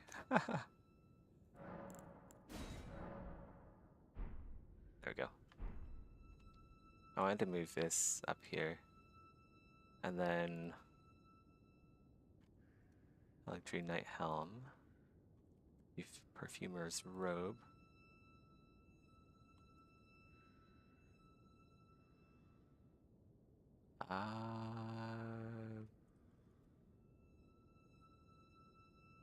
Traveler's Gloves, right? Pretty sure that's what they're called. Yeah.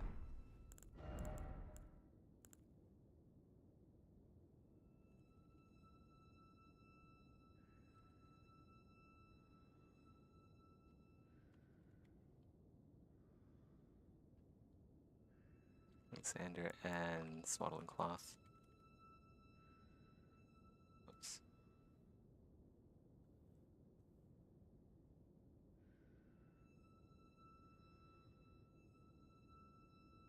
Hmm.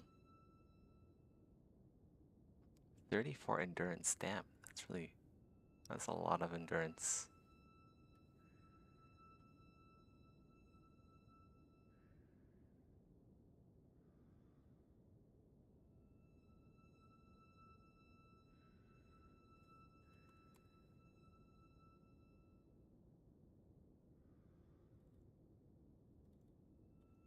Oh, we're going over level already. Okay, I'm 7 points over. Let's change some stuff up a bit. Maybe let's go get like a different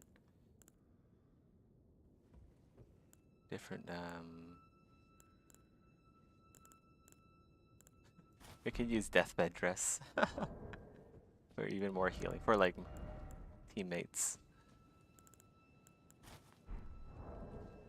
Doesn't look very good though. Not on me. I can't pull off the look.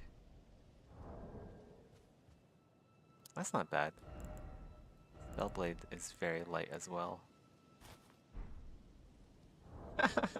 This could work actually. Prophet robe. It's heavy though, it's 6 points.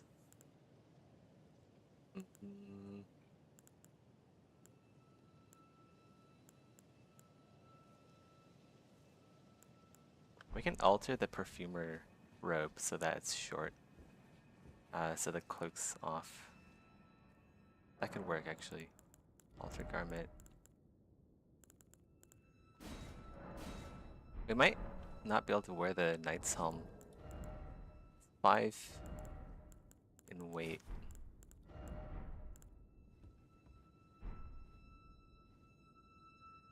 It looks good with this though. That actually looks pretty nice. Looks alright for Elden Ring anyway. What I could use here instead is... Ooh, but I do want the 2. Let's go do altered. Okay, that saves me 1 point. What if we do like black hood instead? That saves me 2 points.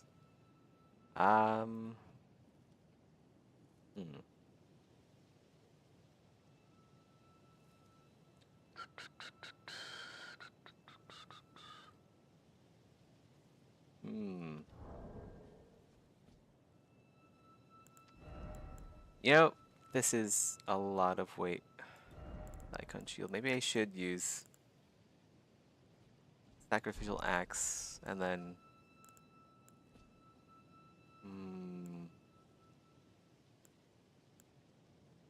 sacrificial axe and Lord of Bloods might be an improvement.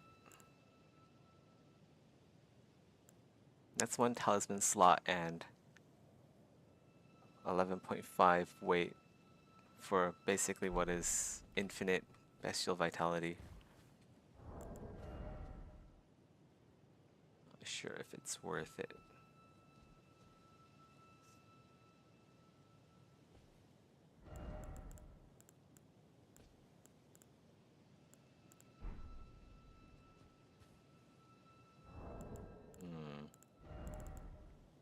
But we have to try. We have to try, see if...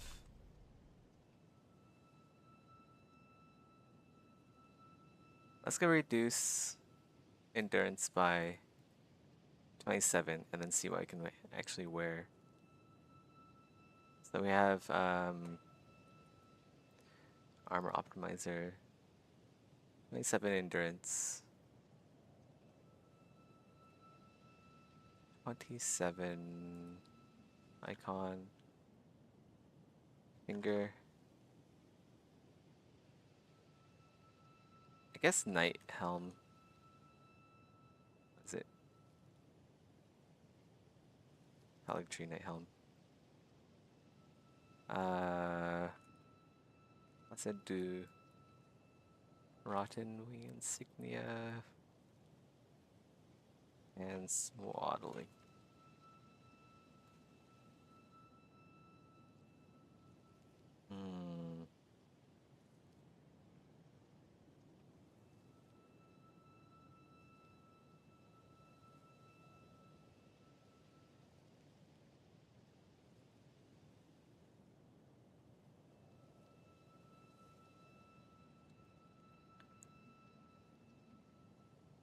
That should be it.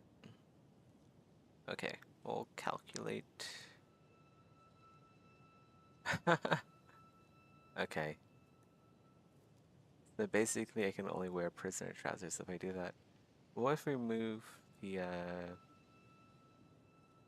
helmet?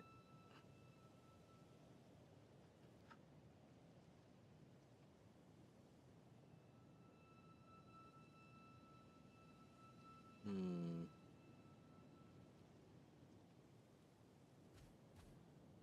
Okay, let's not use passive regen. That's not good.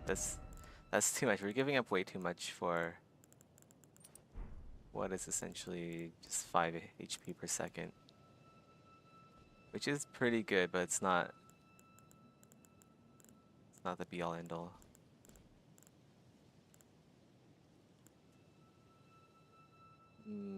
Actually, you know, giving up 5 HP per second for 20% more damage. And then also some bling.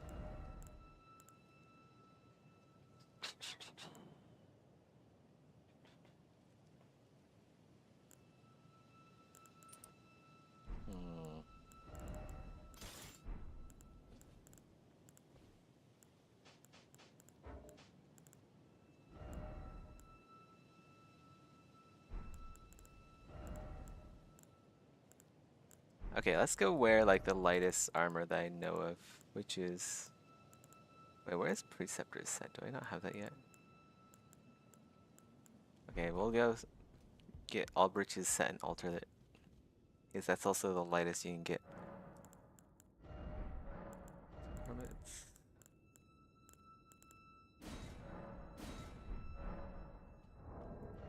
Well, one of the lightest, I think. Okay, so at least we have clothing. But yeah, we can't really wear much else.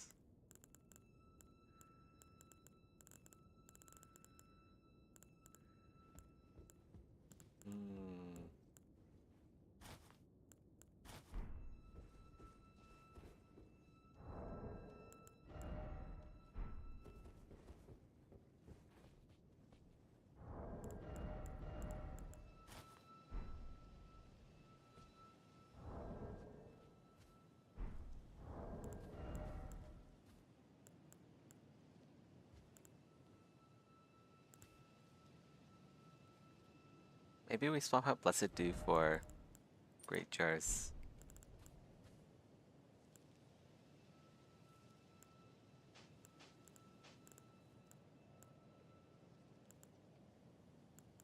Man, I don't know. We need to focus on one thing. Either healing or damage. Focusing on too many things right now.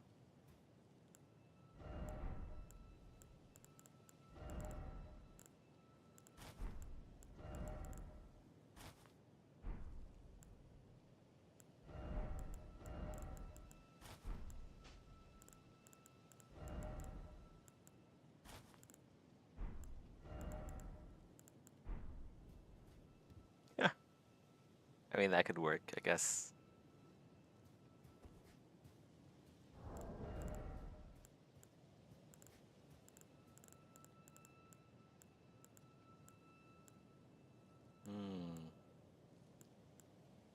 Yeah, we'll just have to test it out. I kind of want to test out just how this plays first. Like how much regen I'm getting. How strong is it really? Otherwise, there isn't much, like, choosing the bling and everything, that should come last.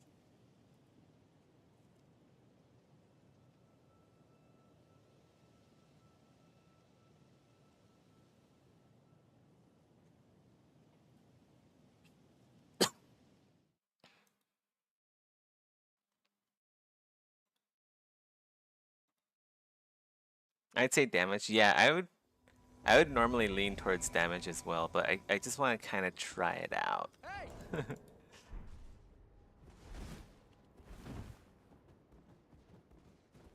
I would say damage is definitely the better option, but like it's fun. Like I kind of want like a cozy build where I just press one button over and over again. I think this might be a cozy build. We'll see.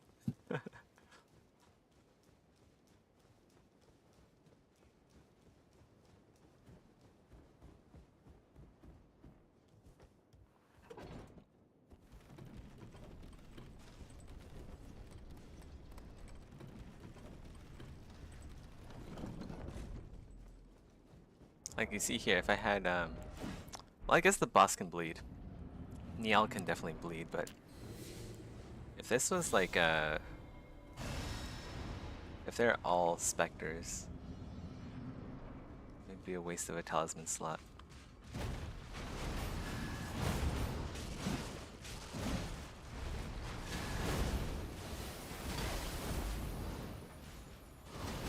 Ah!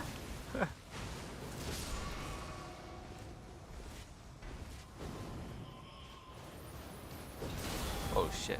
Okay, I wasn't expecting that.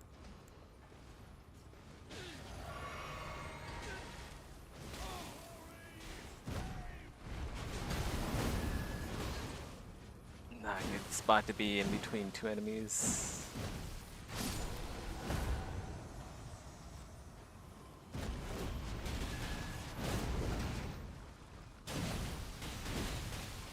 Look at that health regen, huh? Oh!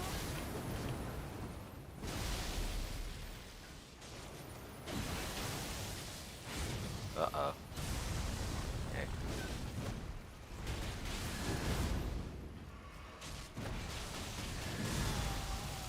Ow!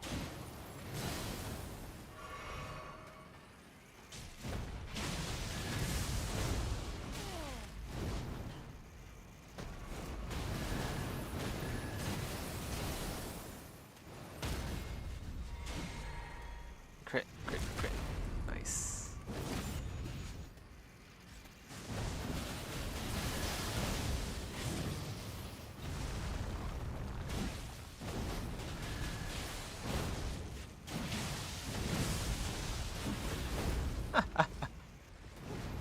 Sometimes get carried around.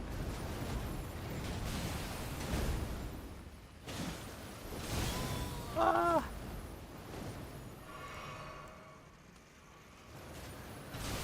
Oh my god, seriously? That thing just comes out instantly. I think I'm out. Yeah. Out of heals.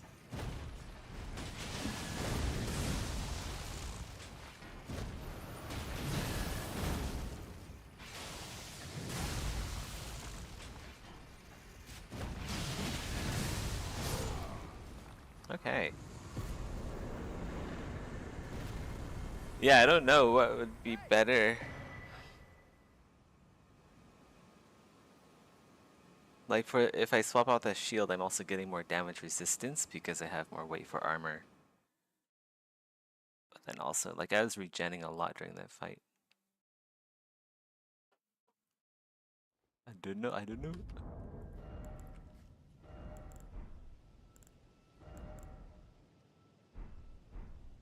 I'll have to test out some more.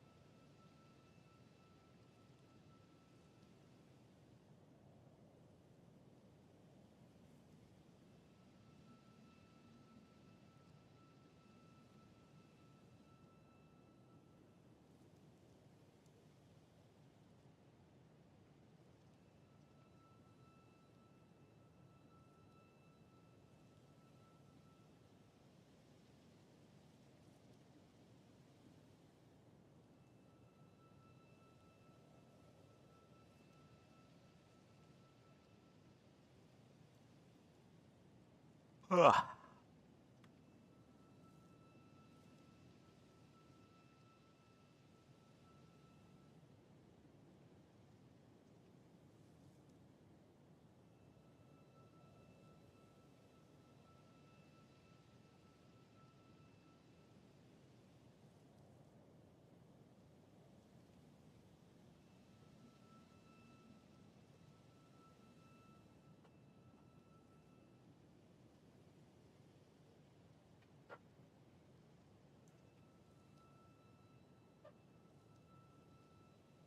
Hey, Rusty, how's it going?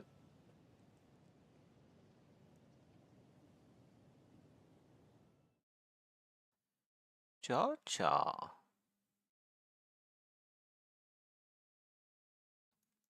I think Chocho's bored. He wants me to play with him. Hidden path to the Haligtree. Level 100 soldier. Go up with this guy before.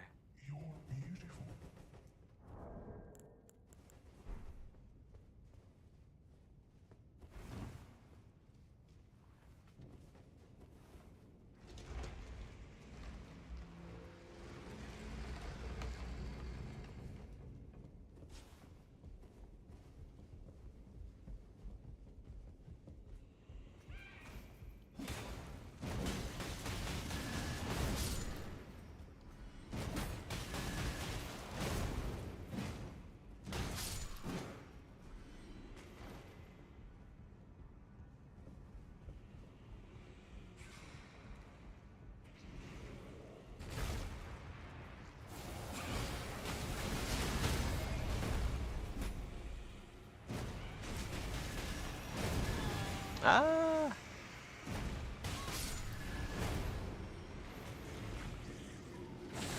Oh my god, oh no! That was dead. Regen.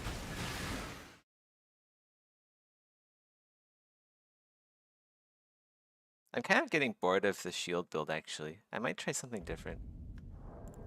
I actually had an interesting build going recently. Let's see if I can recreate that build. Let's go use the icon shield though with it. So icon shield in the right, and then where'd it go? It's basically all about spamming an Ash of War, as is most of my builds. Where is it? Where is it? It's the Great Stars, and then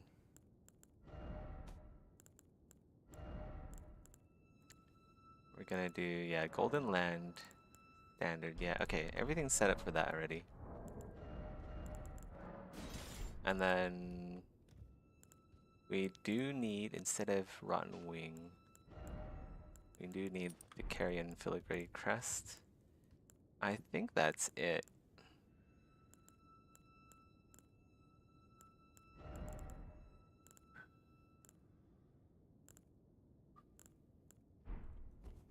Now, how to make this character look good? Alright. Great Stars. Let's go make the build.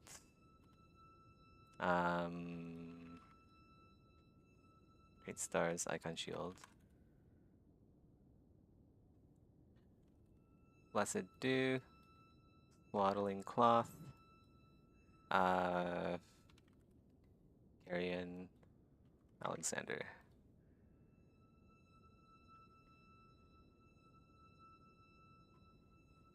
So that is medium load.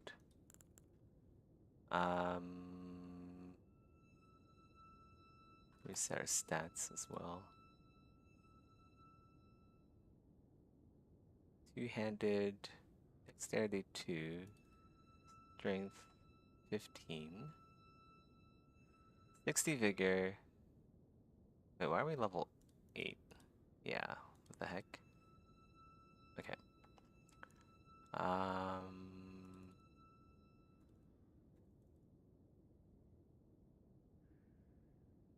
38 mind, and then 4 endurance. We're still medium low, that's actually pretty good. Okay, so we have 4 endurance. Reset this. 14 endurance. Icon shields. Great stars.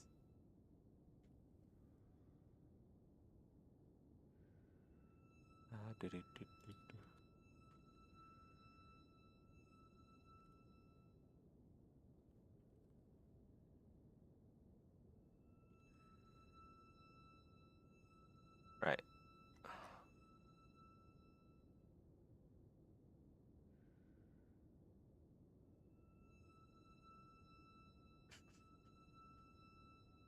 Okay, so clearly we can wear stuff, which is nice. Okay, well, we'll do this, and then... yeah, okay. From here...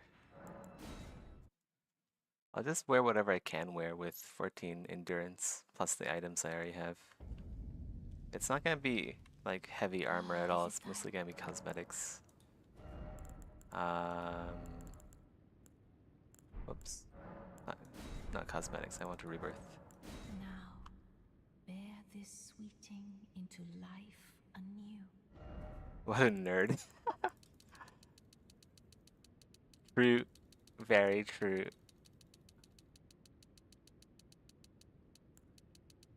Wait, 2 decks. Ooh, but then I don't have 2 in faith. I can probably do that, and then 12 endurance instead. It's not gonna be a lot. Oh, you slept too much. Oh no. You got a headache now?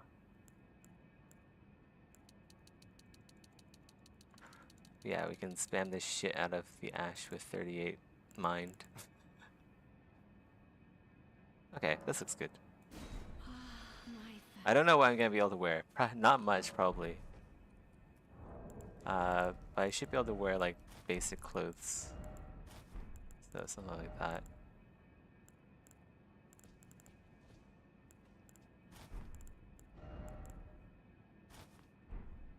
No, it's in the fridge. Do you want it? You can have it.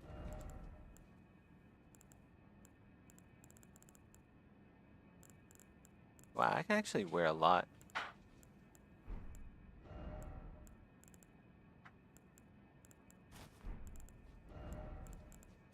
We'll go for like a bandage look. It'll be funny. Whoa.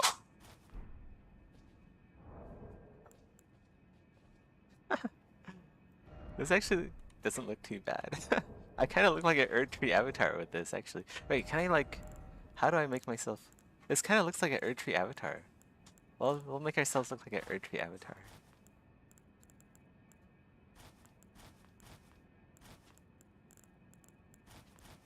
Oh, it'd go well here. I guess like I already had a good setup for the cosmetic. That was like really fast. We need to change our skin color to like bark colored. Like it's like the pale white bark of the Erdtree.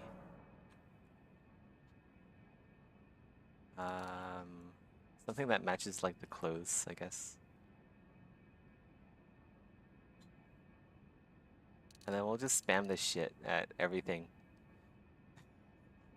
It's gonna be super cancerous. Wait, smelly poo poo. Oh no.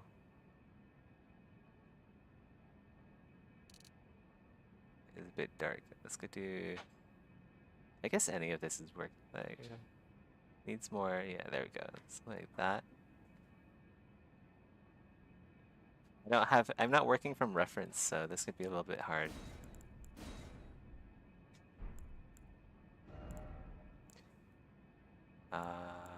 Wait, that's a bit too green.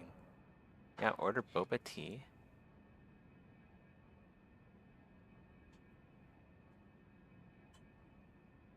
How about just some water? You can drink some water. Yeah. better for you. Yeah, drinking water is good.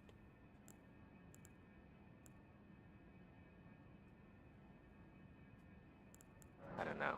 This isn't really working. What color is this? It's like tan. Maybe it needs to be like darker.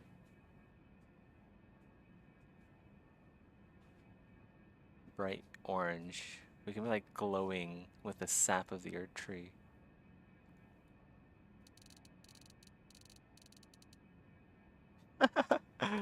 Oh my god, that would be ridiculous. We'll match the shield, okay? Yeah, we'll match the yellow of the shield. We'll do that instead. Make it less saturated. It's a little bit too saturated. So like that. Like high elf.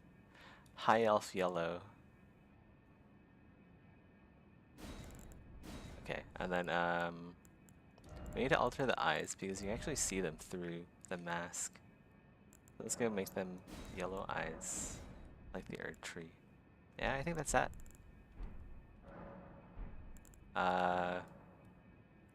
What's it called? Earth tree avatar. Alright, this is good. This is good. We are now the Earth Tree avatar. Actually, I don't know if the skin, like, let's go change the skin to like bark colored. It's a bit too much. Oh, not red bar. I want cosmetics. It's a bit much. I want like a natural tree color.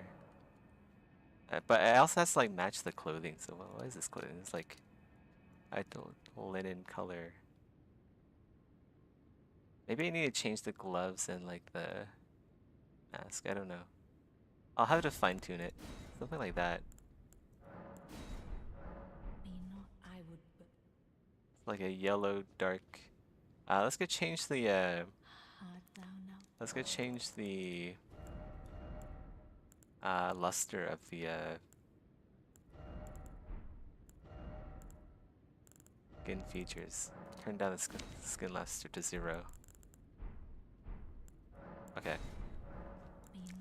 Because bark isn't lustrous. It's very rough. Needs to be a little bit lighter.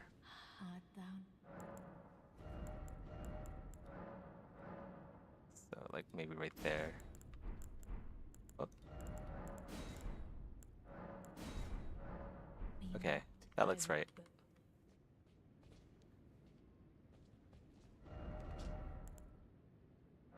Good enough for now.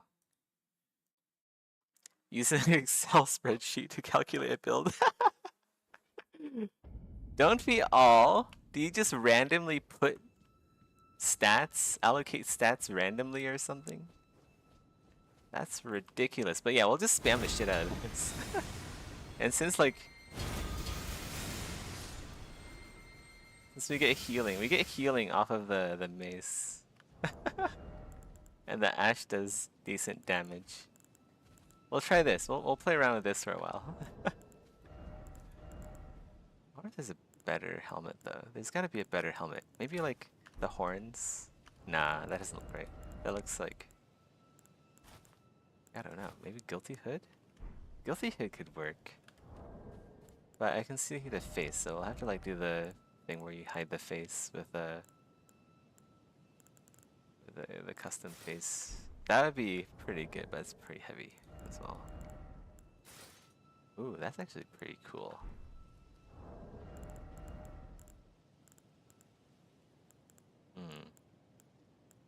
We'll just stick with this for now. Actually, you know, if I can get like a page hood. Yeah, I need to get like the normal page hood that's brown. Where do I go to farm that? I guess I can farm it here. There's gotta be a better place to farm it. Oh well, we'll just see if this works first. Yeah, but I want the brown version of this hood. That would work perfectly here. For now, we'll just use this. Actually, you know, I'll just wear that. Yeah, it'll be fine. It's white right now, but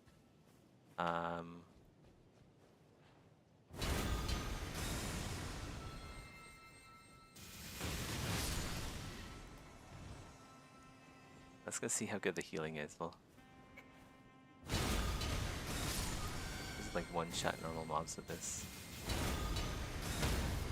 God damn, this Ash is so powerful.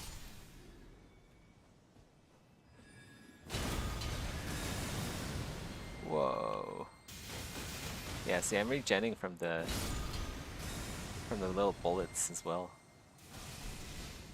I don't know if it's proccing Godskin Swaddling Cloth though. I don't know if that's actually working.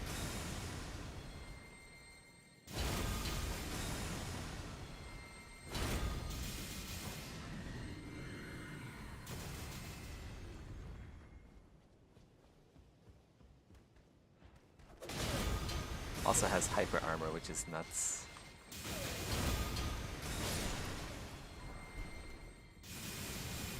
Nope. Not yet. We'll go try the other one. There's another one in the next room.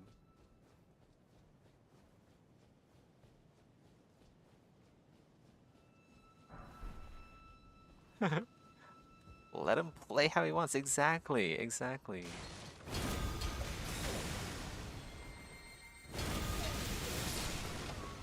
No hood yet. But yeah, they have the brown hood, which will work perfect with this build. I'll look like a tree by wearing it. Is there a faster area to farm those? Isn't there like a page, like somewhere? Here, maybe...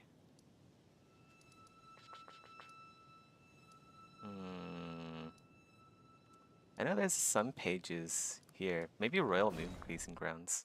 I think there's actually a couple pages here. Bandage Facious Joshua Graham look from Fallout New Vegas. I haven't played enough of Fallout New Vegas. Fallout New Vegas came around at the time where I had to grow up and find work, unfortunately. Do these guys have the brown hood? I think they do, yeah. There we go, that's a lot faster. I think that might be it there, maybe. Nope, page guard. There's one more over here.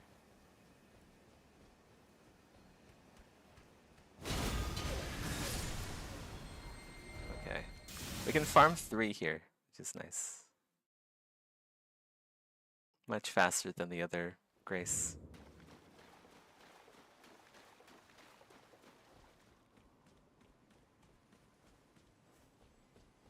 I think the bullets will actually just kill him. Let's see. Like, they're low enough level. Yeah.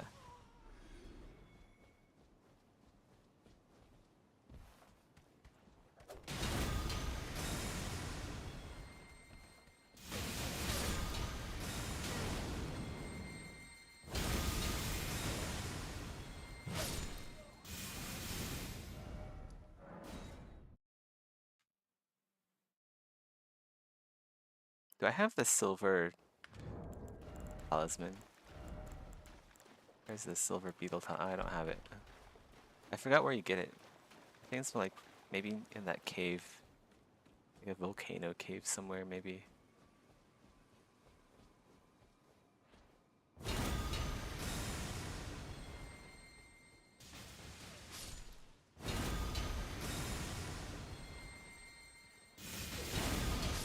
Oh, target lock error.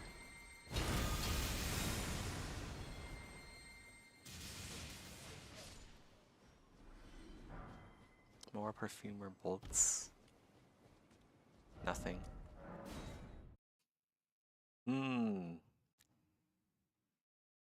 This isn't a very rare item. I usually get like a ton just from co-op.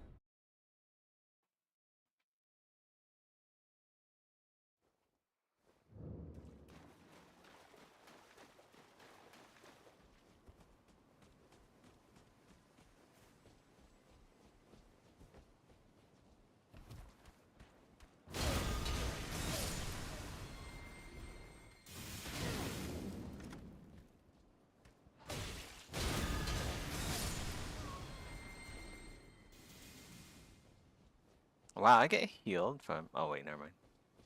It's because I have, like, the double passive regen.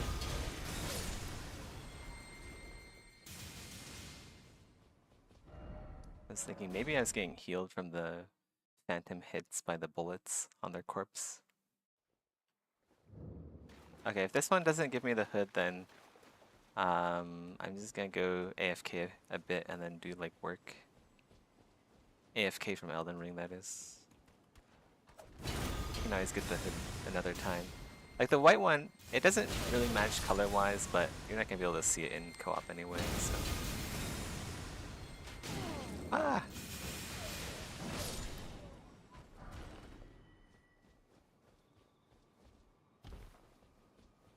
But yeah, look at that regen. That passive regen is actually putting in work, even though I have 60 vigor right now, so that's not too shabby. 5 HP per second. Like, every little bit counts. Okay, well, I'm gonna go just, like, hunt her up and then go do some work. It's taking a little bit too long. What is this? Is this some runes? Golden rune 4. Nice.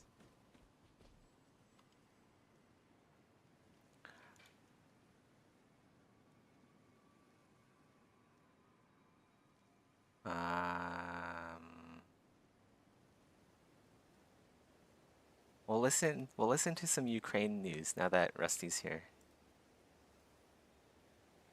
To the war here in Europe now, and Germany has authorized Ukraine to use weapons supplied by Berlin to strike limited military targets inside Russia. I heard Biden is allowing U.S. weapons to be struck inside. To allow Ukraine to he's use saying American weapons on targets on Russian soil. The looser restrictions only apply to the eastern Kharkiv region, where Ukraine is struggling to hold off Russia's latest advances. This is what remains of the town of Vovchansk in Ukraine's Kharkiv region. Ukrainian troops have been fighting here for weeks, trying to hold back better late than relentless never, I Russian guess. attacks. Many now believe they have a better chance to do so. Germany has become the latest NATO country to allow Kiev to use weapons supplied by Berlin for limited strikes inside Russia. In recent weeks, Russia has prepared, coordinated, and carried out attacks from positions in the Kharkiv area, in particular from the directly adjacent Russian border region. Together, we're convinced that Ukraine has the right under international law to defend itself against these attacks.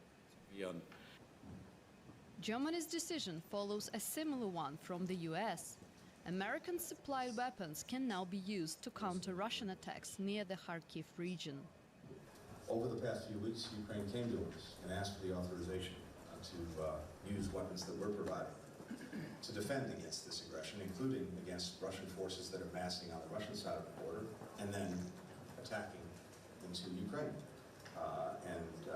That went right to the president, and as you heard, he's approved the use of our weapons for that purpose.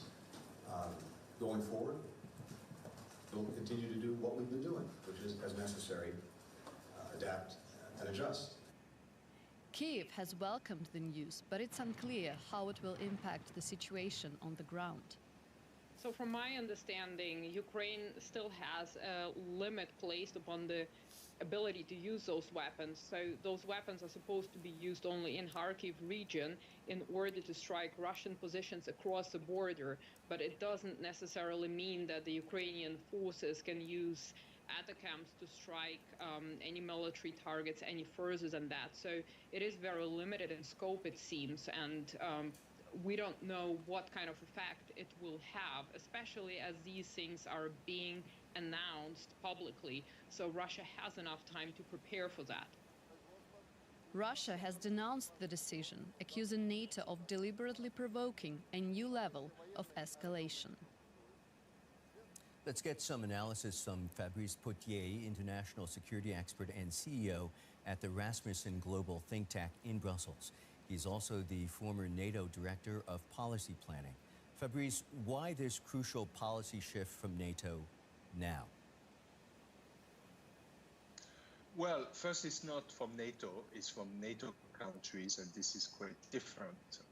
This is not NATO, the organization. It's NATO, the members, some members who are allowing or releasing some of the caveats and restrictions they had put on weapons. Why? Simply because we're responding yet again with too much delay to a Russian escalation. And here in particular, it is the Russian pressure, systematic destructive pressure on the second largest city in Ukraine, Kharkiv.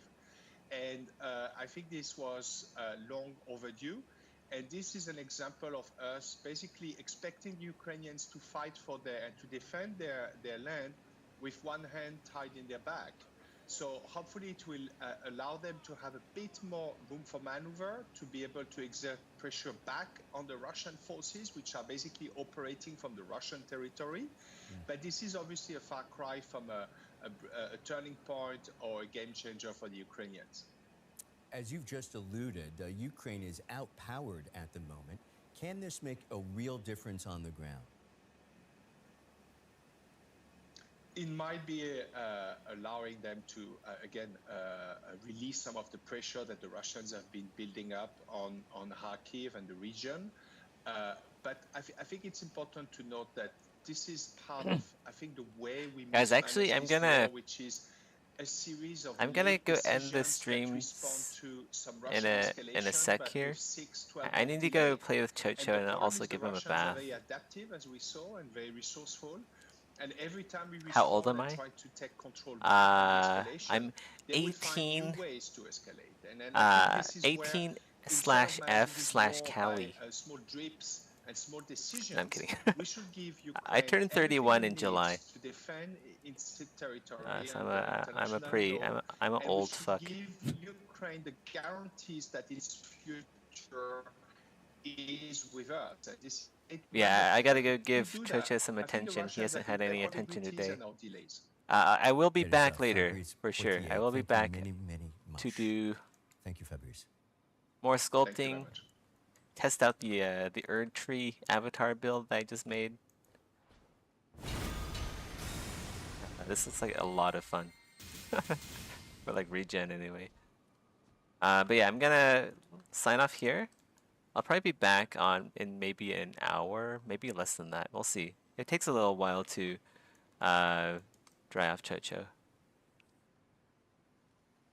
You thought I was 21? I wish I was 21. Alright. Catch you guys later. I'll be back in 30 minutes to an hour. I don't know if you guys will be around then. But yeah, if not, take care. Have a good one.